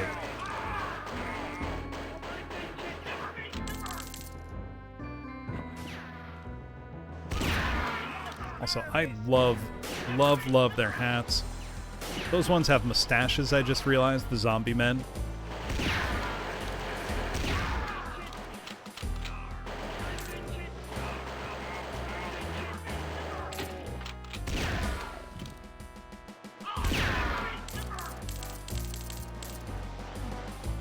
No secrets on this map, but quite nice architecture, I gotta say.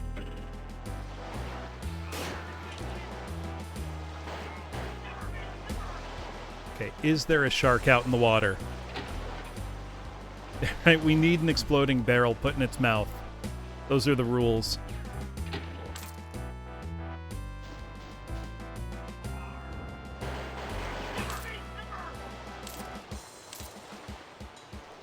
How cool!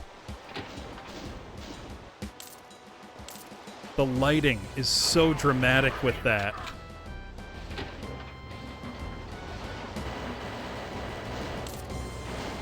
Hung prisoners.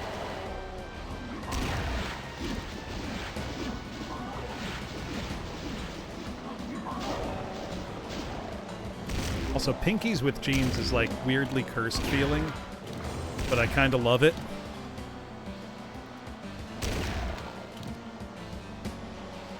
So look at the sail and the breeze. So I just noticed the hanged or hung, both are correct, corpses are pirates. Great attention to detail. Oh, and those cannons weren't merely set dressing. We can use them. No, Outlaws is very cool though, Durkus. And I believe the Dark Forces source port, called the Force Engine, does support Outlaws as well, so I should stream that at some point. That would be fun.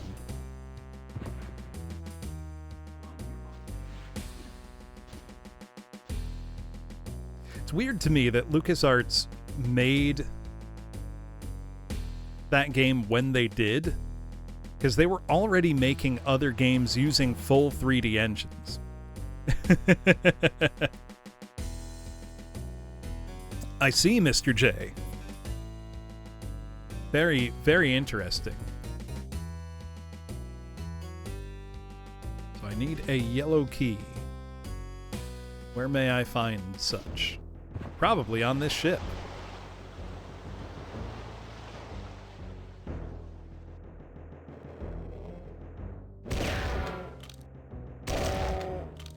Crewed entirely by Pinkies in jeans.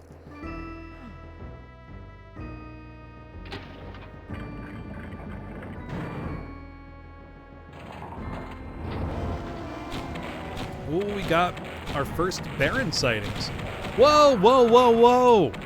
Okay, they function more like Annihilators than Barons. That was sick.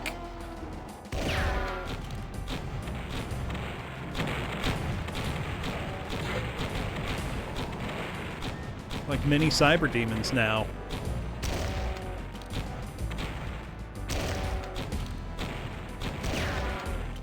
That rules. Oh, and I love the animation with their hats coming off. This is so good. Highly, highly recommending this to anybody who likes Doom. Even if you don't, try it anyway. I mean, I think once you... It's super cool, right, Kenji? Also, I think once you know, are past a certain age, Mr. J, you just decide to discard shame. And it does vary culturally. Like, I got reasonably used to going to a jjimjilbang, which is like a Korean bathhouse. Because it did, Kodo, like last week. Also, if anybody's interested in checking this out, just use the !WAD, W-A-D command, and it will take you right to a download link.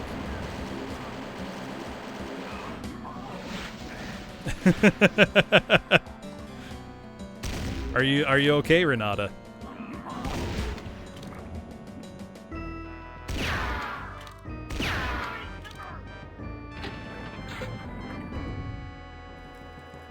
I mean, it can be both, Hanabi.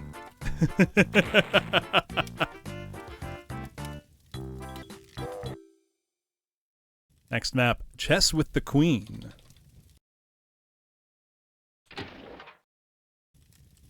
We're in a... Oh, it's giving us a grog spitter right away. Just to say a plasma rifle. Give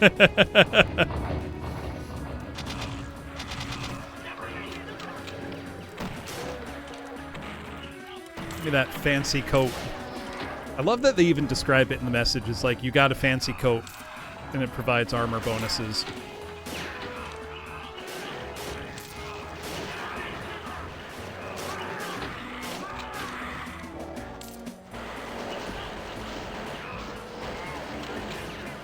I think the realization that nobody cares that you're naked is really liberating. Especially like, you know, any Americans who might be shy about going to, say, you know, a jjimjilbang or an onsen, you know, in Korea and Japan respectively. You realize very quickly, oh, it doesn't matter. Like, nobody cares.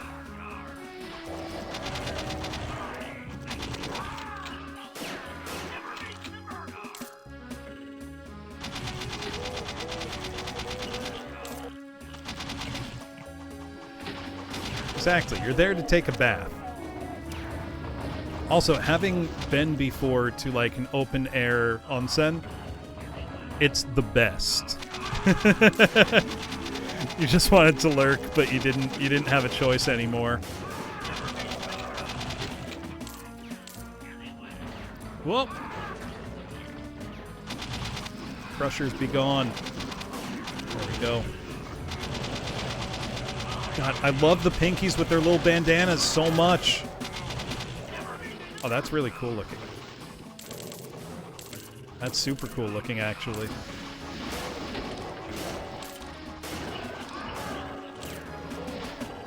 We were all naked, and the Lord gave us life.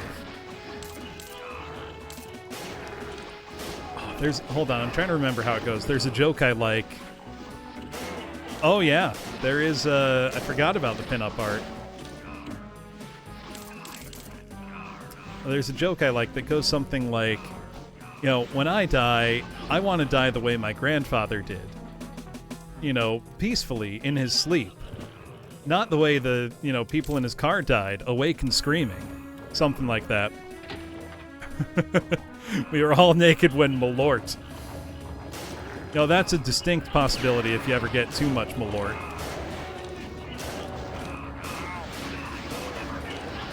Oh no, I mixed it up with another joke. I was thinking, you know, I want to die the way I was born, naked and screaming. Something like that.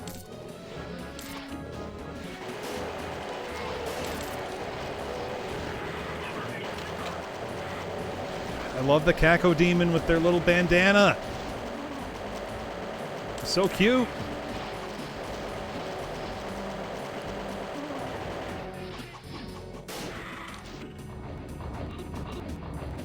Yeah, naked, crying, screaming, covered in blood. That checks all the bases, really. Checks all the boxes, covers all the bases. I'm mixing up my expressions. Remember, a real pirate never steals somebody's property.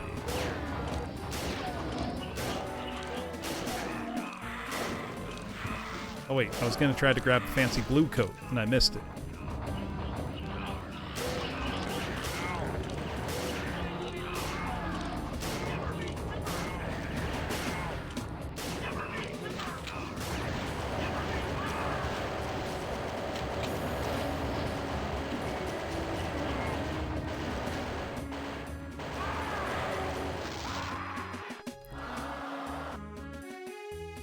Yeah, right? Like, that line doesn't fool anybody. Just make it so the pirates steal from good guys. Or from bad guys.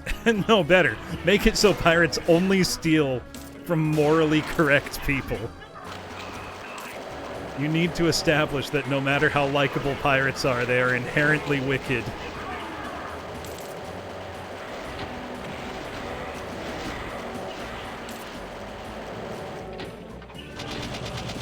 Yeah, ethical pirates. You know, the title of my stream is not merely the name of what I'm playing, it is a command.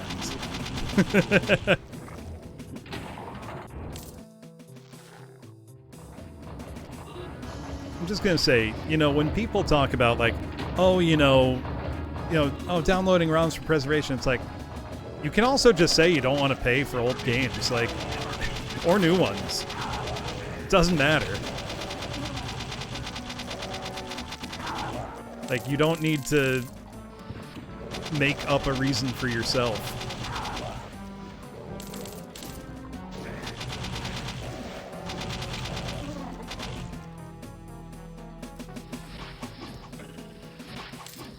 There we go. I got a fancier blue coat. Which everybody knows. That's how you know, really save yourself. Hold on, I gotta take a sip of water. Yeah.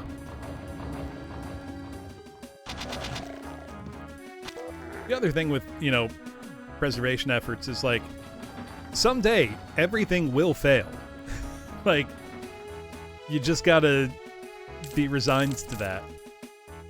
That's not encouragement to let things fail.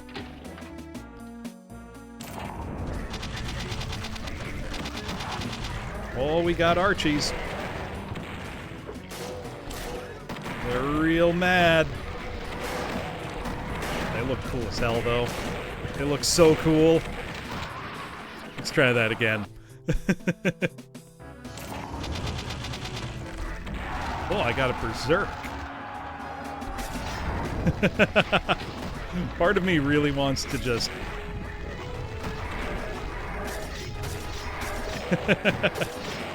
That's not gonna go so good.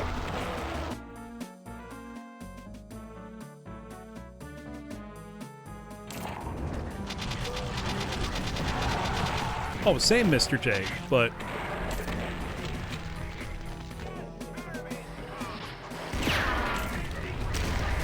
What we should be doing is, you know, getting the kinds of rights for, you know, games to be made publicly available through things like libraries as well as, you know, more traditional methods of distribution. Like, if you're serious about them being accessible, that should be, like, towards the top of your priorities list. How'd that guy get up there? Where is the other archvile?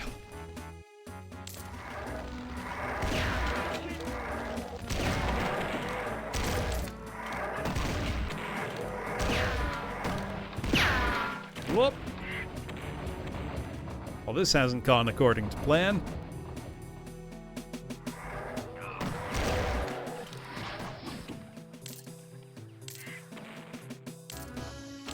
Yeah, give me the cannon.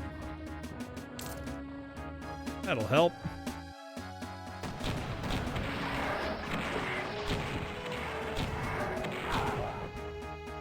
The cannon looks so cool, but it is harder to use than the rocket launcher because of its sprite.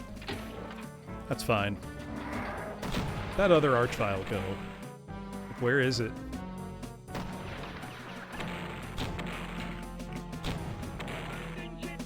Is it even anywhere? Did I hallucinate it? I might have. I would believe that I did that.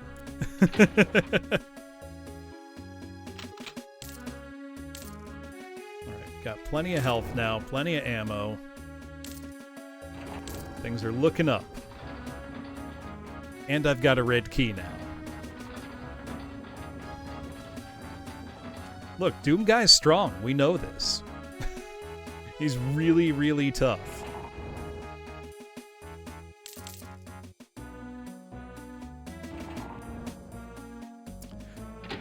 Yeah, exactly, Kenji. So the way vertical auto-aim works in Doom is that if you are aligned properly, it will automatically aim upwards the correct amount, basically.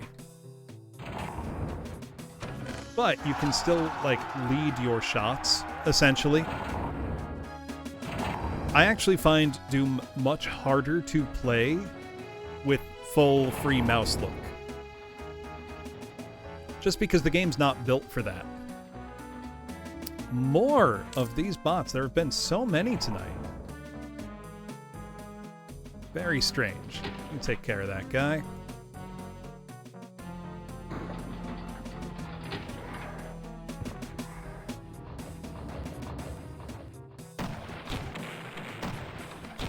Try to find a good opportunity to demonstrate the vertical auto-aim as well. which it sounds counterintuitive at first, but once you're used to it, like it's muscle memory, you get really accustomed to it. And then you almost don't want to play any other way. Oh, that was a big switch. This room looks so cool. That big knife. Cutting blade hanging from the ceiling.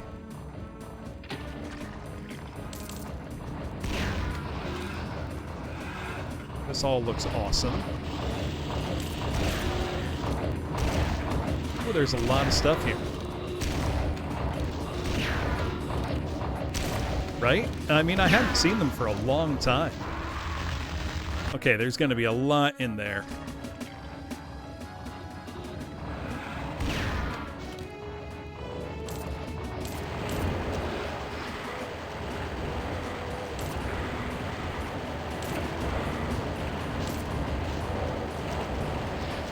Take out lost souls so we don't have things clogging up our vertical space.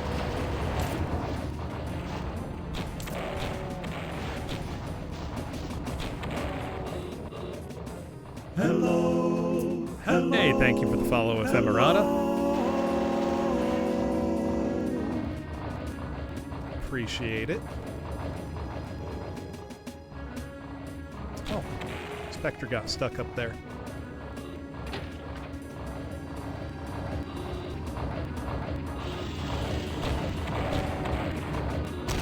Almost face rocketed on that Spectre. That would have been bad for me. Pretty funny, but bad for me.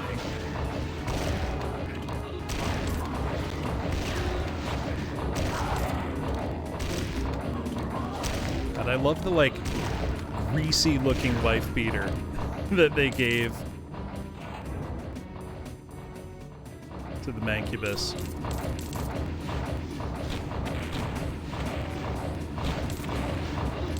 Yeah, so, like, shooting that Kako from that angle was really easy, because I knew the rocket, you know, would go to the right spot.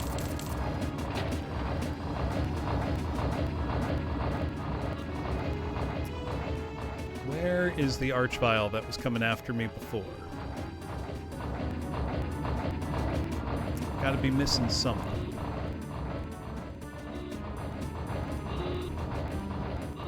Feels like a switch should have activated and hasn't. This is still in beta, so there could just be a little glitch going on, because I definitely triggered something before.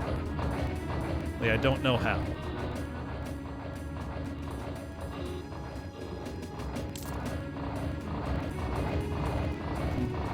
Definitely seems broken, though.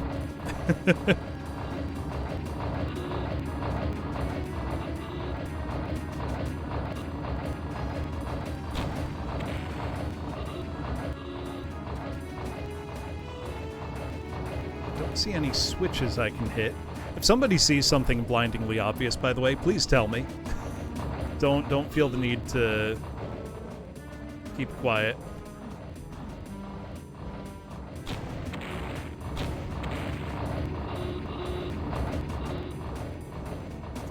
Red door.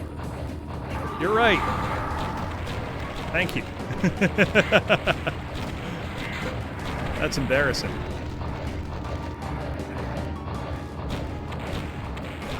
Got a teleporting Archvile. More than one. More than one question mark? Nope, just one there. That's going to lower the whole center. Spider Mastermind, let's go. We've got... Oh, but these drop down, presumably when enemies shoot at them. Yup, okay. I see now.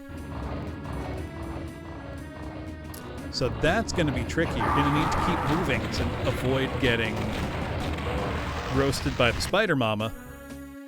Ignore that that face rocket death. That didn't happen.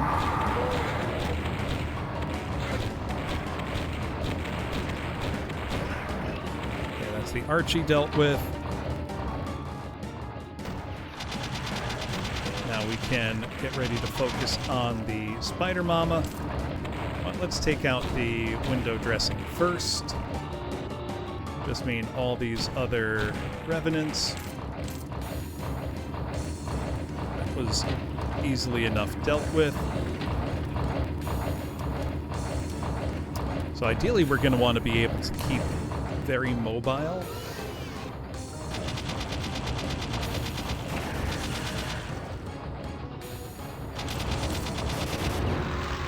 Yeah, because the second the Spider Mama starts shooting, when we're going to start getting hit. Okay, now our auto aim can pick it up.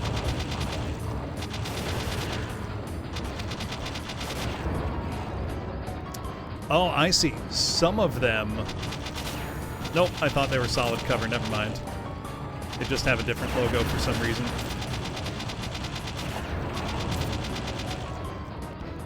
But they all have health on top of them, which is sort of helpful.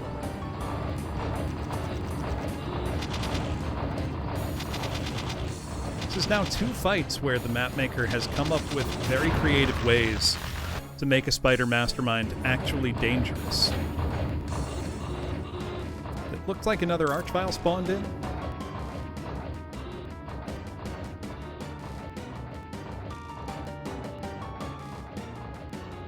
Okay, the spider mastermind does not yet see me. So I wonder if the Archie spawning in is timing based. Like if I wait, will it just appear?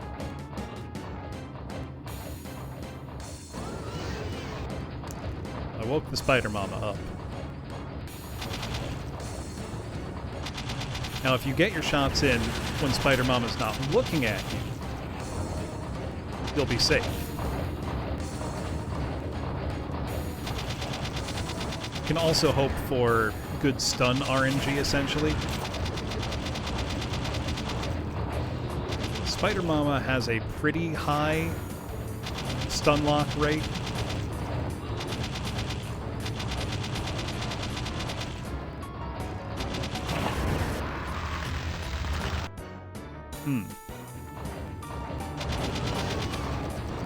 I could try the good old rush and hope the stun RNG is good enough strategy.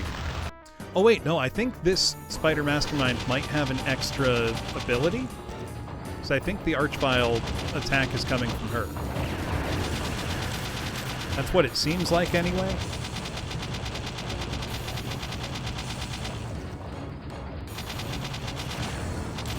I think the sprite is slightly different. It is a Grog-powered gun, so in part it is Pico. Grog, for anybody who doesn't know, isn't just like, you know, a funny name for... Oh no, we have the Arachnotrons now. Grog isn't just a funny name for like a made-up pirate drink. It is a real thing, and it's 4 parts water to 1 part rum with lime and sugar to taste. Yep, it's watered down rum, lime and sugar. No thank you, David897. Had like 20 of these tonight.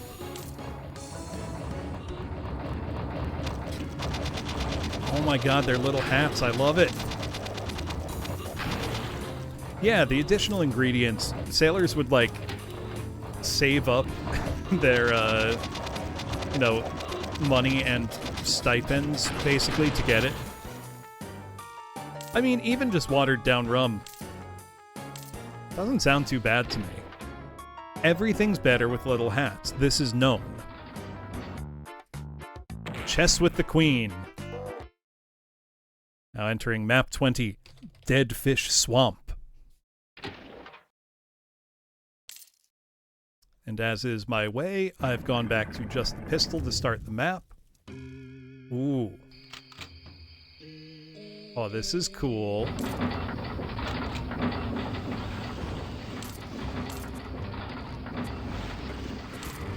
Got enemies rising from the swamp already. It's kind of nice.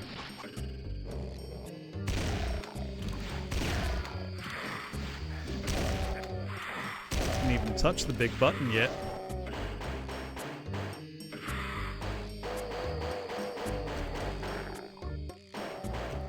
assuming the swamp will hurt me if I go into it. So I am avoiding it for now. Wait, was that a big, like... I think I just saw a big fish jump. Yup. Look at that. There's a big, nasty fish over there. This is great. Take a sip of water. Thankfully not from a poison swamp.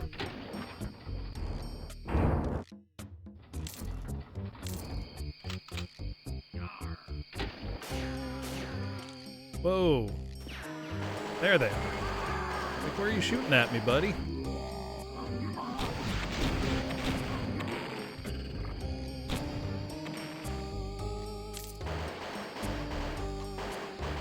Whoops. Didn't want that. Yeah, this is just, you know, FromSoft guys' dream map.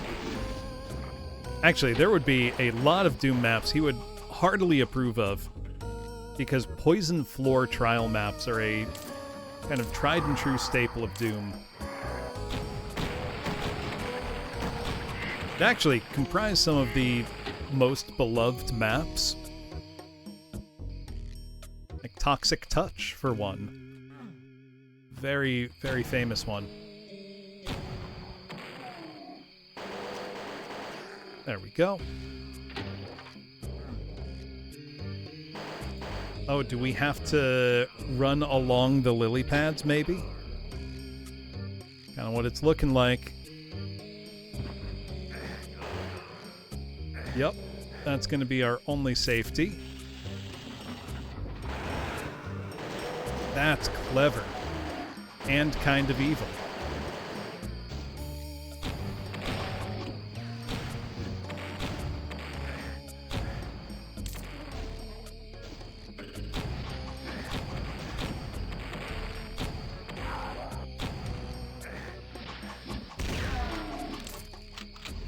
Go. That wasn't so bad.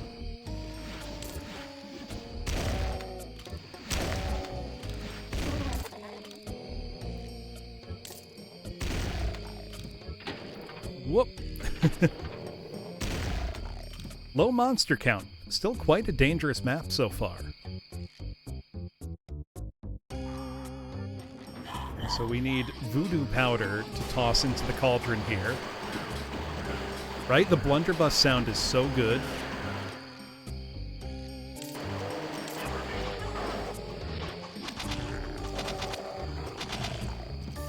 Grog Spitter sound is not quite so meaty, but I'll be honest, I'll take it over the default plasma sounds pretty much any day.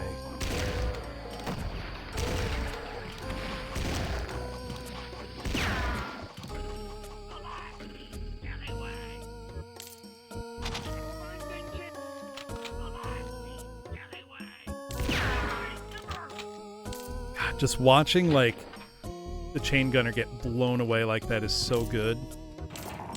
Right, we got some voodoo powder.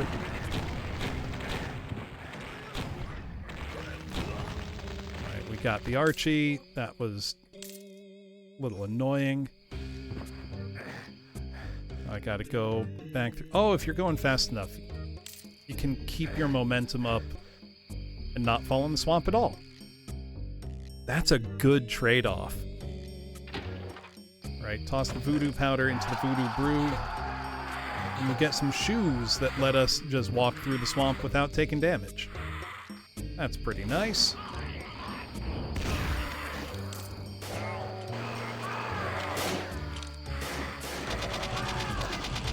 Hello, hello. Thank you for the follow, hello. Strider Weird Lord. Scold Hiyori. Welcome on in, Hiyori. Let me choose a song and shout you out and scold you. Sea shanty time. They don't work very well as karaoke, but I will try. And let's see, what's the scold gonna be?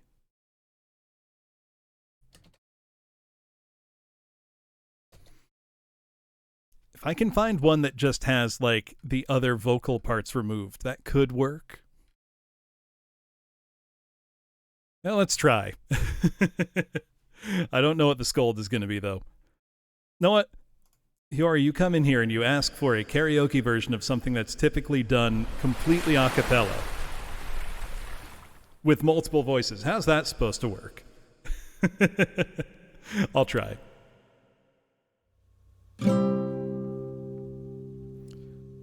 Oh, the times were hard and the wages low. Leave her, Johnny, leave her. Think it's time. I don't know this one that well. It's time for us to leave her. That one's so-so. What if I just sing it? What if I just sing it? Let me see. Drunken Sailor. So many versions. Let me see. Well, let me just pull up lyrics. That's easier.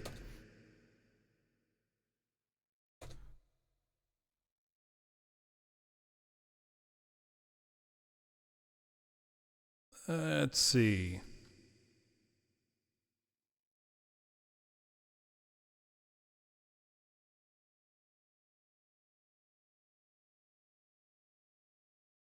There's like a billion versions of this song. Yeah, well, shanties, by function, were call and response songs, usually in a ragged time, not an even, like 3 or 4, meant to be functional work songs.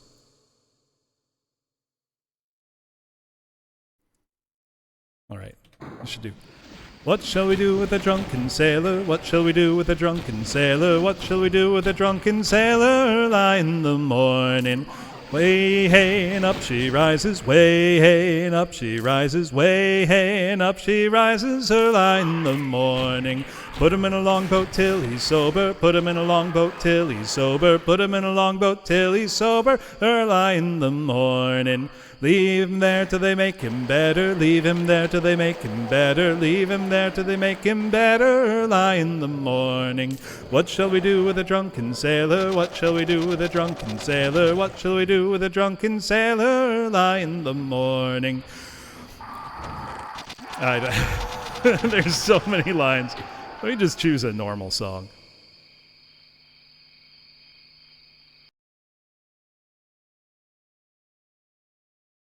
I will make it nautical anyway, though, if not a shanty. I will do my best.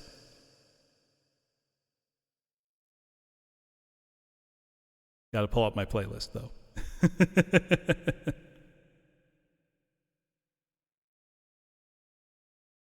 Gotta have a real song. Yeah, you weren't allowed to complain, but you could sing. Even if the song was a thinly veiled complaint.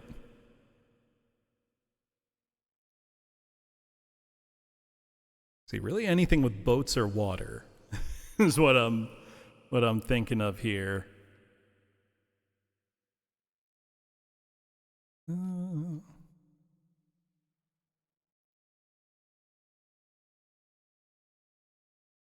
I could really torture the definition to have anything with water in it, but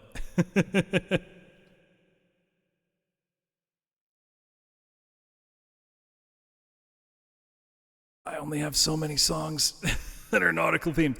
Hold on, let me try a Hail Mary here. Is there any karaoke tracks of the Muppet Treasure Island soundtrack? Let's see.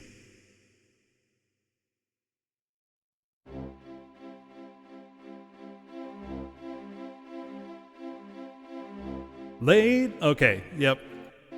This isn't a very good track, but I'll try.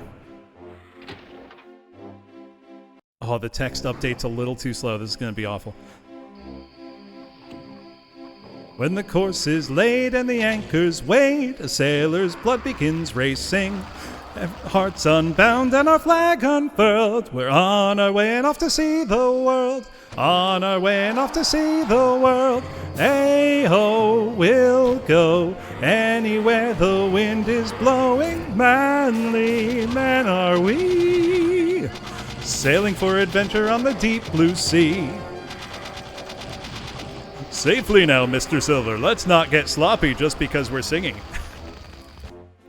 This doesn't really work either. This is for like a whole ensemble cast. Sorry, none of the nautical ones are working out, other than ones I've kind of already sung. Yeah. Sailing for adventure on the big blue wet thing.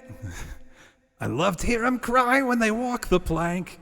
Oh wait, does anything by the Beach Boys count just because they're called the Beach Boys? Oh wait, no, I know. Here's a terrible earworm that's gonna just be stuck in your head. Aruba, Jamaica, ooh, I wanna take you. Bermuda, Bahama, come on pretty mama. Key Largo, Montego, baby, why don't we go off the Florida Keys?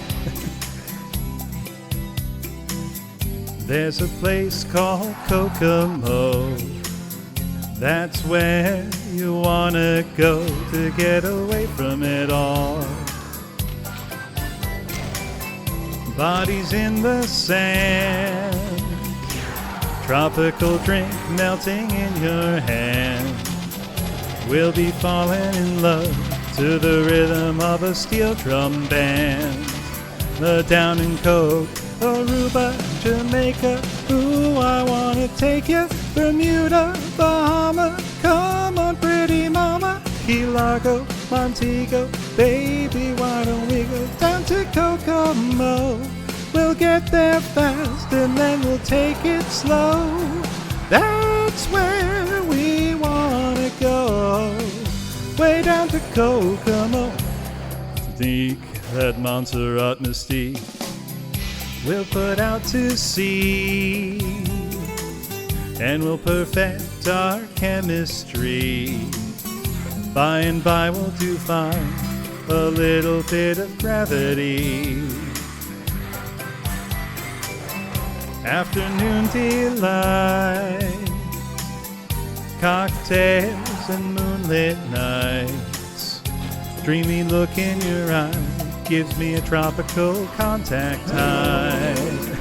Down in Kokomo. I can only think of the Muppets doing Kokomo.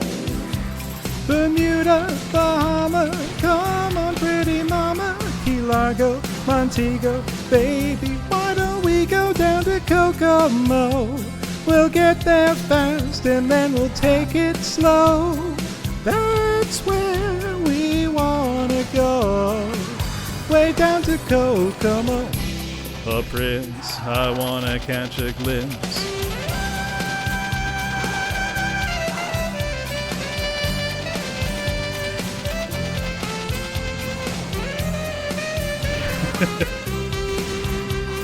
You know, a Donkey Kong Country Doom-wad could be a lot of fun. Everybody knows a little place called Kokomo. Now if you wanna go and get away from it all, go down to Kokomo. Ooh, I wanna take you, Bermuda, Bahama, come on pretty mama. Key Largo, Montego, baby, why don't we go down to Kokomo?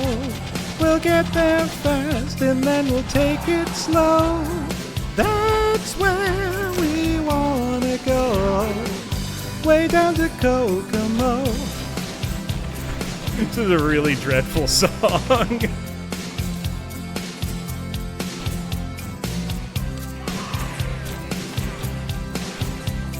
Well, I'm gonna sing a better Beach Boys song.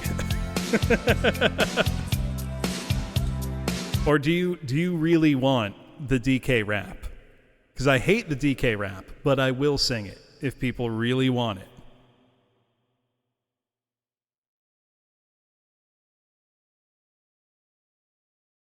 But only if people really want it.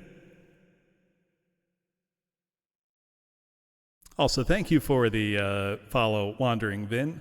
Or Wondering Vin. There we go. I got the name wrong. And Len Jin singing the theremin part in Good Vibrations. Who do you think I am, Tim Warwick? Can't do that. Here we go. So they're finally here, performing for you. If you know the words, you can join in too. Put your hands together if you wanna clap. We take you through this monkey rap. DK. Donkey Kong. He's the leader of the bunch.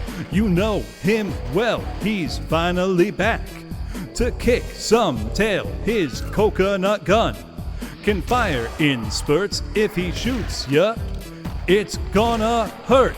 He's bigger, faster, and stronger too. He's the first member of the DK crew. DK. Donkey Kong. DK. Donkey Kong is here. This Kong's got style, so listen up, dudes. She can shrink in size to suit her mood. She's quick and nimble when she needs to be. She can float through the air and climb up trees. If you choose her, you'll not choose wrong. With a skip and a hop, she's one cool Kong. DK. Donkey Kong. He has no style. He has no grace.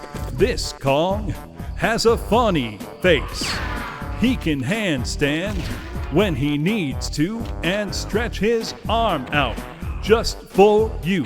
Inflate himself just like a balloon. This crazy Kong just digs this tune. DK. Donkey Kong. DK. Donkey Kong is here. He's back again, and about time too. And this time, he's in the mood.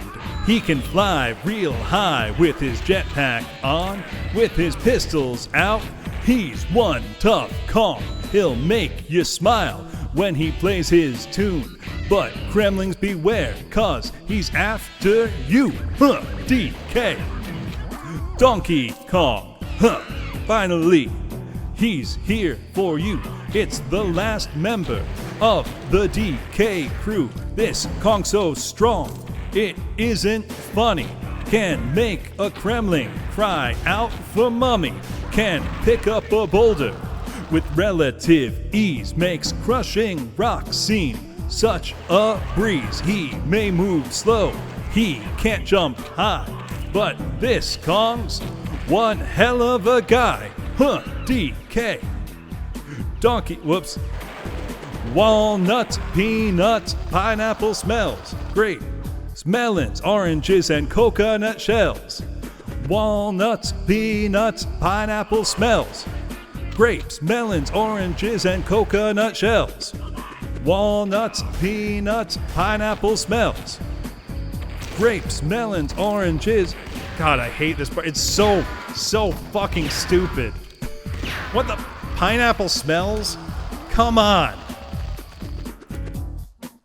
Has Grant Kirkhope publicly apologized for this yet?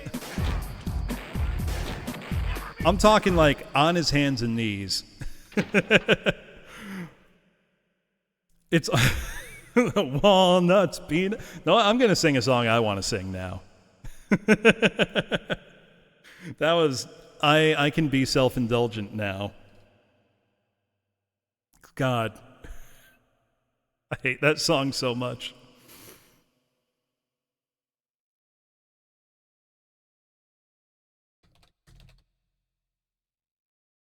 No, let's make the mood weird and sad. Some They Might Be Giants, because this song is really good, but really weird and vaguely sad.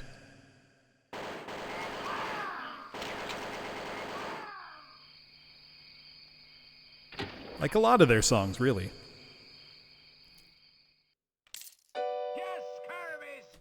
I'll make a reckless prediction. I'll still be in the kitchen when the lights come on. I think we'll probably be good if stuff is still where it stood when the lights come on. We won't remember each other, but we'll probably recover unless everyone's gone. It might be too soon to say this, but I think that we may just see the lights come on. See, I've been picturing diagrams of master plans. I taught myself to draw in the dust with what remains of my left hand. And from what I can tell, I'll be no more than a shell or an automaton. But we'll be laughing and shit, it will have been worth it when the lights come on. Unless we chicken out again, which is exactly how we ended up in here. Our guard was down, we were disarmed. They tampered with the smoke alarm. There won't be any more trouble, you'll be dragged from the rubble when the lights come on. And I'll be looking so great, I will have lost some weight when the lights come on. We will be growing mustaches once we're raised from the ashes when the lights come on. We'll be encased in gold, desiccated and old when the lights come on. Yeah, this is brand new Retro Nutcase. See, I've been picturing diagrams of master plans. I taught myself to draw in the dust with what remains of my left hand. And from what I can tell, groping around, there's something else. I feel a face, I feel a pulse. I think I'm tripping. Something's got me by the hair. Let's table this discussion until my concussion on the bottom stair. Unless I pass out once again and find the bandage where my kidney used to be. Knocked over lamps, some broken plates, prescription pads for opiates. A tavern in the midst of this swamp. Surely it must be frequented only by the finest gentlemen around. Blimey, to hell with it, I need a drink anyway. Map is called Tavern Brawl. There we go. I'm done being self-indulgent with weird karaoke for the moment. Let's see. What is the MIDI for Tavern Brawl going to be like? Oh, do we get a show? We sure do.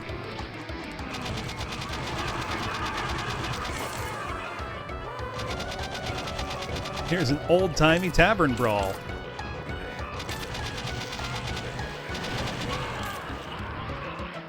Well, I love this.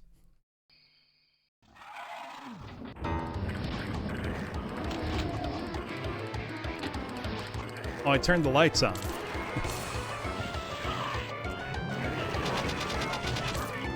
This is delightful. Whoop! Oh, there is a cyber demon right there. Can turn the lights on first. Oh, there's just one other imp having a drink with me. I don't know. Seems like an alright tavern.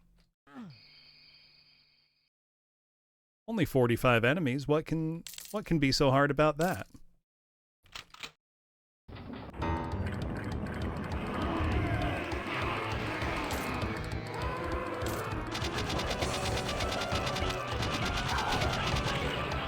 I think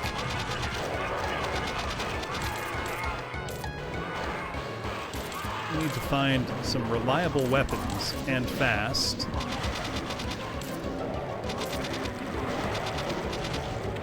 The little plasma pickups I'm finding are not gonna be enough.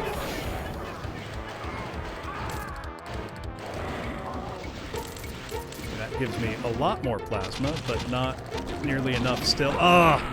Spectre's got me. I'm loving this map, like, just by the concept alone. Is it still a brawl? Maybe not if we're splitting hairs, but I think it's close enough.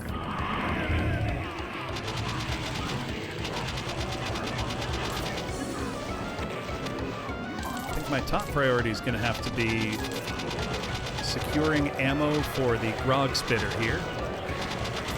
Not getting boxed in while I'm at it.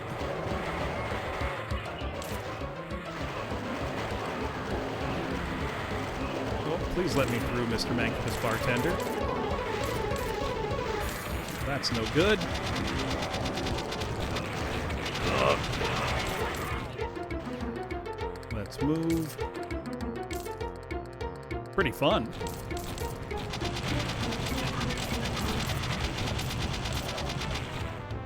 There we go. Okay.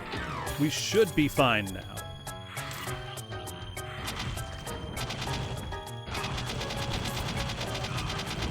Now got a reasonable amount of health and ammo.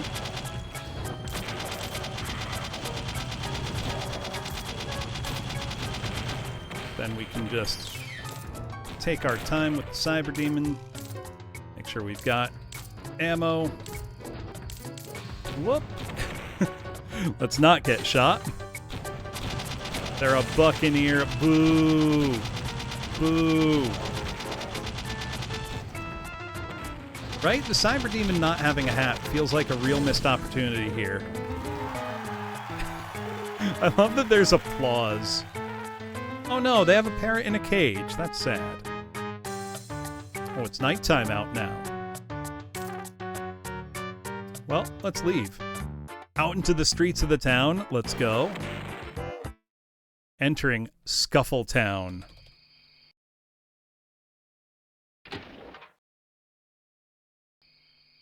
Look at this. Oh my goodness, the lights are coming on as I go down the street. That's amazing. Seriously, this looks like it could be from Monkey Island. That's so cool. I mean, the moon is straight out of Monkey Island.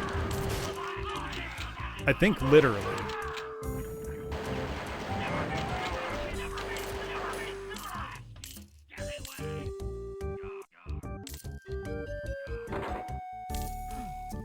We opened the wardrobe to get ourselves a fancy coat. Very appropriate. This is amazing. Look at all this. This is gorgeous.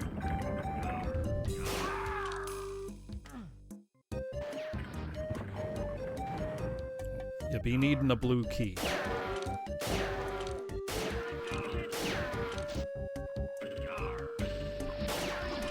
All the messages being, like, in character, for lack of a better word, is also such a great touch. Like all the system prompts and whatnot.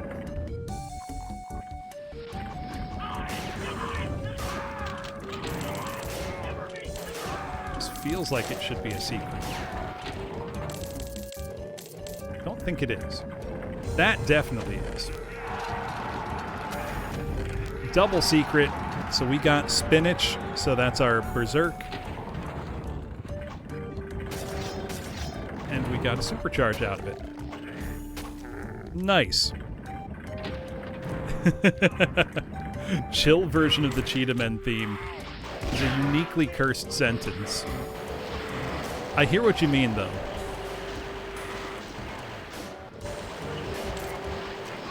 Fits the map so far, though.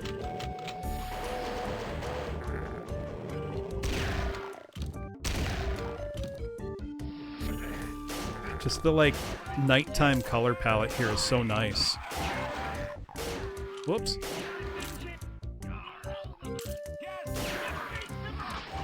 Hey, Bones, how's it going? Hope you are well. Pirate Doom 2 so far has been extremely good. Whoops! I managed to knock the exploding grog barrel directly onto myself. That wasn't great. least we got a grog spittered out of it. Ow. Ooh, and a grog bomb. Which is essentially the BFG.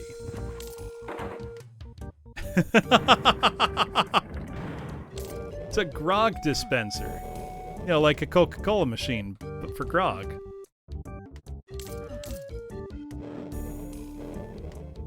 This is phenomenal. That box is full of feather hats. That one's got hooks. Everything the pirate needs.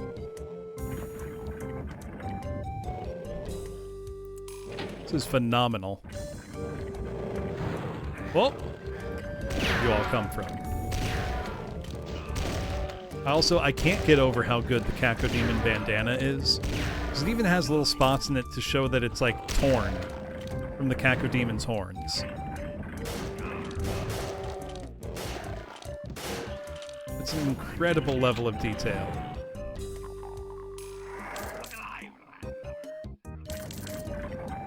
There we go. Gotta drink some beer. It's good for you, according to the game.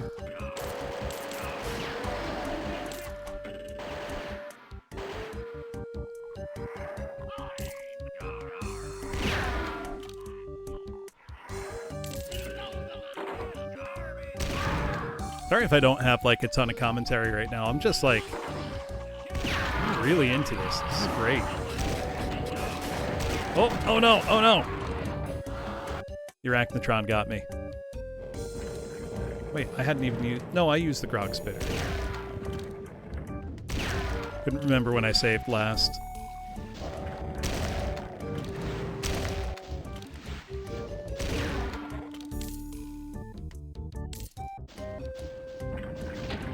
Go. Gatling gun here. Ooh, spooky mansion.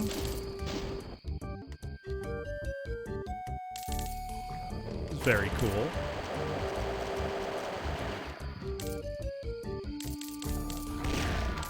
Anything nice for me back here? Just some free drinks.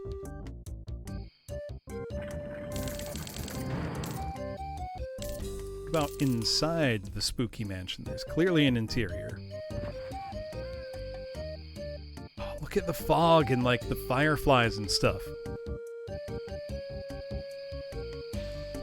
Nothing really down here, but it's just gorgeous level of environmental detail that I didn't really expect. I'll go in there later. I want to explore more first.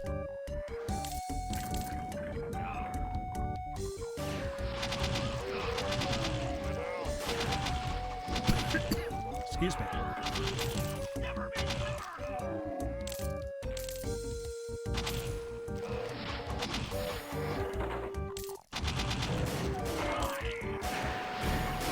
Ooh, really lighten me up. Oh, that's the room that killed me last time. Be a little smarter about it this time around. Now learn as you play, otherwise what was the point?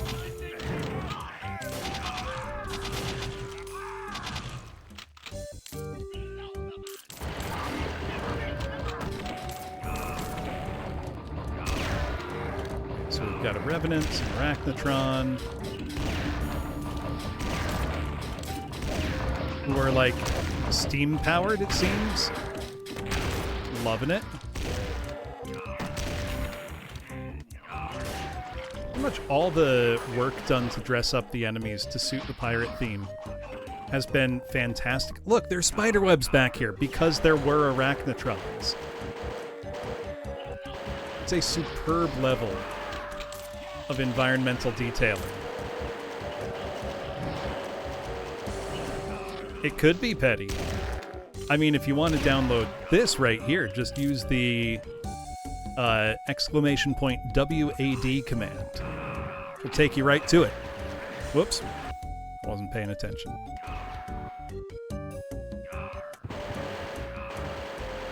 So this only just came out like about a week ago.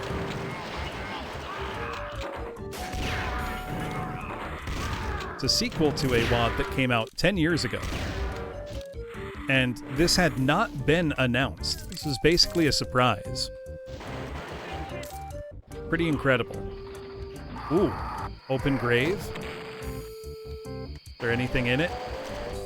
Nope. Oh no, there's some storytelling. Hold on. So, in the first Pirate Doom, evil pirate ghost LeChuck of Monkey Island fame was the final boss. And this is his grave, it appears. And he's not in it. It's telling us we may once again need to square off against the evil LeChuck. As we can see, Davy Jones is still buried. Oh! Hold on. I opened his grave and got a supercharge for it.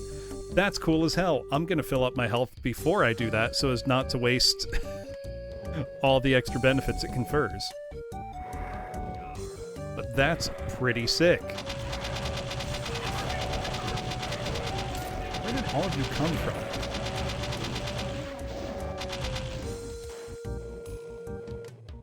There, let's find some health. Need the yellow key for that. There we go. That's more like it. Get even a little more. I've been in here. That's where I got the Berserk power-up. Okay. Now that our health is much closer to full. Now that our health is full. The reason I want my health to be full when I pick up a supercharge is because once you're over the 100 HP threshold, you can't pick up any health power-ups. So to get to 200 health, you really need to do it from 100.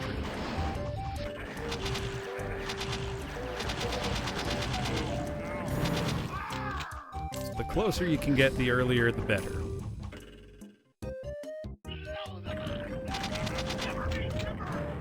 Where are all of these enemies coming from?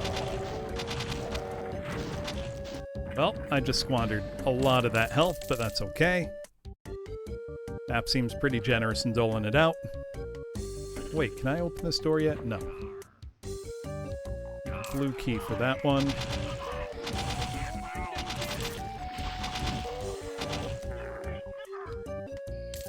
Map's huge, too.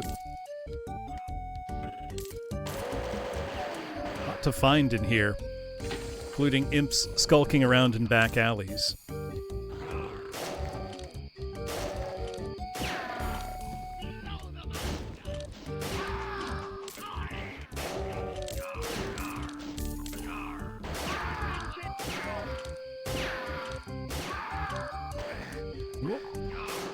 Oh, they're up on the roof. There we go.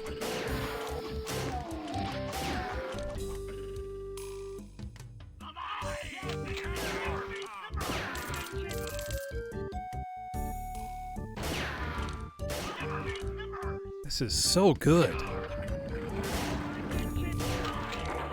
It's another Berserk. There's an automatic go back to 100 health, so I will wait a moment before picking that up. I thought I could pick it up. Can I not? Oh, I think I need to fall on it from above, maybe? Or, no, I need to drop it. There we go. Yay! The sound effect that accompanies picking up an item is really funny, but also throws me off really badly because I, like, immediately go into panic mode and assume it's going to be an enemy or something.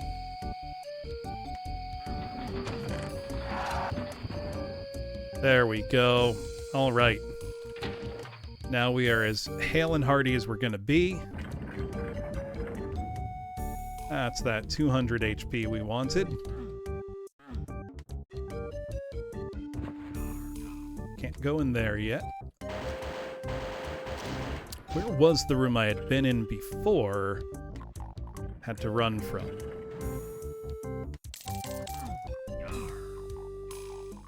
Had I not gone?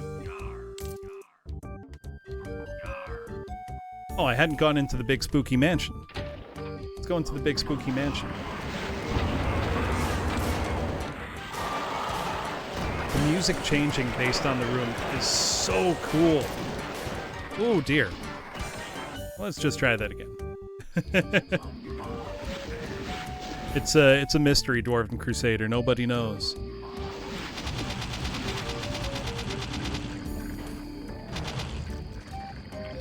The Monkees are such a cool band because they didn't need to be great.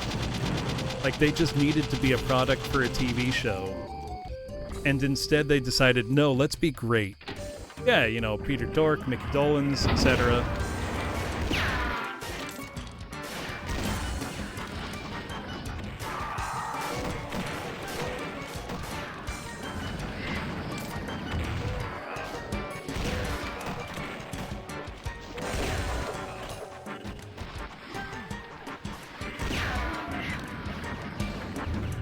Good fight.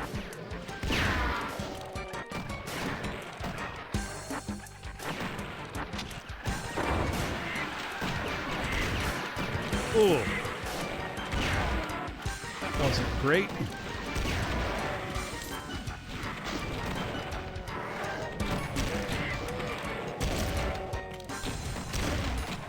Oh, I keep forgetting Barons work totally differently. They work more like Annihilators.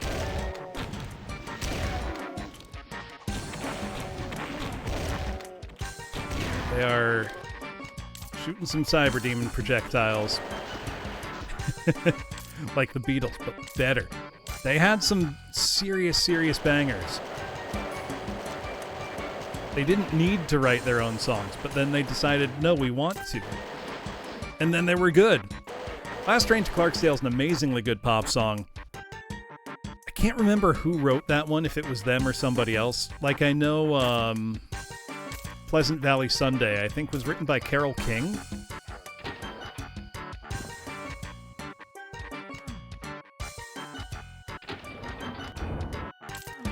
We got a yellow key, yay!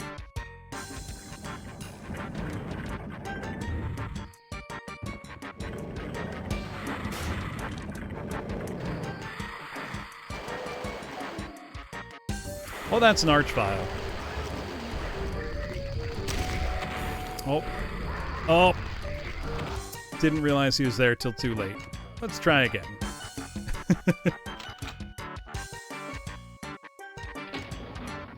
So I'm surprised that there were only 2 secrets and I already got them. There's that Archvile skulking around. Oh, really? Where's that Archvile skulking around?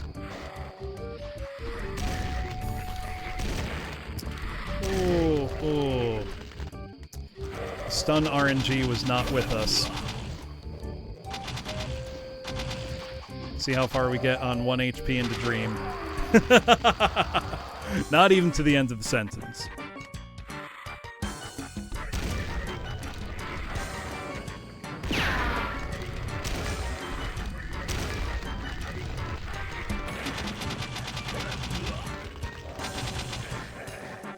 They're really good. I think it's supposed to be like some kind of voodoo.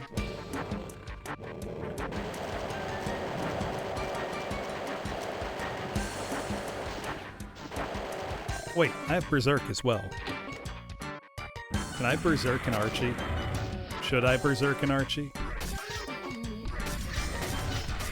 Just hope for good RNG. That was foolish, but fun. Did I leave any health out here? Nope. 1 bit of armor. I shouldn't have done that, but I also don't regret doing it. That's true, that's double my HP from the last time I died. Also just noticed the animation on the barrels for this Gatling gun. Looks awesome. Whoops! Let's do that again.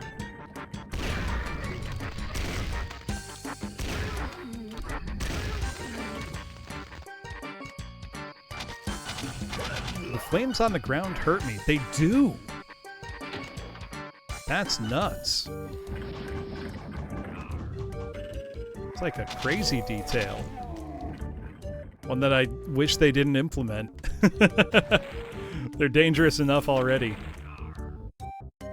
They didn't need help. Oh. Give me that wine. It's good for your health, so says the game.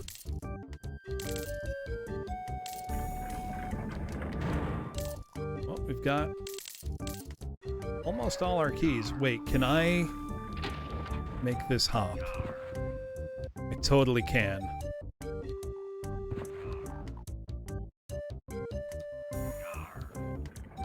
Feels like I should be able to. You do indeed live up to your name, I say, Bread. Nope, guess not. Well, now that I have some keys, let me go about finding those locked houses.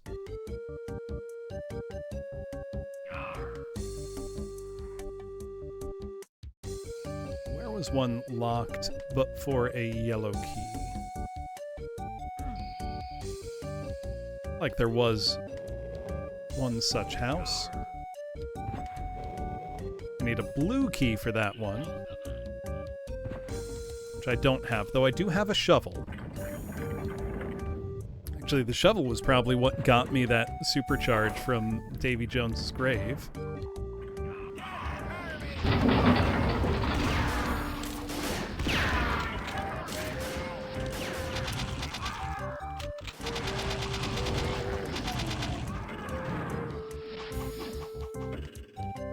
Oh, that's a map. Maybe helpful. Could also really use a cannon.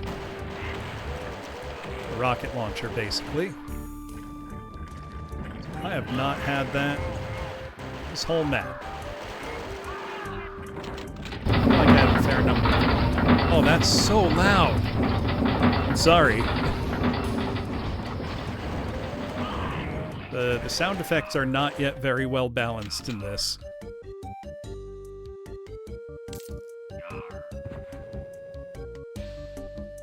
Like, even on my end that was loud, but I could see that it was quite loud on the OBS side of things.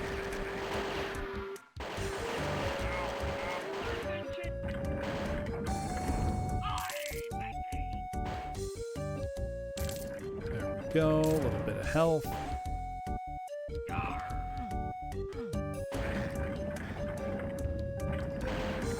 In fairness to this, it is in a beta. So I think I will leave some feedback in the Doom World thread. Yo, you gotta balance your sound effects. These are loud as hell.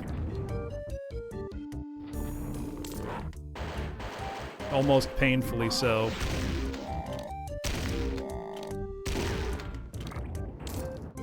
There we go. Whoops. I wanted to hit that switch. Yeah. Especially beer, Kenji, was a lot weaker than most beer today. It was called small beer. And would be, 1 to 2% alcohol brewed daily. Yeah, they didn't understand why. But they knew that it was safe if your water wasn't. Now, if you had good, clean water, you'd drink water. But if you didn't, you drink beer.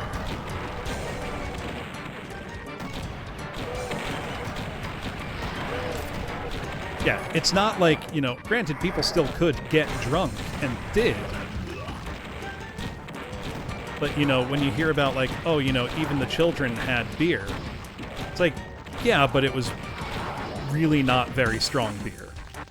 No, it's not like the kids were turned.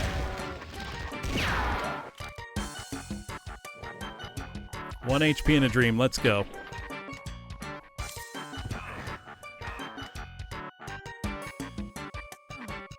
We've got our blue key now as well.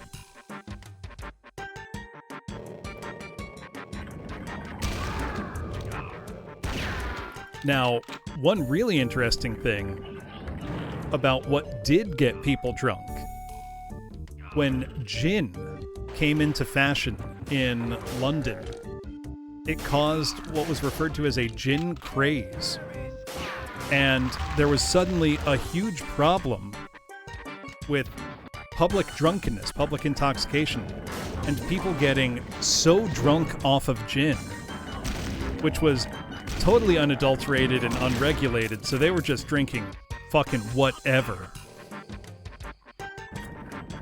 But, suddenly people who were never used to anything stronger than, an ale, and a weak ale at that, they were suddenly drinking, like, full-strength gin by the pint and just dying.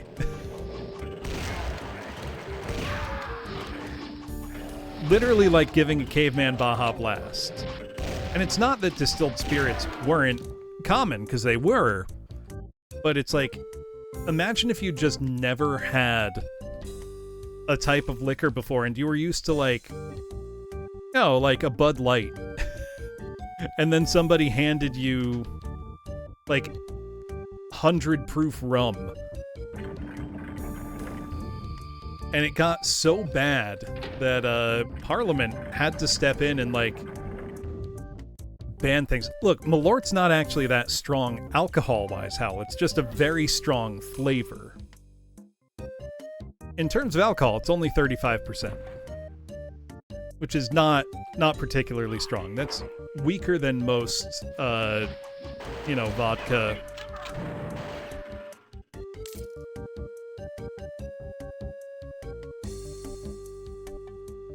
Oh yeah, that makes total sense to me, Petty.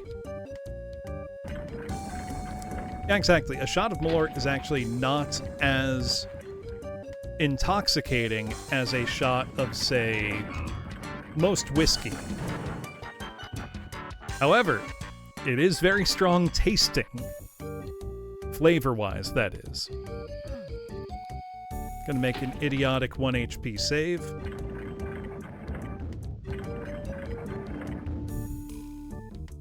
Granted, once you start having a bunch of shots of Malort, you're gonna get there. Don't you worry.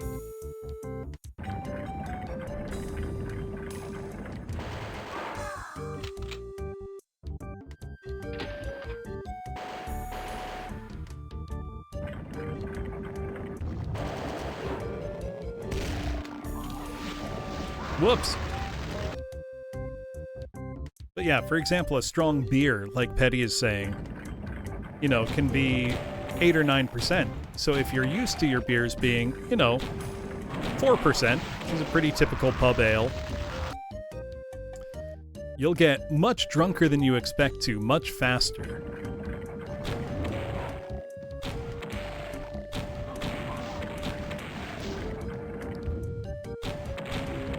Depending on your attitude, I don't know, that might be what you want.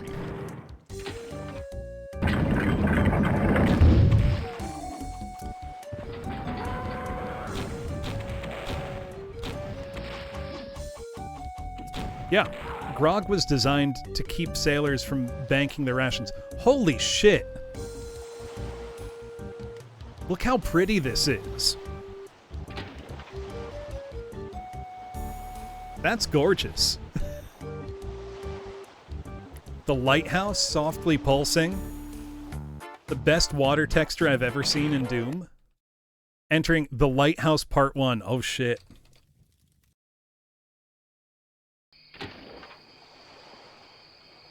This is gonna be good.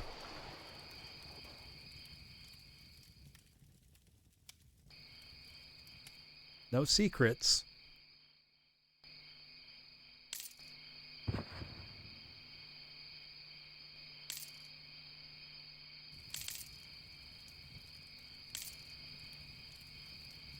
Can I not get up there? No.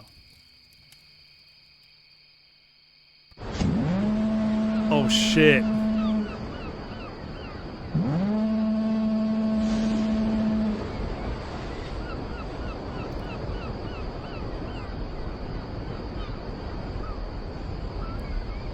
This is amazing.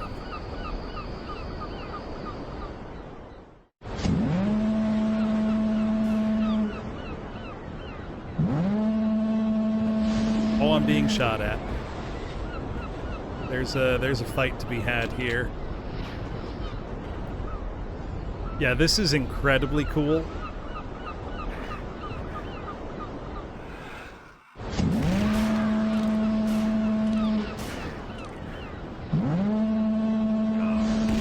Just the fact that there's pretty much only the overpowering sound of the lighthouse, and that it's our only light source besides the moon, strobing across the playfield. This is unbelievably cool.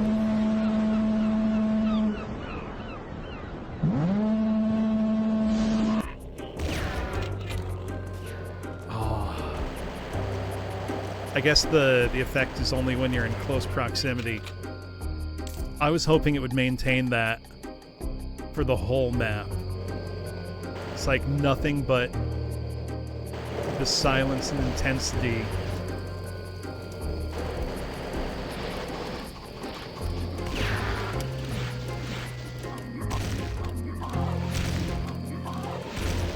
Still incredibly cool.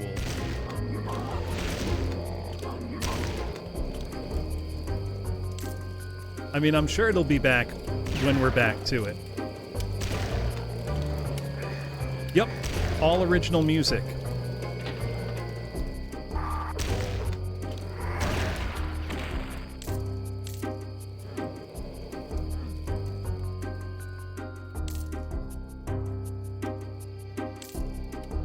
Yeah, no, every single map has had original music.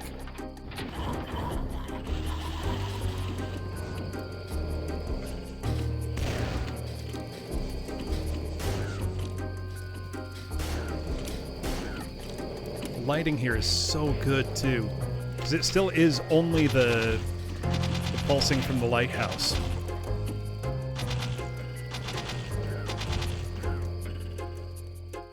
There's still one more over there. Where? Oh, maybe I got it. And just that moon.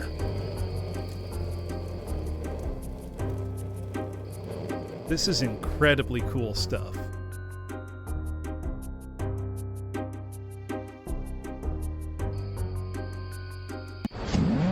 Okay, that's how I entered in. God, that's amazing, though.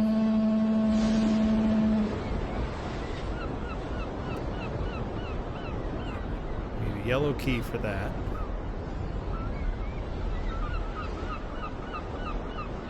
There are some imps, I assume, trying to get at me when I saw spinach. Spinach is your berserk.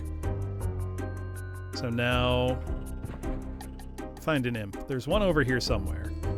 There we go. Just chopping like it's nothing.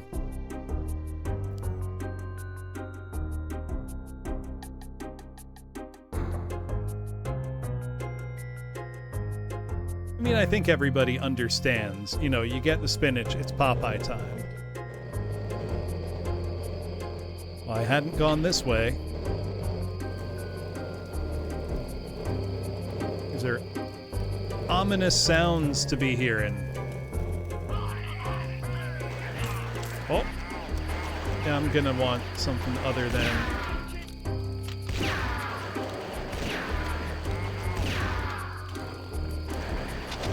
Gone poorly for me. Oh, hey, it's all the pinkies that I was hearing. Oh no, one got me. That doesn't usually happen.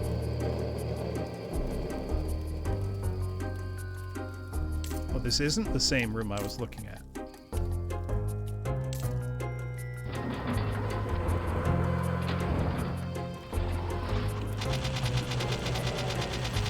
Unleash another big wave of monsters, though.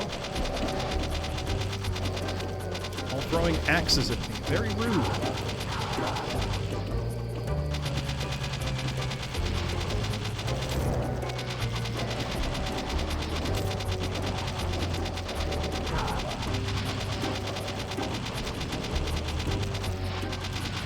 Ow, ow, ow. Let me up. I needed that rum.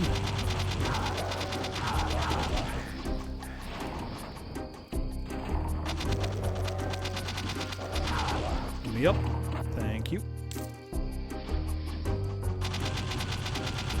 Probably shouldn't be wasting plasma like that.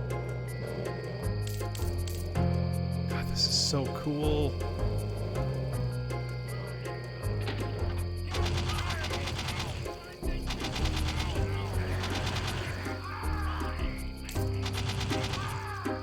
Alright, where's the flood of pinkies? There we go. I'm ready for him this time. Come here, you bastards. I love their little eye patch, their little hat. Little jeans.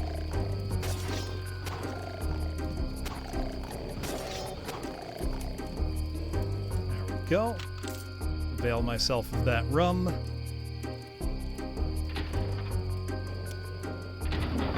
Let's get ourselves... Oh, there's a lot more of them still. We can finally get the cannon. Probably could have used for that other encounter, but, you know. Such is the way of things. We've got plenty of cannon ammo, too.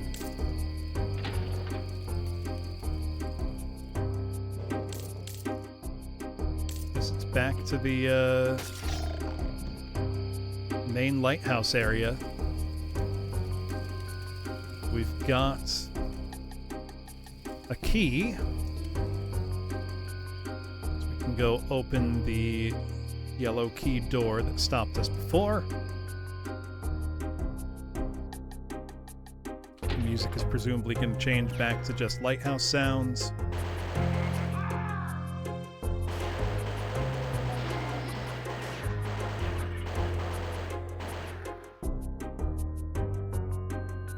How did someone make something this cool? Like, serious question. How do you conceive of this and then just make it happen?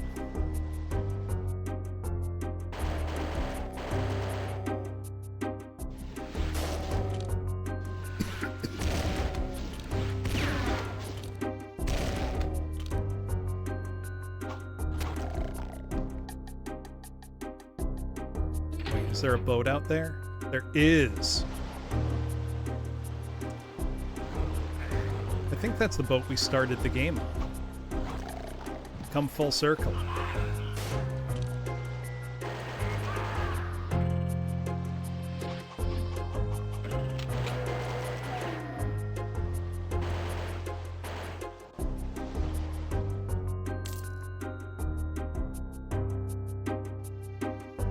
Wasn't an ominous looking skull or anything. I don't know how to feel about just being granted the BFG. God, that's so cool! Look at that.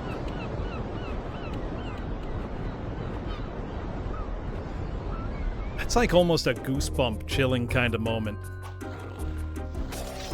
So do you want to know something crazy about how lighting works in Doom, Kenji? Doom does not have dynamic lighting. All lighting is essentially hand-painted. Meaning, like, all of these gradients for the lighting are done by hand. There's no, like, you know, source reflecting a light kind of thing going on.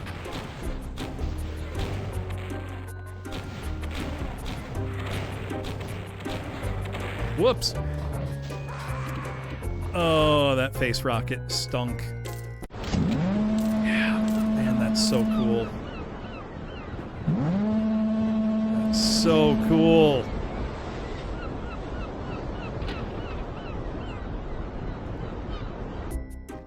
Oh, this is where I get the blue key. You know what? Let's start all of the fights at once.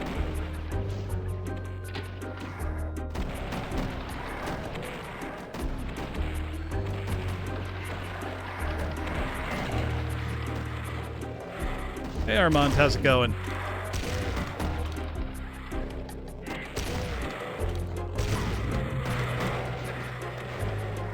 What were you up to?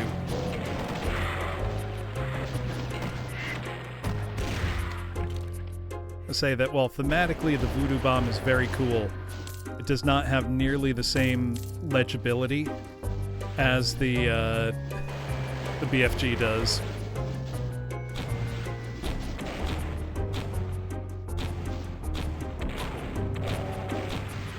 But it's a worthy sacrifice for how cool this is.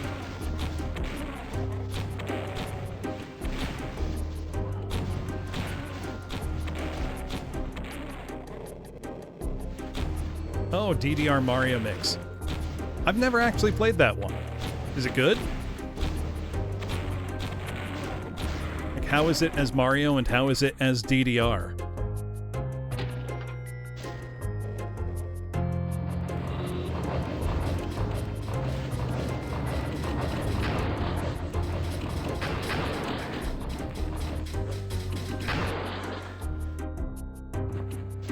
That was pretty cool. Not going to bother killing every little thing. So that was the Lighthouse Part 1. Entering the Lighthouse Part 2. There's only 55 enemies. Dead silent to begin. Apart from the rain. Now, how many of you have seen the film The Lighthouse?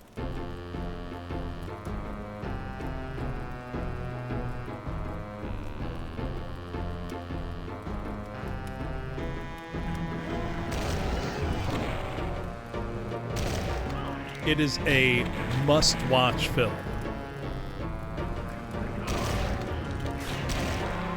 I'm also extremely glad to have seen it in theaters. Incredible.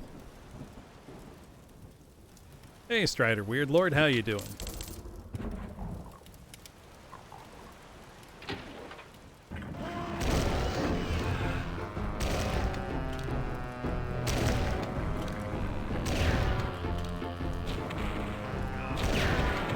Oh, that's not good. Hey, Shep, how's it going? Shout you out. What were you up to? Welcome on in, Raiders. If you don't know me, I'm Professor Bloom. I do a lot of singing, organize VTuber choir, play lots of retro games on real hardware, and lots of Doom 2 custom megawads. Tonight, I am playing the newly released Pirate Doom 2. Plutania. Oh, cool. I'm gonna have to check that out. I assume Final Doom themed. So look at the rain outside. Whoops. I was so caught up looking at how nice this is that,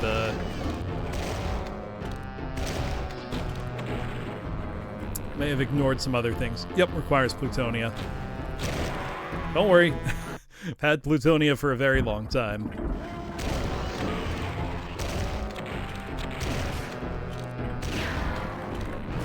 I sure have, Strider Weird Lord. Like a couple weeks after it came out. I was really surprised when it started kind of catching on with the non-Doom crowd. How many people were suddenly asking me about it.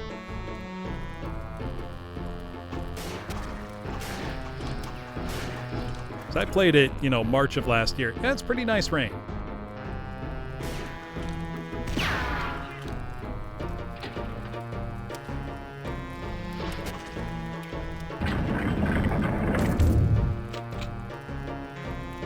Got a musket.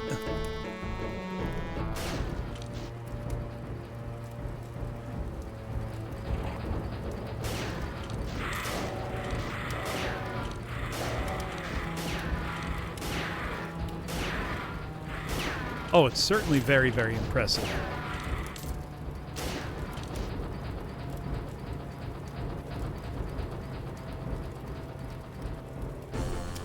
Oh, neat. The floors are labeled. That's very creative.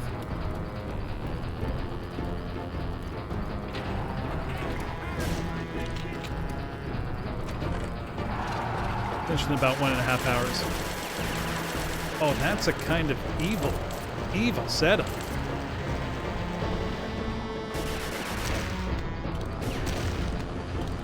Giving me a blur sphere and then putting me right with Spider Mama, who now can't really hit me very well, but still. Got peg legs.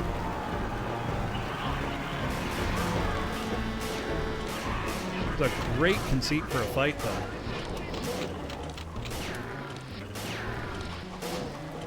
One thing I did notice, unfortunately, the musket reload animation. You're putting bullets into it instead of just lead balls. It's very, very heartbreaking. And I'm sure almost nobody noticed but me. It's also drawn a lot more like, you know, a Winchester repeating rifle. But again, it's probably not going to be a concern to 99% of people who play this. The animation to put a ball in probably would have been more work than it's worth.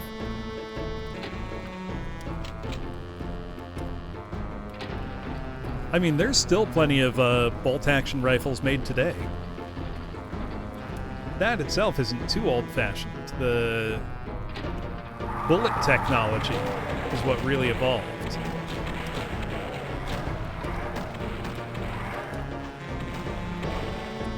Right. Sword fight, you and me, Revenants.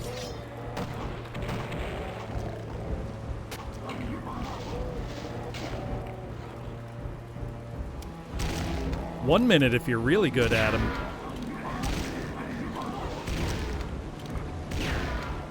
Could have done better, but that went all right. Well, the realistic load time for pirates was just taking out another gun. That's why you carried two. Pinksmees, it's too much of a reach, more than anything.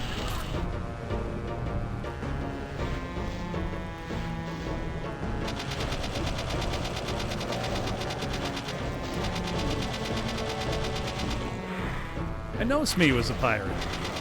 Just, it doesn't roll off the tongue.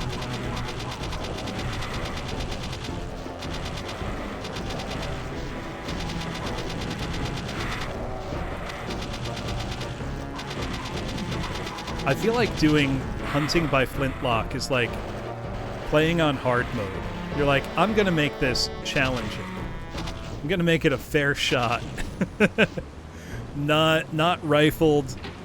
Ball shot. Yeah, Kuma Crusader. This just came out about a week ago. Oh, for sure. Flintlock still exists. I mean, black powder is still a viable, you know, type of ammunition. There is one of those, Strider Weirdlord. It's called Simon's Destiny. Came out several years ago. You should look it up. It's good.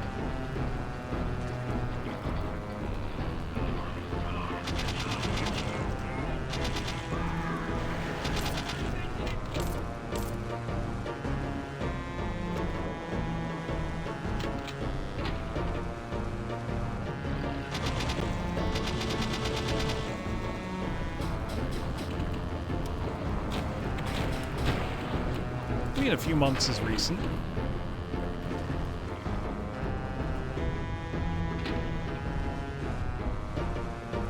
Let's keep going up. This is so cool. Just gradually going up this nightmarish lighthouse.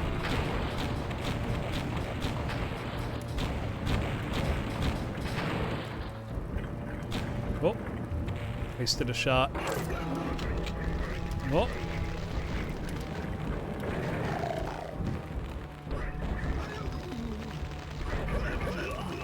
Got him.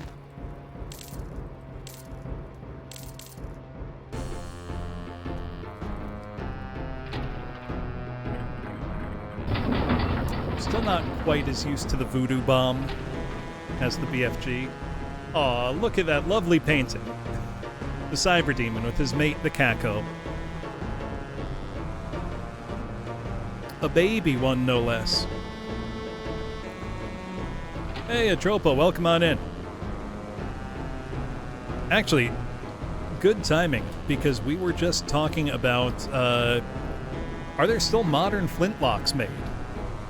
So I'm pretty sure there are. Also, prepare to be blinded by the light. Oh. Oh, this is so cool. We are in a lighthouse.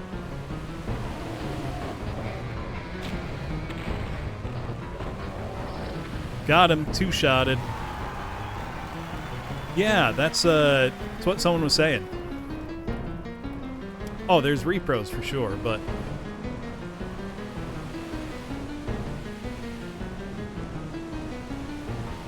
I figured if anyone would know, you would. Leaving a lighthouse to a ghost ship in the sky. This is unbelievably cool. That's what it sounds like. I think it's supposed to be Deuce. That was amazing.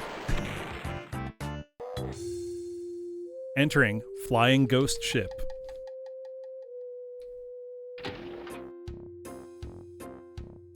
This is cool as hell. Also, Raiders, this is Pirate Doom 2, which just came out about a week ago.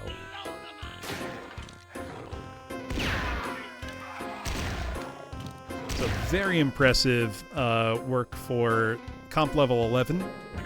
So MBF compatibility.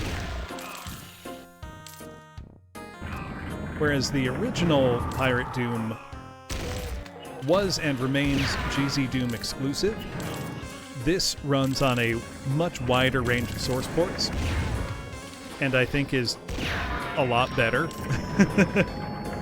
Granted, that's just more to my taste. This has been excellent thus far.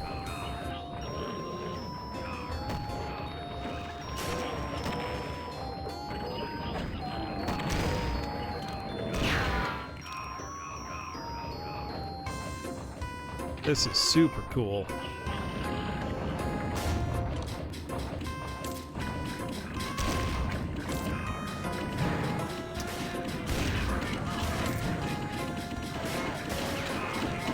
Oh, no, that's no good. Godless Knight, that was the name. The song is not I Am Number One. Actually, pretty much all the music for this is original new compositions. Pretty neat.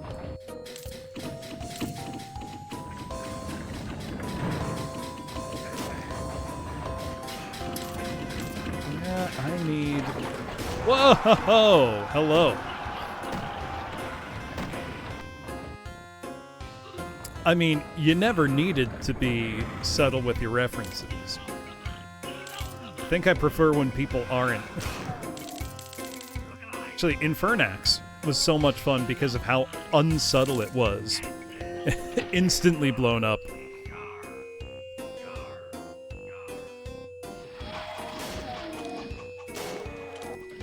You should have died. There we go.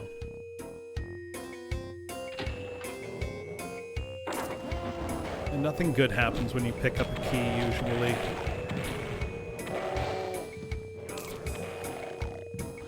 I also do not really have the weaponry suitable for killing that right now. Unless I picked up a cannon when I wasn't looking. I didn't.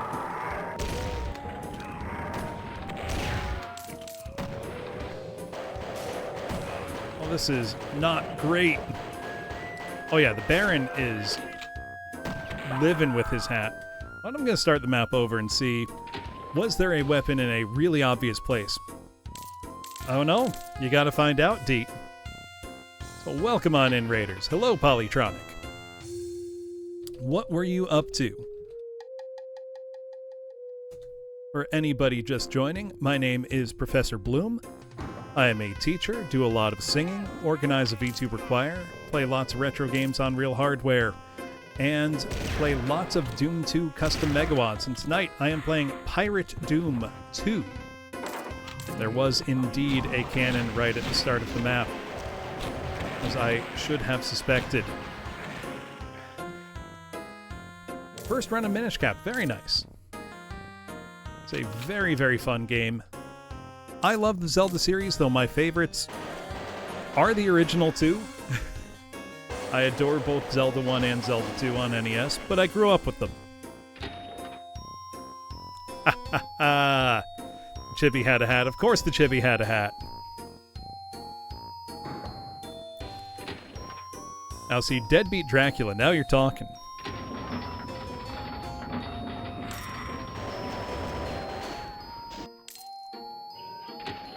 Alright, now we're going to be in much better shape. Because turns out I was just playing the map without a key weapon.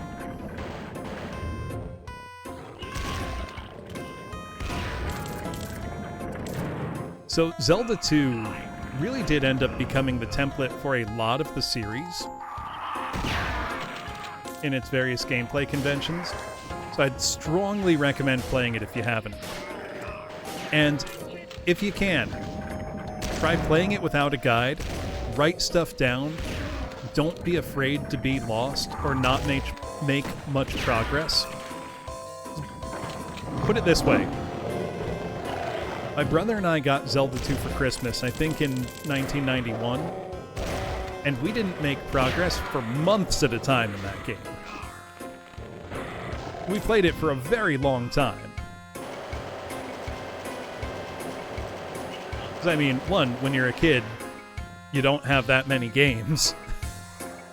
But also, it's fun to play even when you're lost. So I have not played the Zelda CDI titles. I don't have a CDI, and I'm unlikely to get one. Yeah, bust out the notebook. Write down your maps. I still have the map of the original Zelda that my dad and I filled out together.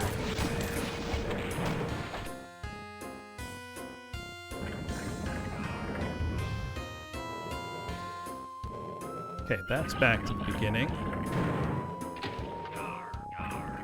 I did nearly buy a CDI once in what I can only describe as a moment of weakness. I didn't buy one. So the thing is, the Philips CDI is very expensive. Like, to this day, and it always was. Because it was not really a games console. It was a piece of home, entertainment media, like part of a high-end stereo system. It's really the goal of the CDI was never to be a games console. It was always intended as a way to bring CD-ROMs into the home. Because back in, 1991, a CD-ROM drive for a home computer could cost thousands of dollars. They were not common. I can remember my family upgraded our home computer to have a CD-ROM drive in 1993, which is really when most households kind of start adopting them, because they had come down in price a bit, and there were bundles that would get you, a CD-ROM drive, a copy of Myst, and a copy of The Seventh Guest. Like, it would come with some software.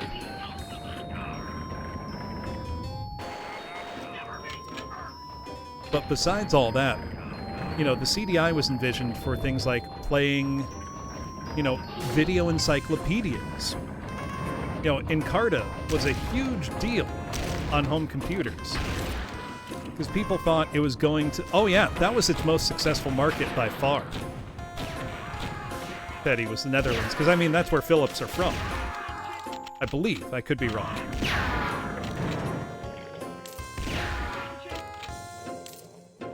But yeah, exactly. It was meant for, edutainment purposes.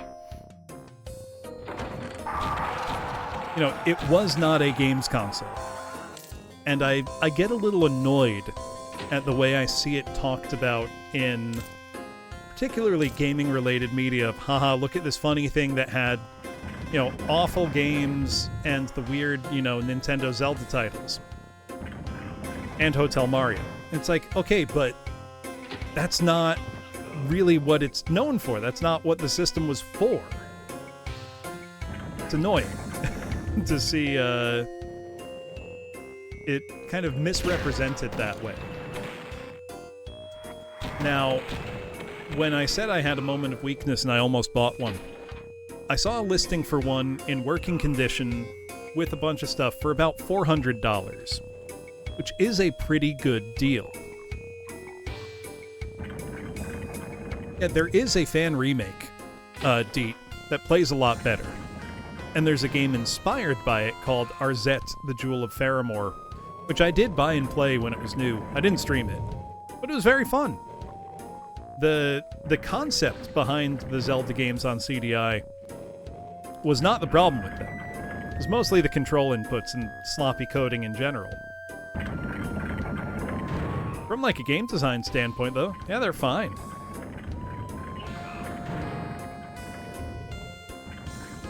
Yeah, well, that wasn't the only controller. Also, hello, Dr. Dreads. What were you up to? How is the Zelda total conversion? Because I've considered checking that out. What were you up to? Can I make a sneaky jump that way? No.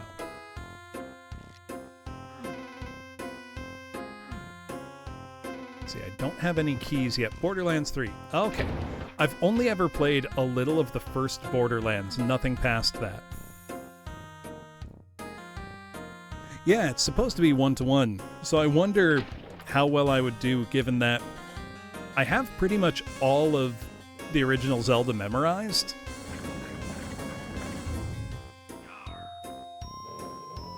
Exactly, Petty.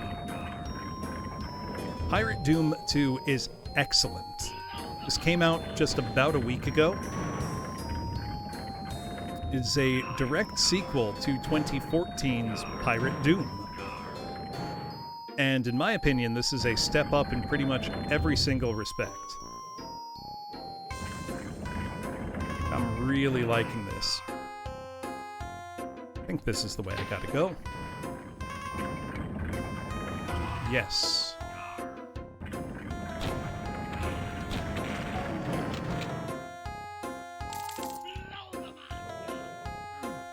One, this is just more in line with my tastes for what I like out of my Doom, but I think the level design's way stronger than the first one.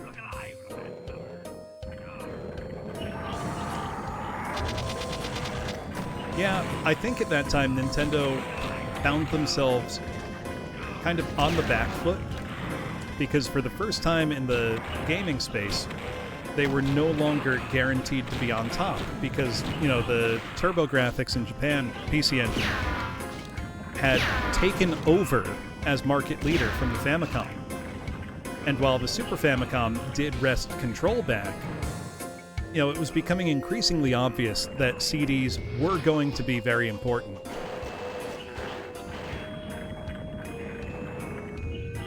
And it meant that, you know, they panicked a little bit.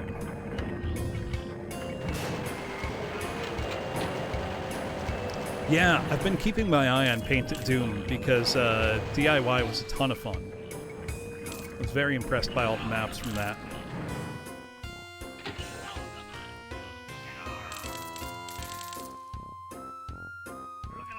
But you know, I suppose we should be thankful for Nintendo's kind of indecisiveness around the CD format in the 90s. It meant that we got the PlayStation out of it, you know?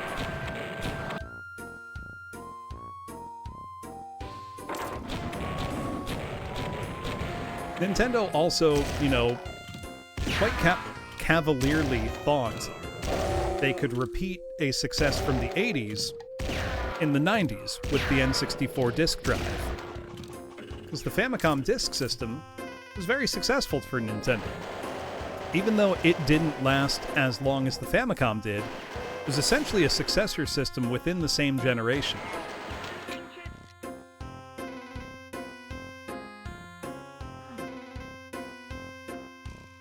And I know there's a lot of, you know, discourse online about where, you know, the N64 went wrong.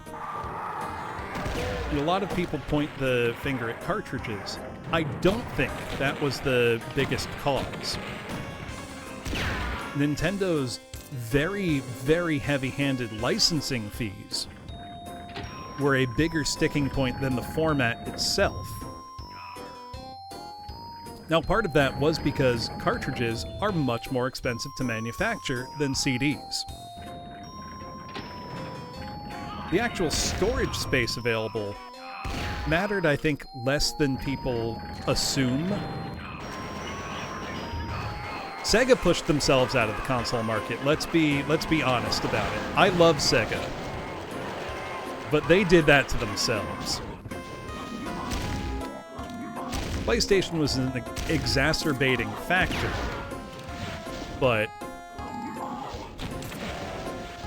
yeah, basically Nintendo's behavior as a corporate entity did a lot to alienate developers from them.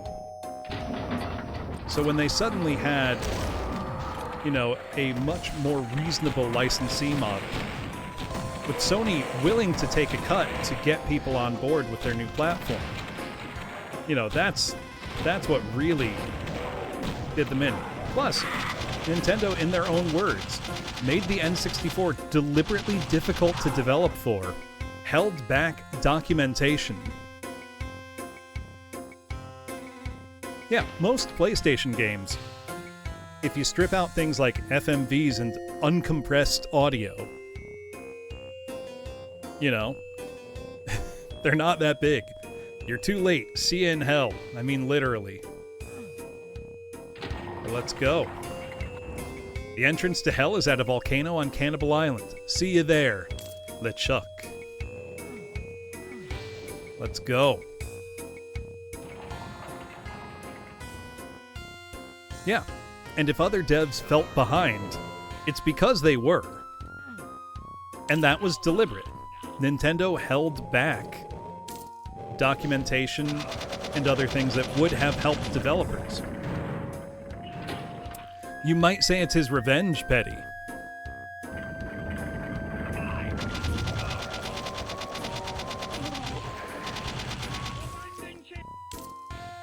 Gasp. Why did they do that? Hubris, mostly. American Pineapple. Very outdated forms of business thinking. Thinking, let's keep doing what we did that was successful in the 80s.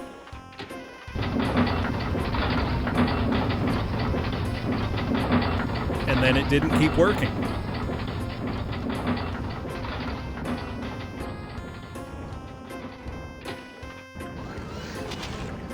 Oh, wait. Eat voodoo.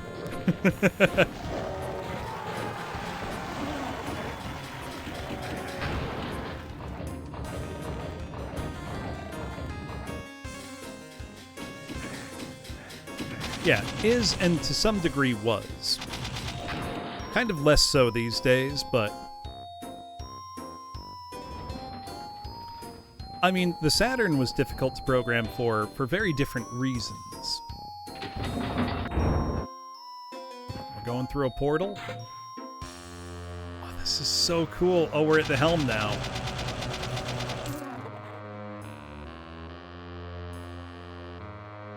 This is amazing.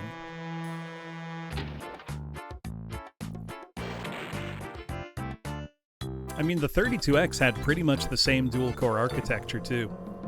Entering Cannibal Island. Alright, the gateway to hell is in that volcano. So let's go. Yeah, nobody made 32X games either. The statue's missing its head. Let's go find the statue's head.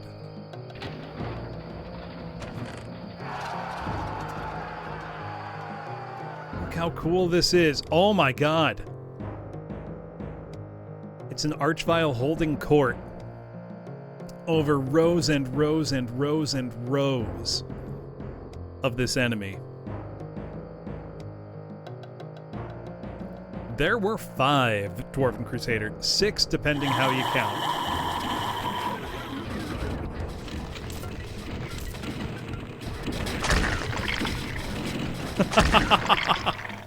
This is wild.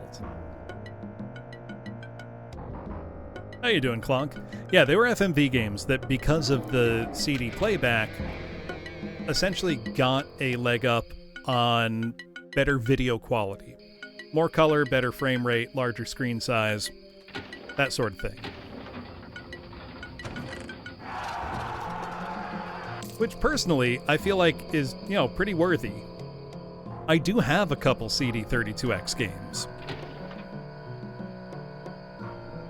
I'll stream them eventually, because I will be hooking up both my Sega CD and my Sega 32X for the Mega Golf Games stream that is coming on May 11th. That is the date I have settled on.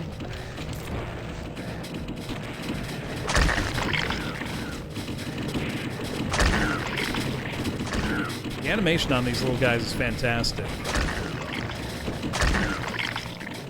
Boy, they're dangerous. I feel like I could have used my voodoo bombs a little better there. Or I wonder, can we free Mr. Cyberdemon? Danger, do not open cage. We totally can. Why did I do any of that?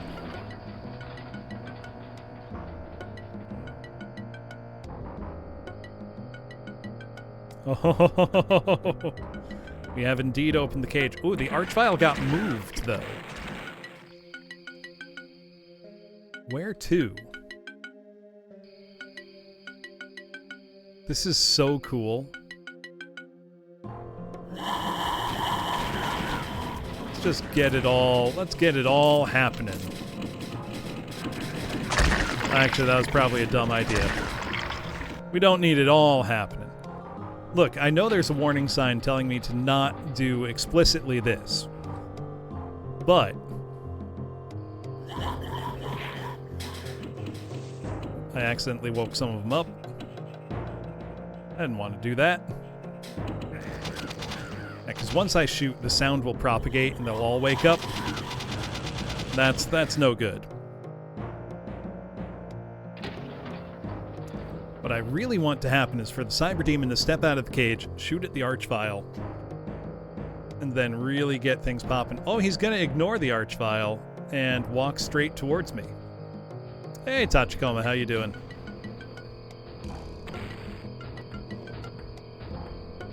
I've got an interesting dilemma here.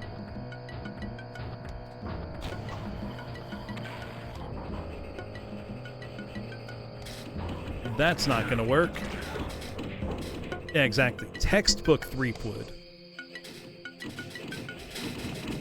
We're going to beat LeChuck. How else are we going to do it? That is definitely not gonna be the way. Maybe if I get a little more aggressive with it. What I really need, is this.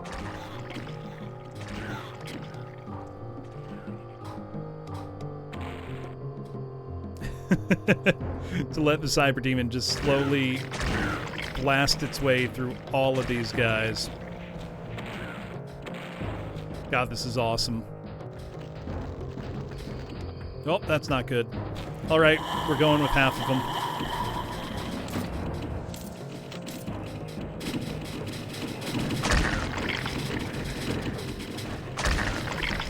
And kill the Archvile. Okay. Now we can circle strafe a bit and then take care of the Cyber after. God, this is awesome.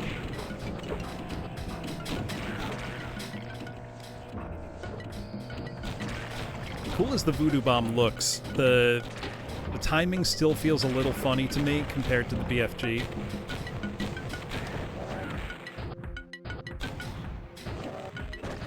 Just having a different visual feedback. Oh, I adore that applause. That's so good.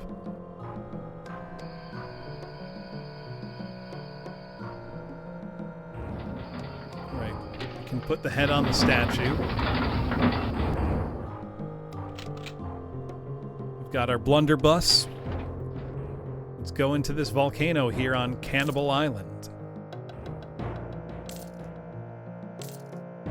So that's where the entrance to hell is, and that's where LeChuck is waiting for us. So said the text in the last level.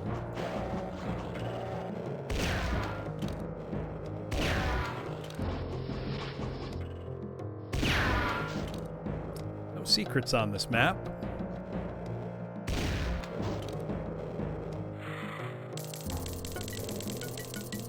I wonder how worth it is to do a full circuit here. Answer appears to be not very. Oh, that might make it worth it. Our anti-lava boots. Let's go get those specifically.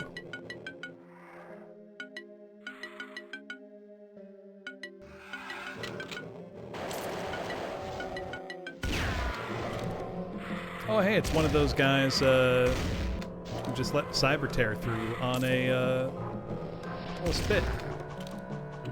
That's nice. I fell down too soon.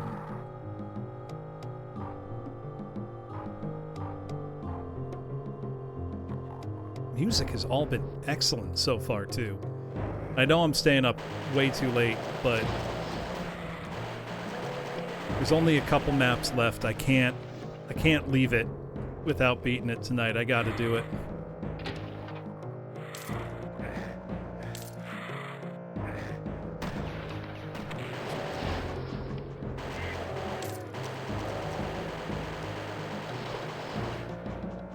Well, I kind of want to just run. Like, that feels like the move. Just ignore as much as I can and get to the top.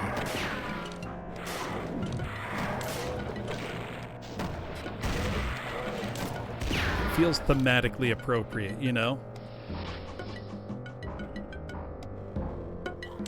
Making a mad dash for it.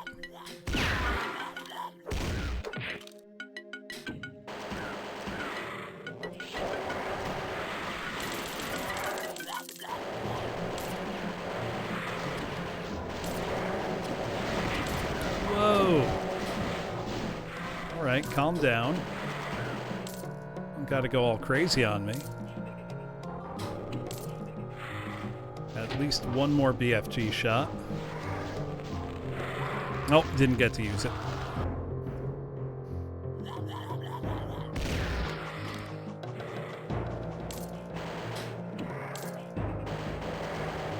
Probably should be, you know, fighting my way up much more deliberately. But I gotta say, going into Mad Dash is, like, pretty fun. It's hard not to want to. Okay, I thought I saw a switch for a split second, but I did not. However, the Revenant's down there. Yeah, the Pain Elementals might make it a bad time. Let me hop down a couple layers. Oh, hold on. Try that again. I almost landed on the boots I want. And I do want those boots.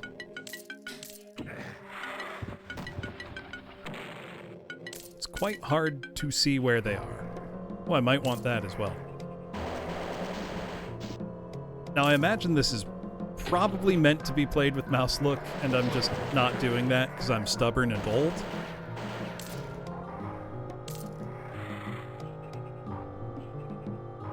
I can probably make do without, right? I have up to this point. Though I do remember when I played the original Pirate Doom back in, 2014 or whenever, I actually just refused to use mouse look until the final boss fight with LeChuck more or less necessitates it. But I do not think that will be the case this time. I think this one is made much more with crusty old farts like me in mind. So I could definitely use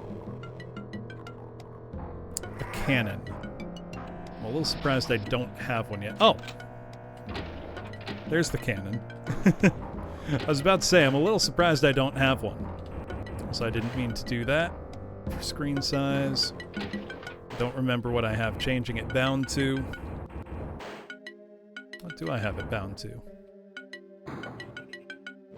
Minus? There we go.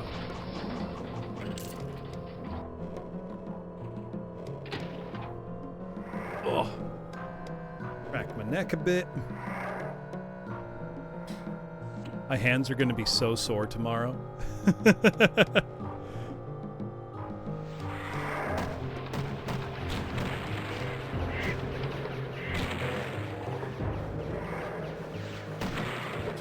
was going to say carpal tunnel got hands, but I don't know if that's the right phrasing for that.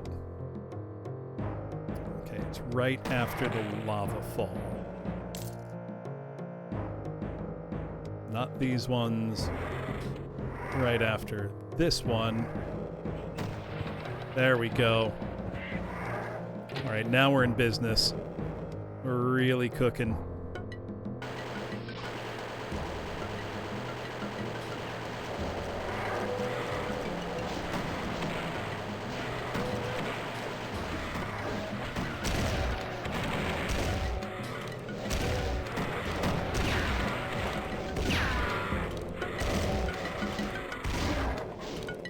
Yeah, I'm a healthy boy right now.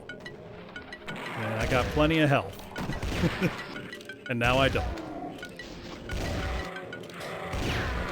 I love the little, like, beard the pain elementals have. It's so cute.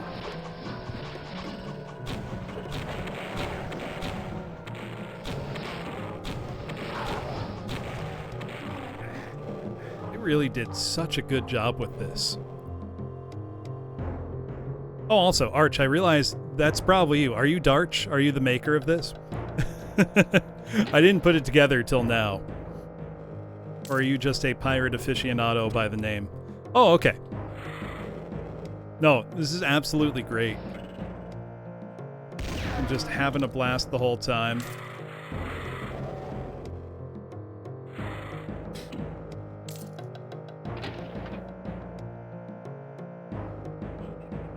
How long were you working on this, if you don't mind my asking? This was, I mean, it's been kind of the year of unannounced sequels. So I don't think you had made any kind of public announcement about this, had you?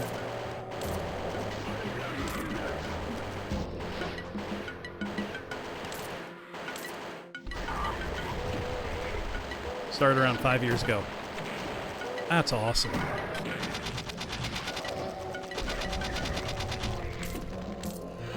Don't burn me, Archie.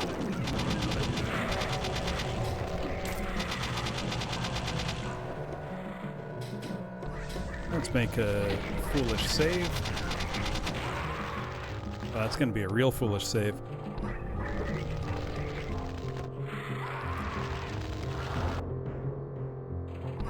Oh, I'm sorry to hear that, Aaron. Hope she recovers soon.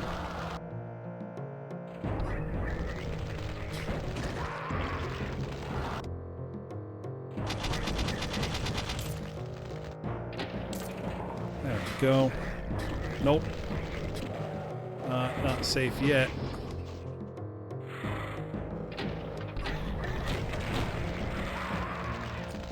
Ooh.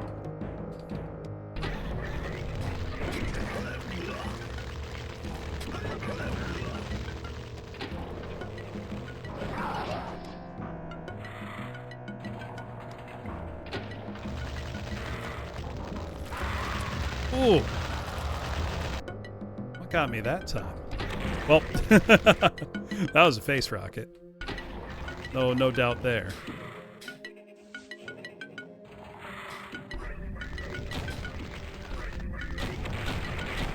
Oh, no RNG to help me. Because they're voodoo bombs, Aaron. It's the BFG. I really love the sound of the grog spitter.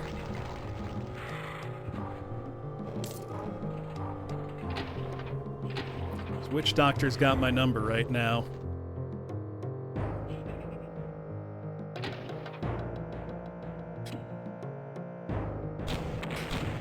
Whoops.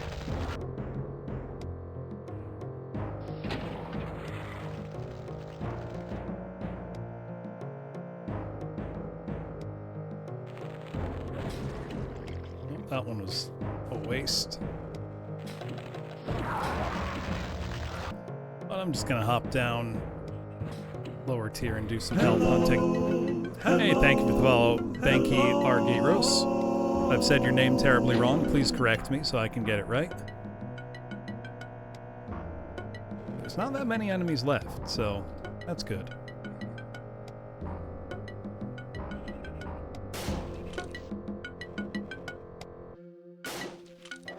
See some health right here.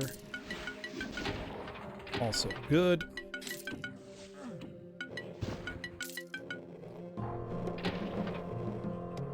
I'll shamelessly save scum my way up this mountain.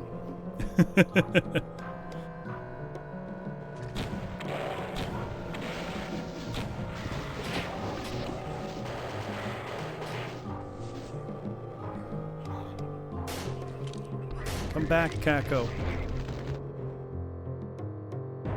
We miss you. One bullet will probably do that Kako in.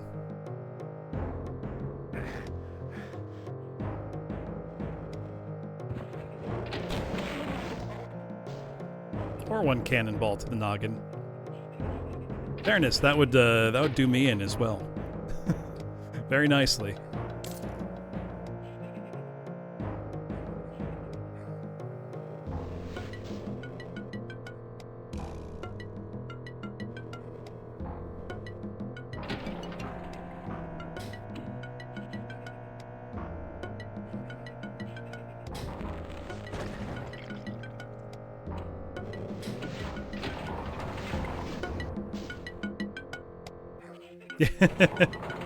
That scene in The Patriot stuck with me so much.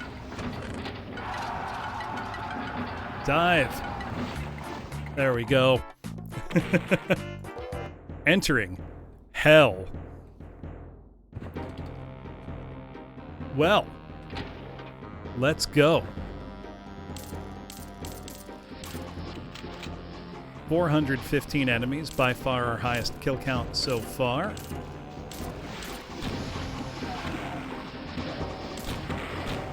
Hell's rather handsome looking. Oh, the lava hurts though.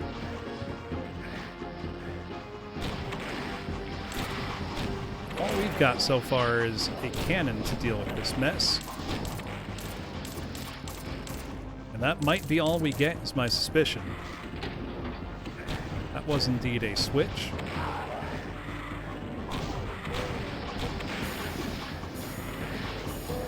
I mean, there may well be Archvile shenanigans at some point.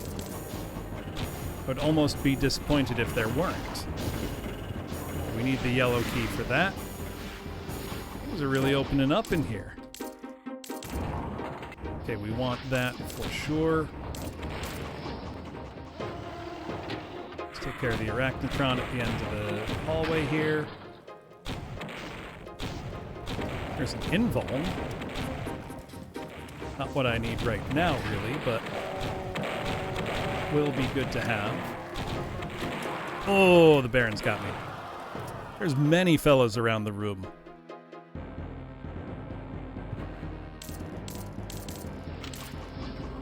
Yeah, it really does just look like it's going to be get some cannonballs and go nuts.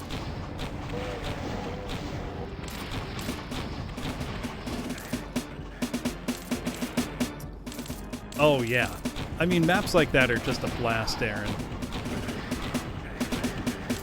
The incredible set piece in the super secret map of Eternity 2.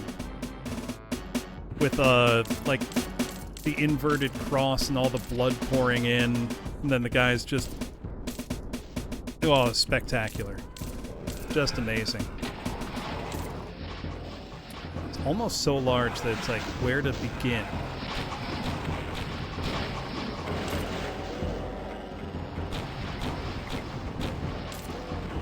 Yeah, making up for Eternity Map 31. Eternity 2 completely blew me away. One, because we didn't know it was coming out. It's just I remember it was because it was Doom's 30th anniversary. So it's like, oh yeah, Sigil 2. Then I looked on Doom World, and it's like, oh, and by the way, Ev Eternity 2 just came out. It's like, say what now? What just came out?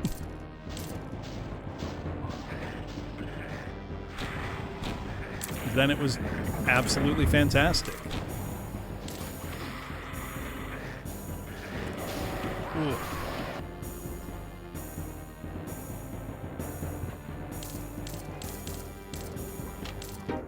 I know I was just saying, I gotta beat this tonight because there's only a handful of maps left. But I'm realizing it's almost 1 a.m. I am feeling every bit of it in my wrist.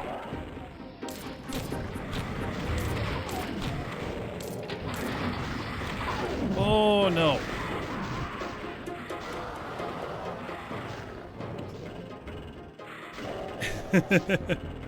Watch them all be super long. I just wouldn't be able to do that, Mr. J. Or it'd mean I'd have to, you know, call in sick tomorrow. I don't want to do that. It's deceptive.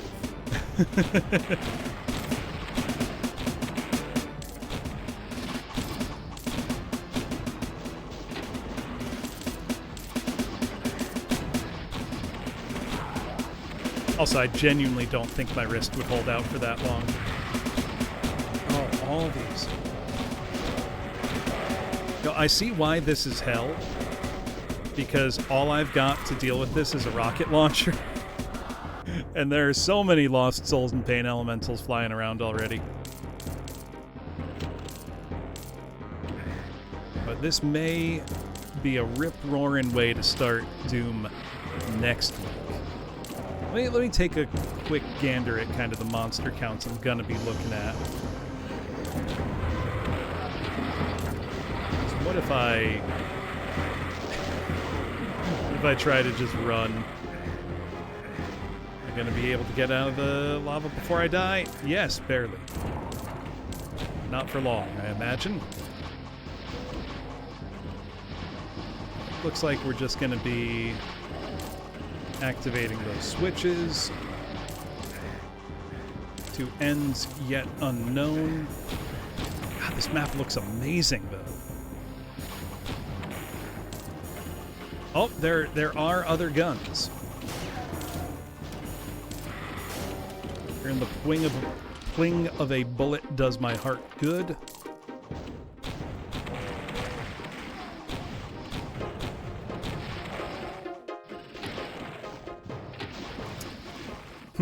I do not think Yorkshire puddings count as pancakes because the definition of pancake is quite literally in the name of it.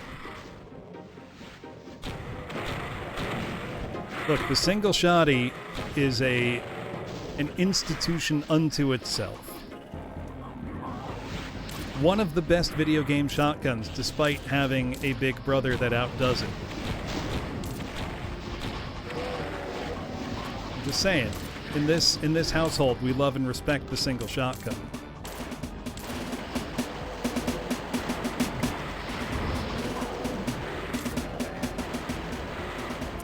Yeah, cupcakes would be a much more accurate descriptor.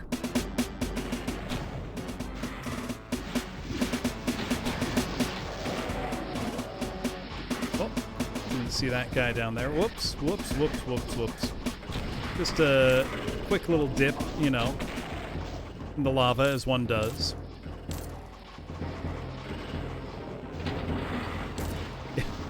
That's true. With this many enemies on screen, it's not, you know, exactly lighting the world on fire. Oh, look, there's a blunderbuss. Level up our shrapnel game. Oh, God.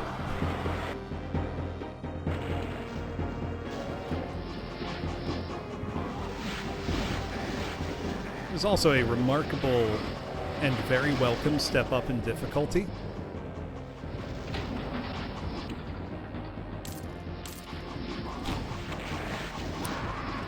Ooh. Both of my wrists are beginning to lock up. I should probably stop. 'Cause I may need to go to bed with a wrist brace on tonight. if I'm not careful. Although it does seem like there are ample resources. I probably wanted the flame retardant boots for that.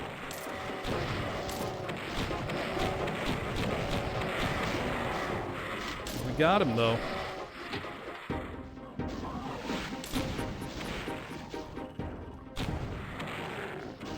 The scale of this map is also, like, a little mind-boggling. It's huge.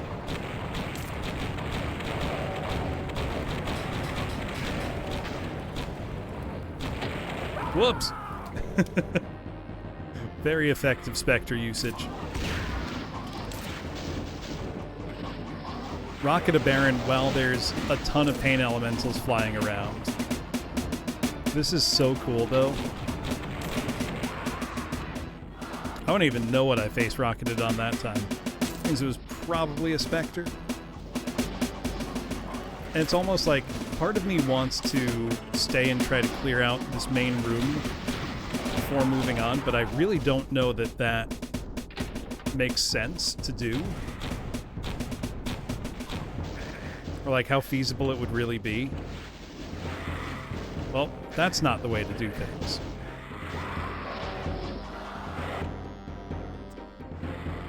So the sound of like an audience going like, "Aw," after you die is so funny.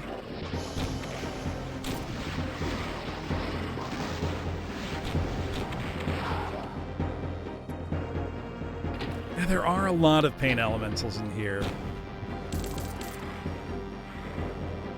That is almost never good.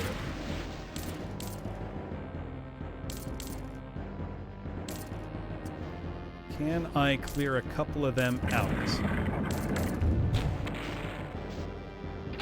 That just... Nope, that didn't spawn in more. Feared it might have. How many are there? See one up there. I do not have a lost soul limit turned on. If I did, we would have hit it already, I think.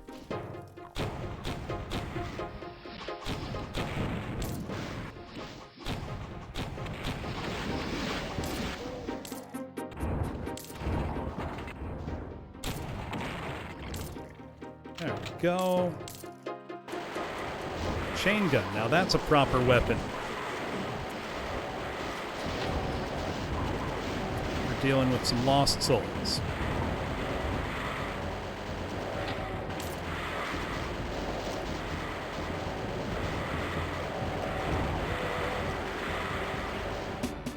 Oof.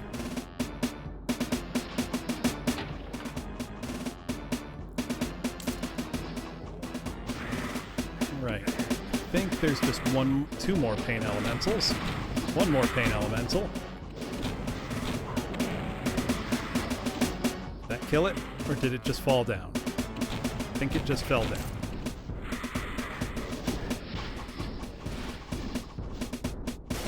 The number of these lads is simply staggering.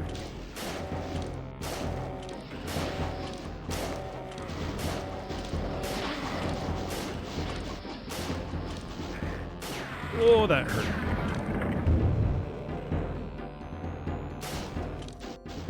Oh. I thought I had dodged past that. Oh well.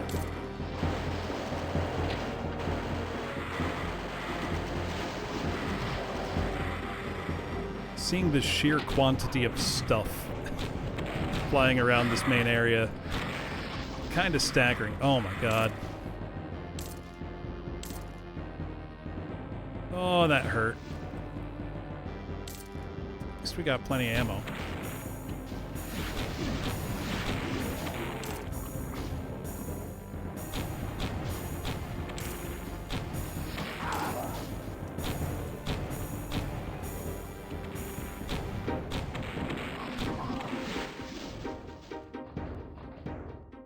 Give me that tasty, tasty wine. It's got to be good, otherwise why would the pirates be drinking it all the time? Wouldn't make any sense. Who would ever drink something that tastes bad on purpose? I tell you.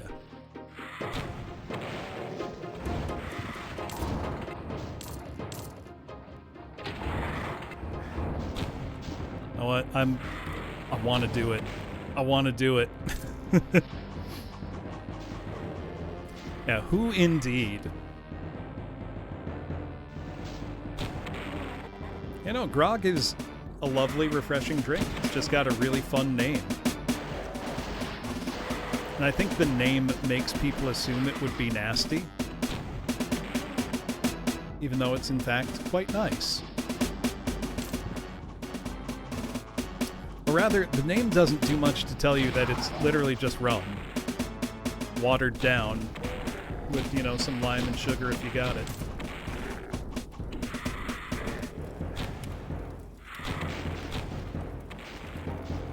All right. This room is almost cleared out. For now. I'm sure it won't stay that way.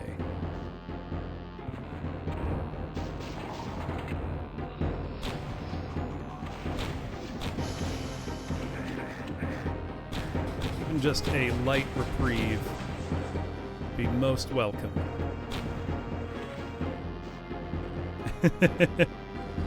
What I'm saying, grog's got a bad reputation. You know what? There's another foodstuff that starts with GR that has earned an unfortunate, I think, unfair reputation. Which is, that's right, I'm going to go to bat for gruel. It's just oatmeal. It's just thin oatmeal. Yes, another gruel rant. It's good for you. And tastes nice. It's just associated with hard labor. Because in, you know, workhouses and poorhouses, you had to work for your food. And so the labor was grueling. Quite literally. Gruel was a nutritious food.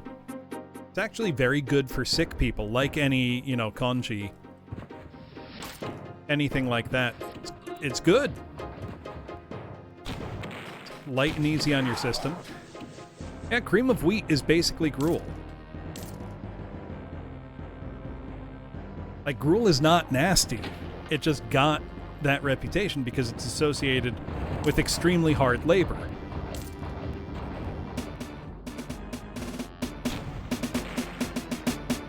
Yeah. I mean, I have oatmeal for breakfast almost every morning. It's kind of like a gruel. There's a similar Korean chicken soup that I very much would recommend, Aaron, for any kind of sickness.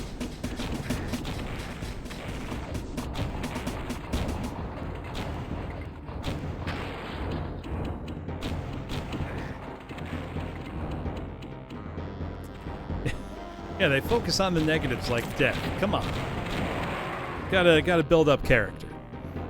No, it's just the food stuff by itself. There's nothing, you know, awful about gruel unless you really hate oats, I guess. In which case, what's wrong with you? It's good. It's tasty, wholesome food. All right, let's go. Kind of taking on our first actual room here.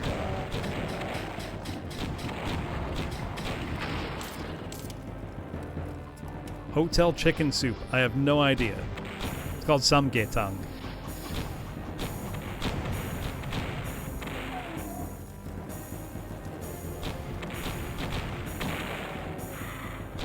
Look it up. Samgyetang. Very good.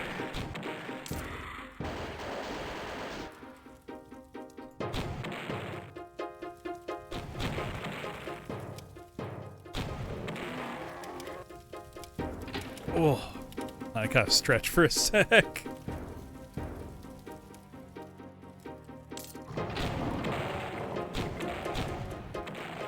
Spectres are why I was face rocketing before. You get off surviving a rocket, Spectre. You're not meant for that.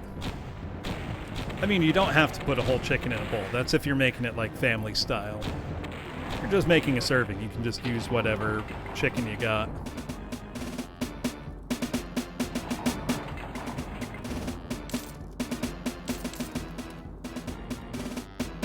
All these blades and stuff look so cool. decoration is very on point.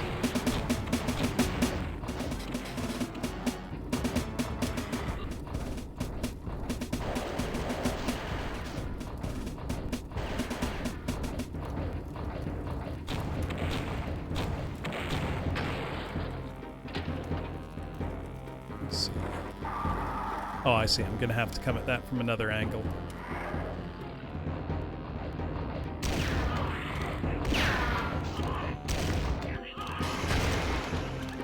Whoa!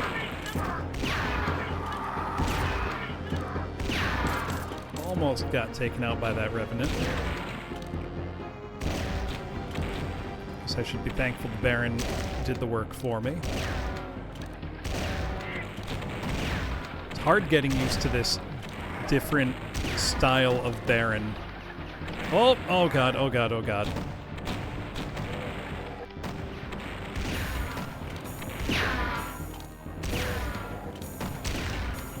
Oh, that was close. Have a good one, D.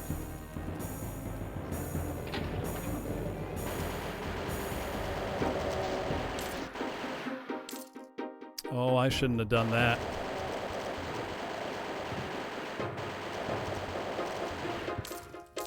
I love that every culture around the world basically has the, like, you don't feel good, so here's chicken soup. You know? But it's just kind of a universal. You don't feel good, so have hot bird tea.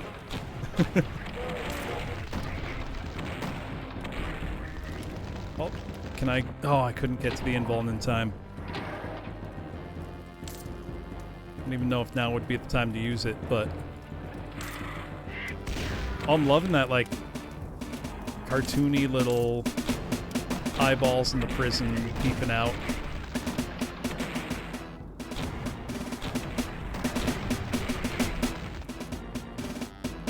Alright, let's deal with the Voodoo Archie up top. I think I got it. I did.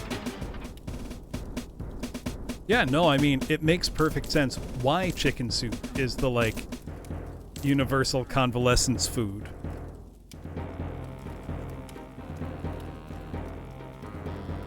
Just think it's nice, you know? Like, if you ever met somebody and you didn't have a language in common, you could hand them a bowl of some kind of chicken soup, and I think they'd understand. Do you know what I mean?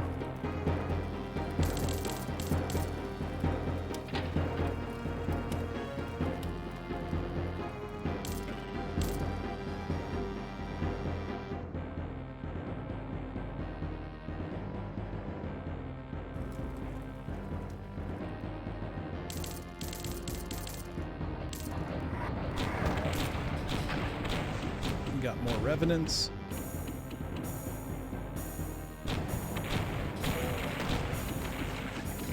Dealt with. Oh, that was nice.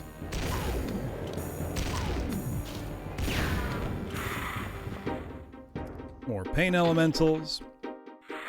Yeah. Well, you just gotta smile and hand them a Vegemite sandwich.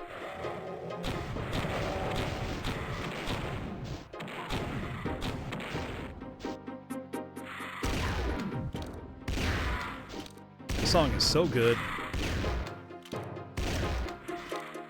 One of those ones that just makes me smile. So I realized because I mentioned song, I gotta turn off karaoke because it's 1 a.m. I don't want to be a bad neighbor. There we go. Wanted to get that before I forgot.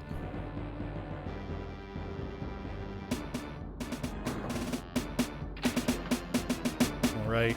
Low HP, but that doesn't matter.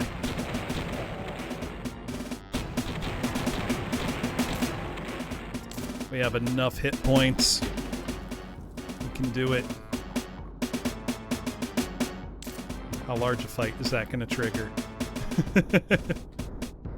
None. Or very minimal. Neat.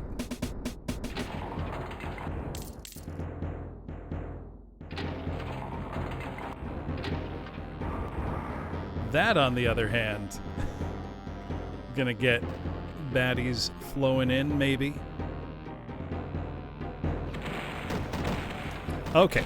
Yeah, because it doesn't translate to that. I was wondering where you got that from.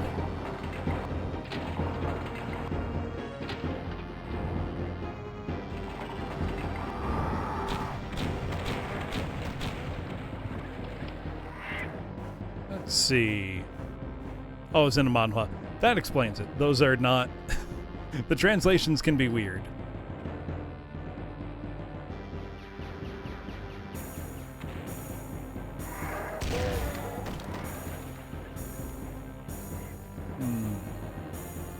No, I might not have left any health up here. That's a bummer. It's not going to be great for me.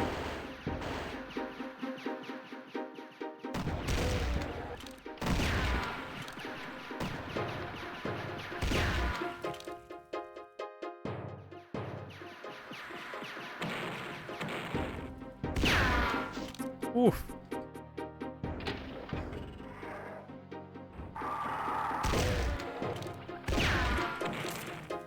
There's some health. Oh, thank goodness. We really needed that.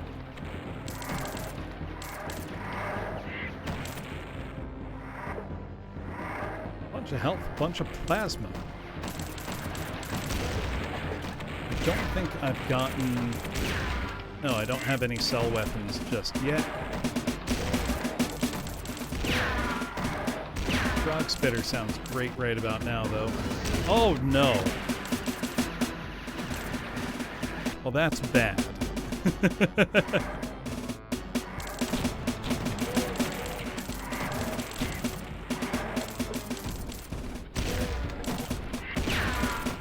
Let's not deal with that just yet, if I can help it. Oh, I don't know that I can help it. Well. Well. Okay.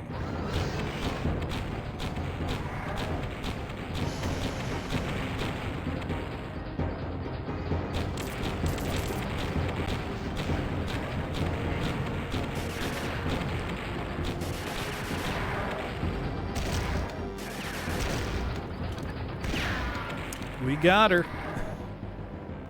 Barely, but we did.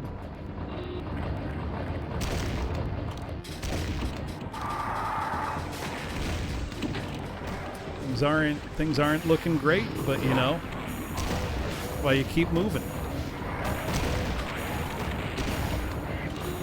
You know, keep on trucking.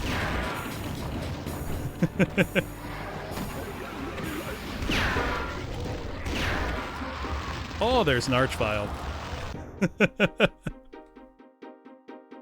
Well, that's great.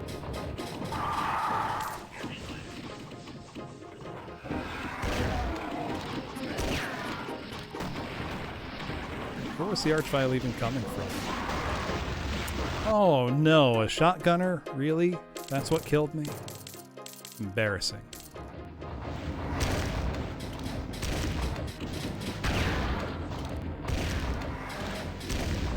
Sound design in this is so good.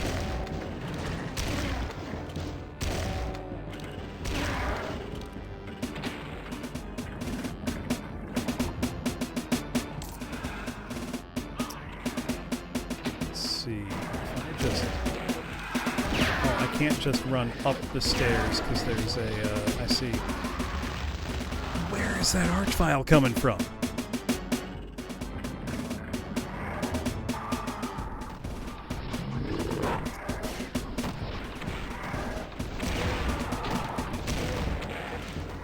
Feeling I may have backed myself into a corner here. And I might just want to restart a different night. It is getting on past 1 in the morning, and I am giving myself an RSI.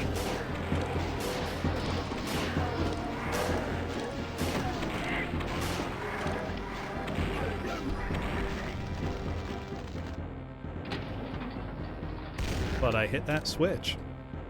Oh, it's lowering the whole... Oh, I gotta see this, though. Oh. Oh, the Archie followed me. Of course the Archie followed me.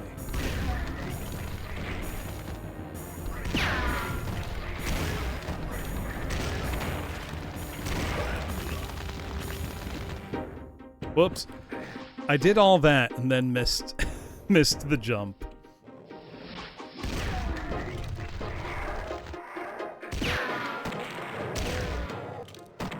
Oh, and I see a real we're so back moment brewing. I've gotta try something.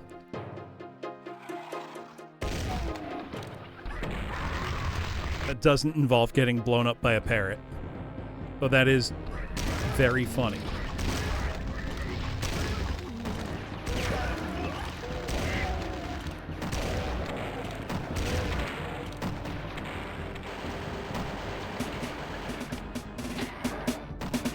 We're so back. We're so back.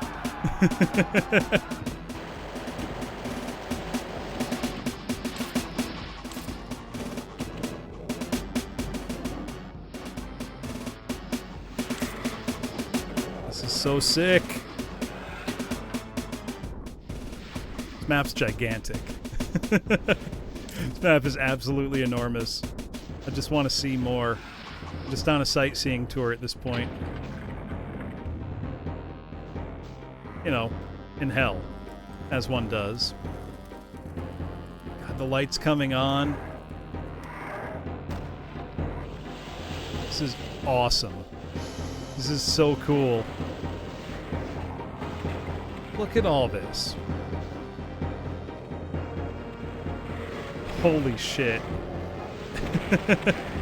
It's a pit of hell out of which so much stuff is happening.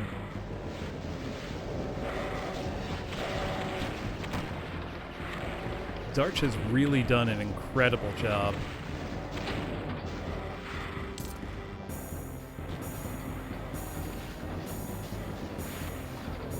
That said, I'm gonna kind of run like a coward.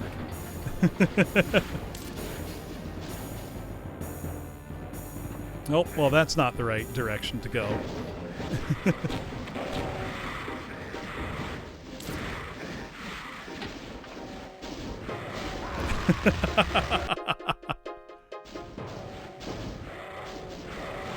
I'm 100% trapped like a rat, running for my life.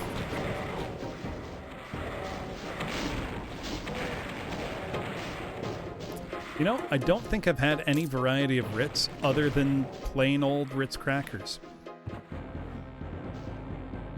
Don't think I've ever had one of those fancy flavors.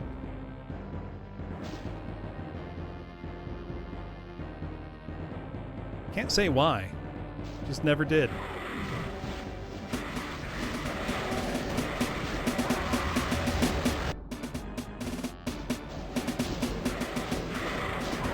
Is there an avenue in which I can sneak through? Cracker sandwiches. Thinking about it, the only Ritz product I've ever had is just regular Ritz crackers.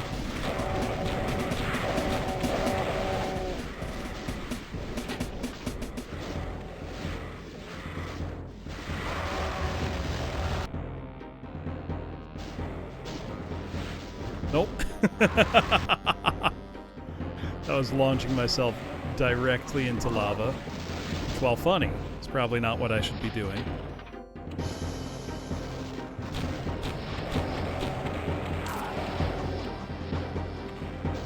Oh!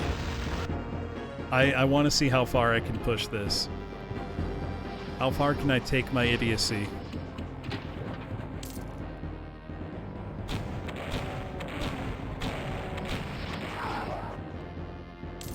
The answer is probably, like, really far.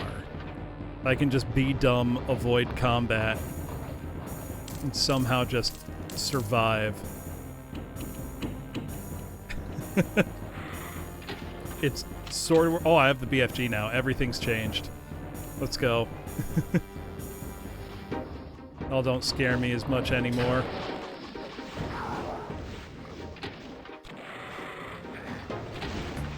Hey! I made it out of hell. through cowardice. Well, if I'm on map 28, it's LeChuck's Tower. Oh, and there he is, the man himself.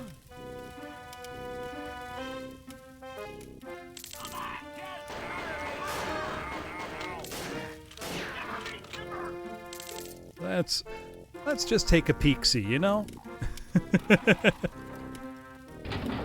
I'm so close after that.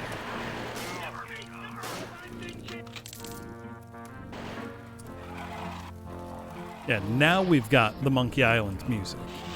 Oh! Oh, that was funny. Shh, that's the goal, Petty.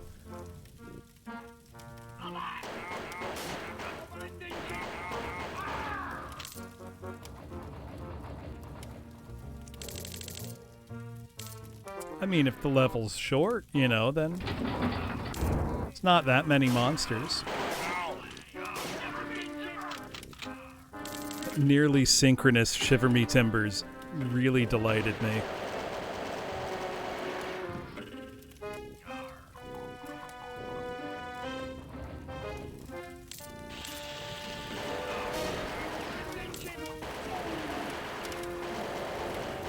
So the detailing in here is superb.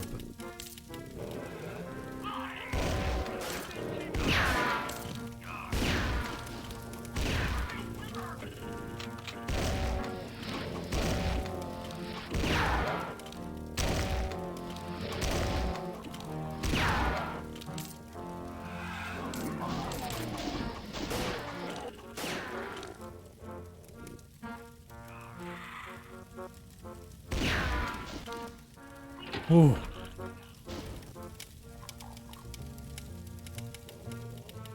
It's also kind of nice that LeChuck is our enemy again, you know? It's comforting. Also, seeing his open grave in an earlier level was a genuine, like, A+ level of, I mean, obvious foreshadowing, but still. Pretty sweet. Incredibly, I have survived that. I did not deserve to.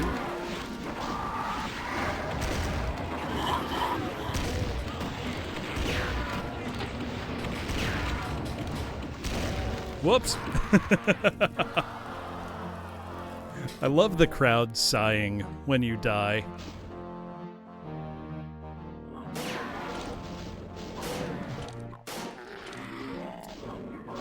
It's like I'm playing for an audience.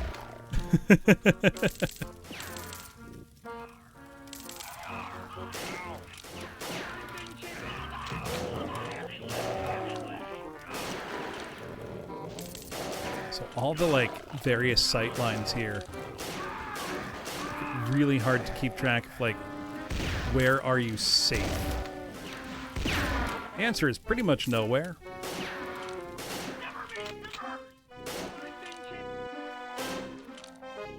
Makes for a very exciting map.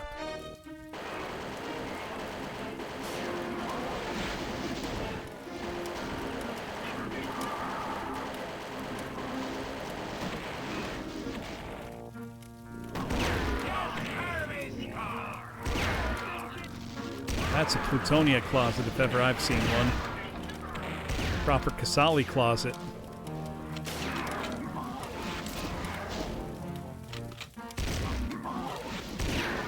Ooh, that was sloppy of me.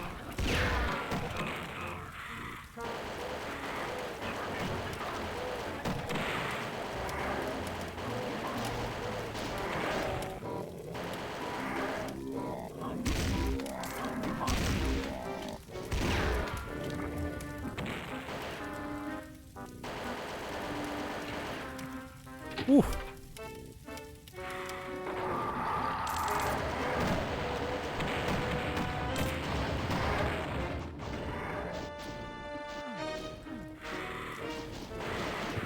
Did I miss an obvious weapon somewhere like I did last time? No, but I need to kill this pain elemental right now. before it becomes a problem.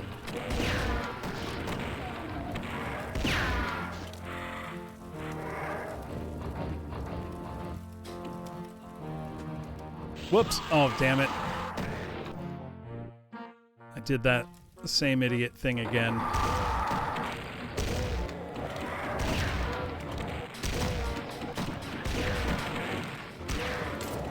Oh, dear.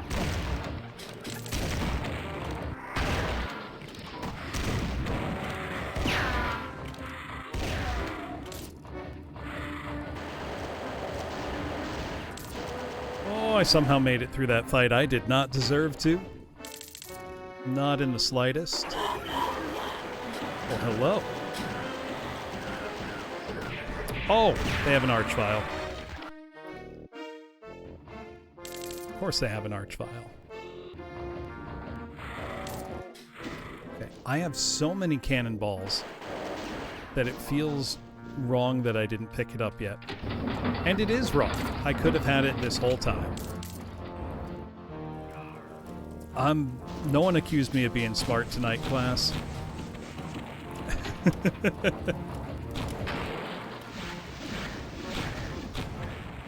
Know what? That's good, though. That means I can 100% beat this level.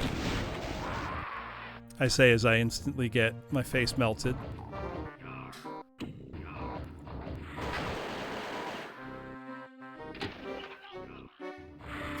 So you would like a Shakespearean insult, Hardcore Hunter. I can do that. Give me just a moment. You are a goatish, mammering popinjay.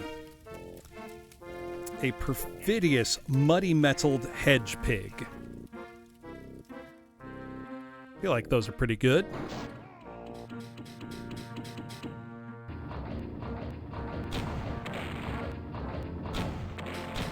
I feel like hedge pig is a really good insult. I can't tell you why, it just feels right, you know?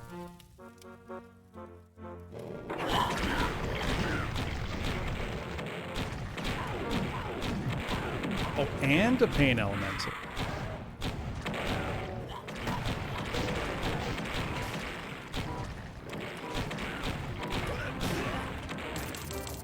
There we go. Whoa. Like the monster closet.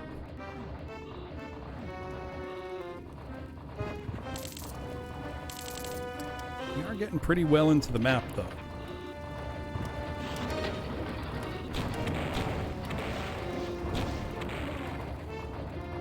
I can do this, finally.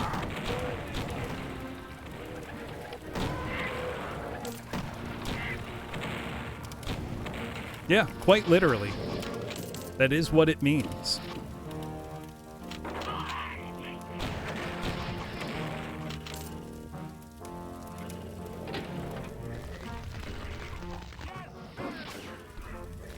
Okay, where is that archvile?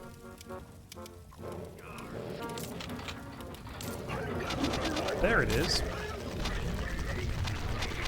Nuh-uh. Oh, come on. No stun RNG at all.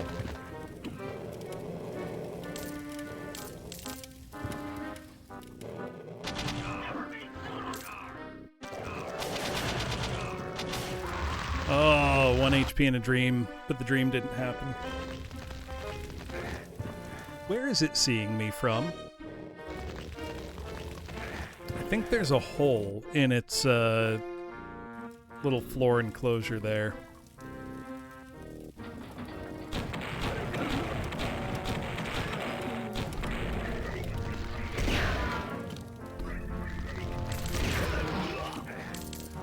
Had Malort, but you didn't try it, Dr. Smasher? Why not?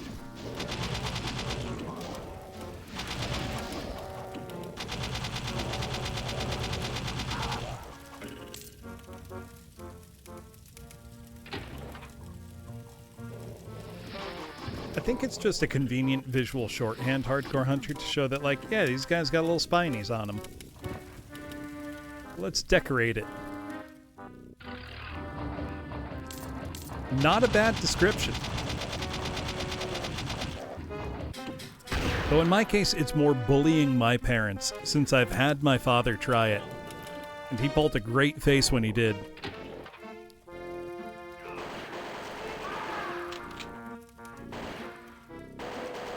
Despite all the jokes about it, I do genuinely like Malort at this point.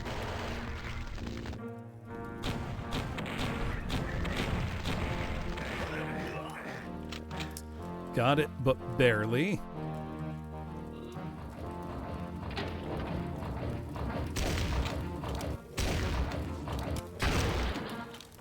Well, that sounds fun.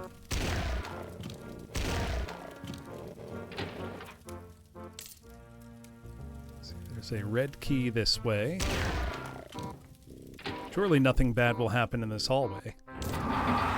Oh no. A bad thing's happened in this hallway.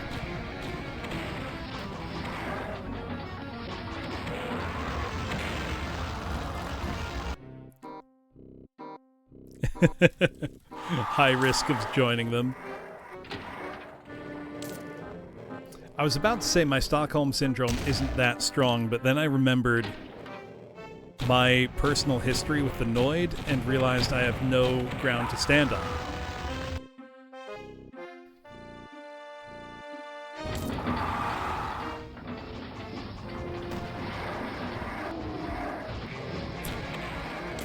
Let's see. I do have plasma that I could use. Nothing back here. Yeah, guess plasma it is. Good old-fashioned shootout.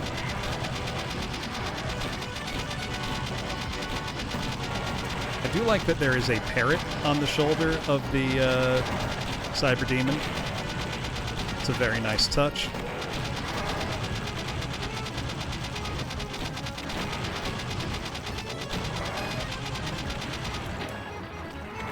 There we go. Let's save just in case I somehow get splattered by the Revenant crew.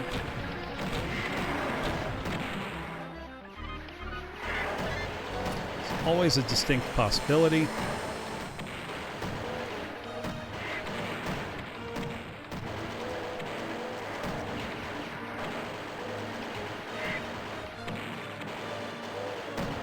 Oh god, even being sponsored by Domino's would not make that worth it, Hardcore Hunter, because the RNG that goes into a Noid run is insane. Like, it's just not worth the time I would have to put into it. I don't think I'm built for speedrunning. Like, I'll do it occasionally, if it's fun and not that hard. Geonoid is both a hard game, so just the, like, basic execution, I'd need to practice and work at it for a while. And then beyond that, there's so much RNG in a run for the world record that you'd see so many failed runs.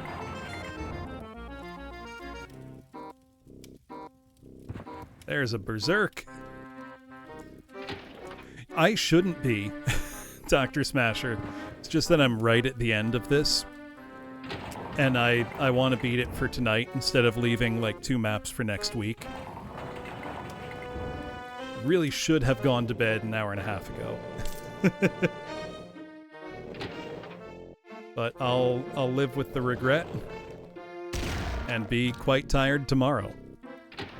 My alarm goes off in about 5 hours.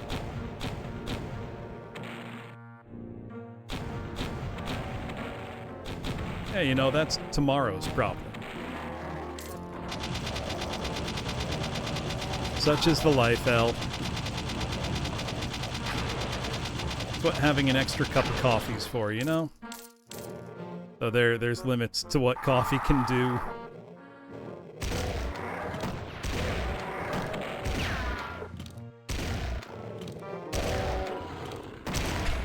Push it off for another day.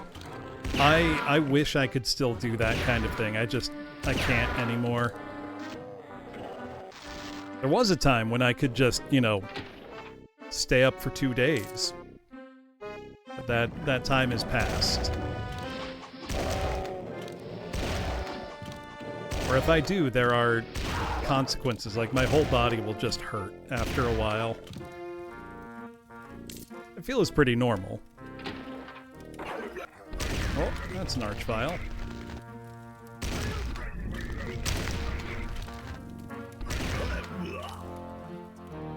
Man, the amount of work that's gone into this is absolutely fantastic. Huge compliments to Darch. Pulling off such an impressive sequel 10 years later that I enjoy vastly more than the first. So the first is good and very charming and a lot of fun. But this is great. Yeah, Darch, I am up far past my bedtime. Because I get up at 6:30 every morning.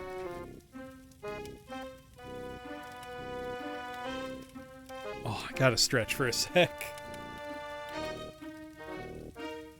Oh, there we go. Get the blood circulating again.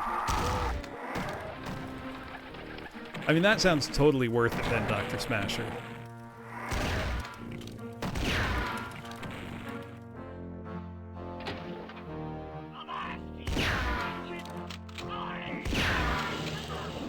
Switch to a different weapon for all that, but whatever.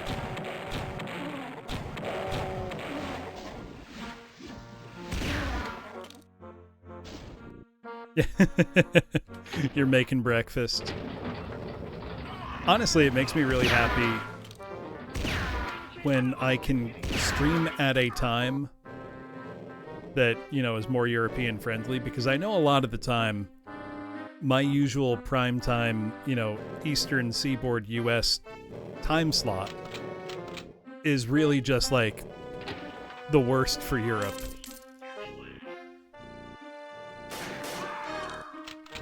So it does make me happy when I have, you know, the odd Saturday where I'm free and can stream midday.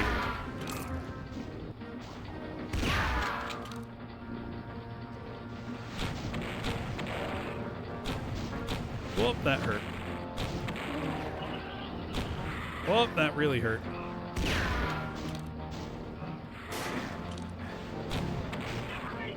Just doing so well, and suddenly... Well, let's make an idiot save anyway.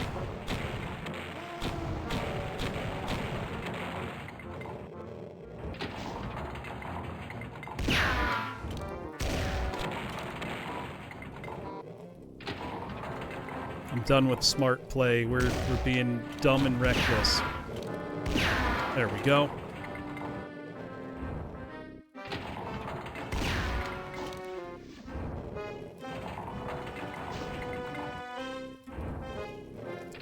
Oh, this looks awesome.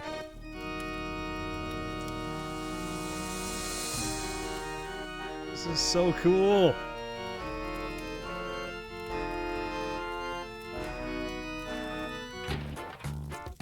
Oh, what a showpiece. Entering LeChuck's cabin. There's only one enemy. I wonder who it could be.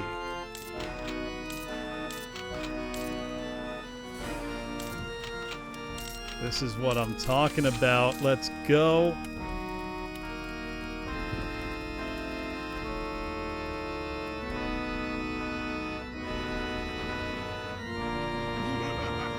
There's LeChuck.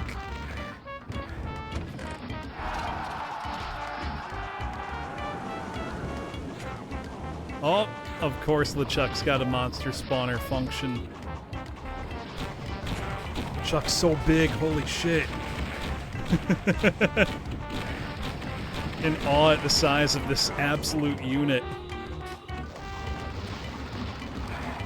Let's see, what can get us that voodoo magic?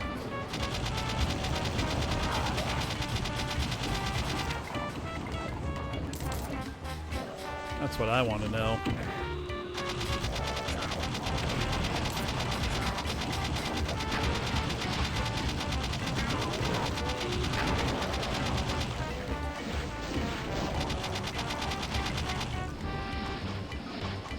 God, this is cool, though. He's so big. He's absolutely gigantic.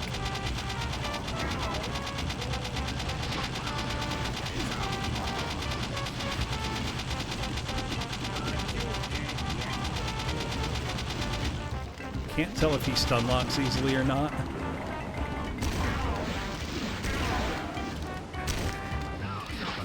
Sounds like he does. He's from the SSG.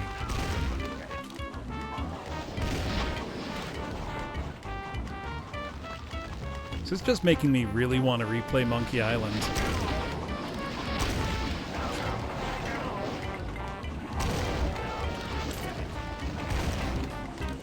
Right, Grey Beret? Like, he's huge. Is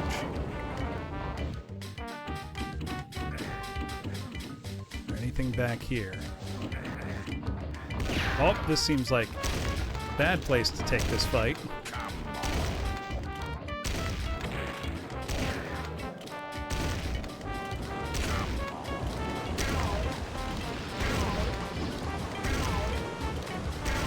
No idea how much HP he has. I imagine it's like several cybers worth.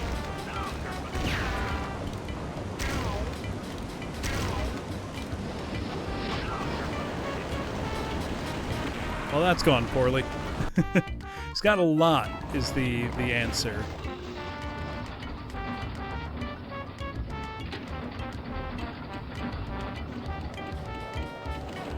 Oh, I see.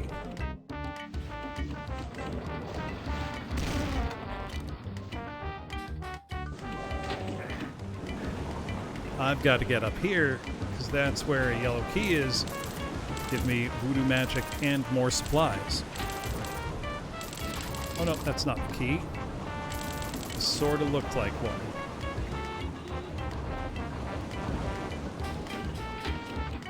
Is that worth a save? Oh, the key's over here.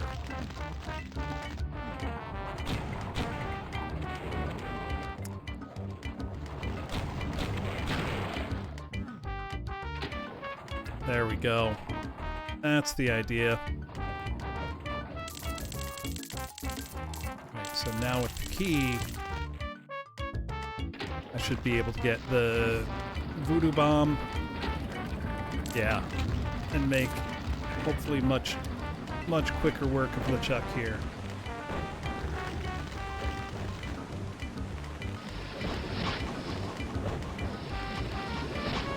Oh yeah, he's got a lot of HP to tank this many, like, point-blank BFG blasts. Oh, we got him. We got him. 2,300% kill count. Entering Epilogue. Look how pretty. Elaine. Oh. Hey, want to buy a map? They were made by Darch, so I'll sell them cheap. Darch, this is absolutely fantastic stuff. Oh, this is the town from the beginning of Monkey Island 2. I just realized.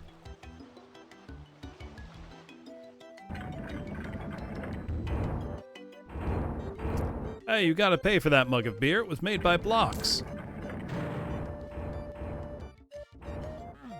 There's this little guy in the corner.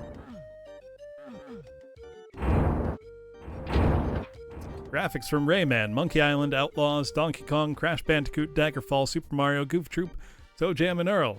Sounds from Death Trap Dungeon, Monkey Island, Worms Armageddon, American McGee's Alice, Rayman. Yarr! Piracy, piracy, piracy. Seagull Sprites by Irv Barbaresi. This is phenomenal. We're too drunk to remember everything. Check credits.txt for more credits, whatever that means. Pirate Ship by Vector Pouch, Pixels on Canvas. Cyber Petting Kako by Jabberwock, Pixels on Canvas. While that time is still here, play Doom. Play this, yar, piracy. Music by Darch, and also J. Mickle, Mappa 4 intermission text screens, Michael Z. Land, maps 28 to 30. Yeah, there's no one here to tell me about Loom. Well, do you want to know about Loom? That was in Monkey Island 1, I believe, El Bandy.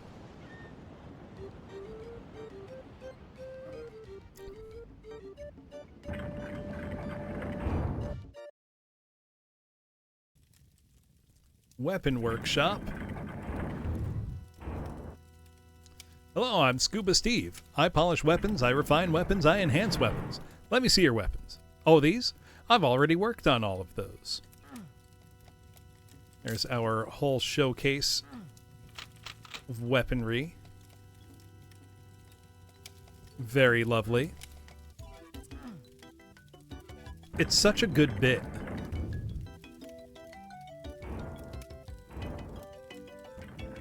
Stan's previously owned vessels. Howdy, I'm Stan of Stan's previously owned vessels, and I'd stand on my head to make you a deal. What sort of craft are you looking for? Big, little, fast, low? Because if you're happy, I'm not happy, but I know you're going to leave here happy today. What's that? You're just picking things up all day? Son, everything has a price. No picking things up. This is a legitimate and respectable business. Hold on. Oh, I can't see it all. Well, give me some grog at least. God, that's so good.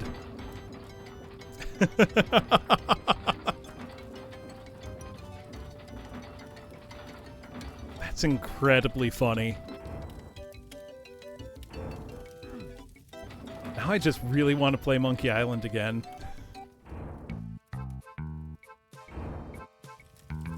Behold these enchanting trees, fashioned by none other than Pirate Lord. This mystical totem, crafted skillfully by Chris Machado. And the cascading lava, an artistry of Fuzzball's creation.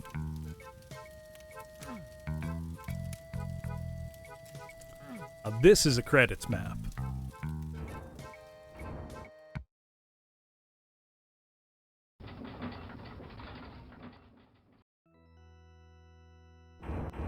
Quack. Also, just look at that reflection. Genuinely one of the most beautiful things I think I've seen in Doom. I think I see how it's done. I think it's sectors. Or is it a different texture? Like drawn different floor? Like an animated flat somehow? Either way, it is like stunningly beautiful. Wow. Different animated floor and lighting. It looks superb. I mean, like, jaw-dropping.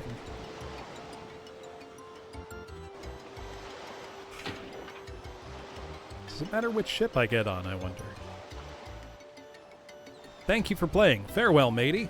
Well, what's the other ship say? I gotta look. Same thing. Well, and that was the epilogue. So, LeChuck was behind it again. Who would have guessed? It appears that the ghost pirate LeChuck found his own dead body and became LeChuck, the zombie pirate. With his nefarious voodoo magic, he transformed all pirates into demons once more. What a scallywag! But now the pirates have returned to their true forms. Free to plunder, pillage, drink, and sing! Drink and sing. Yo ho ho! Thanks for playing. Well, thank you, Darch, for making it. And our cast call, we have Drunken Scum, played by the Zombie Man. We have the Musketeer Scallywag, played by the Sergeant. We have the One-Legged Timberbeard, played by the Heavy Weapons Guy. We have Scurvy Shorts, played by the Imp. Bad Eye Salty Sea Dog, played by the Demon. I particularly love his tiny little cap. Flyin' Jolly Roger. One-Eyed Golden Tooth Glob. I didn't notice the gold tooth. Look at the gold tooth. That's amazing. He's got one gold chomper in there. That's spectacular. Timberbulk, the Bone Chopper. Oh, I like his hat. Baron of the Seven Seas. Also has a fabulous hat. The Bolt Shooter, Arachnarch. The Skull Burpen Van Horn. I really love their, like, braided beard. Bonnie Hooks. They'll put the hooks to you. Grog Belly Balding Cooker. Oh, I hadn't noticed the facial hair before. That's fantastic. And the Shaman Witch Doctor.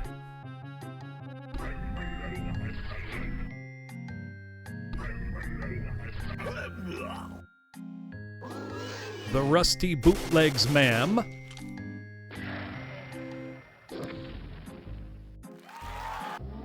And the Glompen Cannoneer. Now, I will say, Darch, one of my only complaints, the Cyber Demon should have had a hat. That's about it, though. And Doom Guybrush, Mighty Pirate. Well, that was fantastic. I'm going to bring us back to my office. Give me one moment. Let me take off my my Doom outfit. Change into something more suitable. Oh yeah, Tri-Corner, that would have been pretty good. All right. I am now more suitably attired. You know I had to put a hat back on. Let me get a little background music and I'll let you know what I've got going on for the rest of the week. Thank you all for watching. I know we went much later tonight than I normally do. And I will surely regret it in 4.5 hours time. But it was so worth it. Pirate Doom 2 was fantastic. Go check it out. Made by Darch, who's here as Arch in chat. Can't recommend it highly enough. Had a total blast. Could not stop playing. For the rest of the week, I do not yet know if I can stream Friday or Saturday. If I can, Friday will be normal 6 p.m. Saturday probably 1 p.m. I just don't know. I may have family from out of town coming in. Just don't know yet. But that's going to be it for me tonight. And next week will probably be thin, maybe only Monday and Wednesday again. It's a very busy time of year for me outside of stream stuff. But let us find somebody into whom we can raid and tear. Thank you all so much for watching tonight. I had a blast. Yeah, avoid the Malort and I'll be fine. I had a total blast. This was a great time. Let me see, is anybody... Hey, Cheechin, I'm just about to end because it is extremely late for me. Let's see, nobody I know is dooming right now, but I'm going to bring you to another retro game because I see Primrose is playing Skull Monkeys. It's a very cool game with a nice claymation aesthetic. Let me make sure she's not just about to end. She's not, so that's where we're going to go. Thank you all for watching tonight. And I will see you maybe Friday. Just keep an eye to my Twitter. So let us go raid and tear into Primrose. If you don't have my emotes, feel free to use ones that work. If you do have mine, they suit quite well. And I will see you next time. I'm going to go pass out. Night, everybody.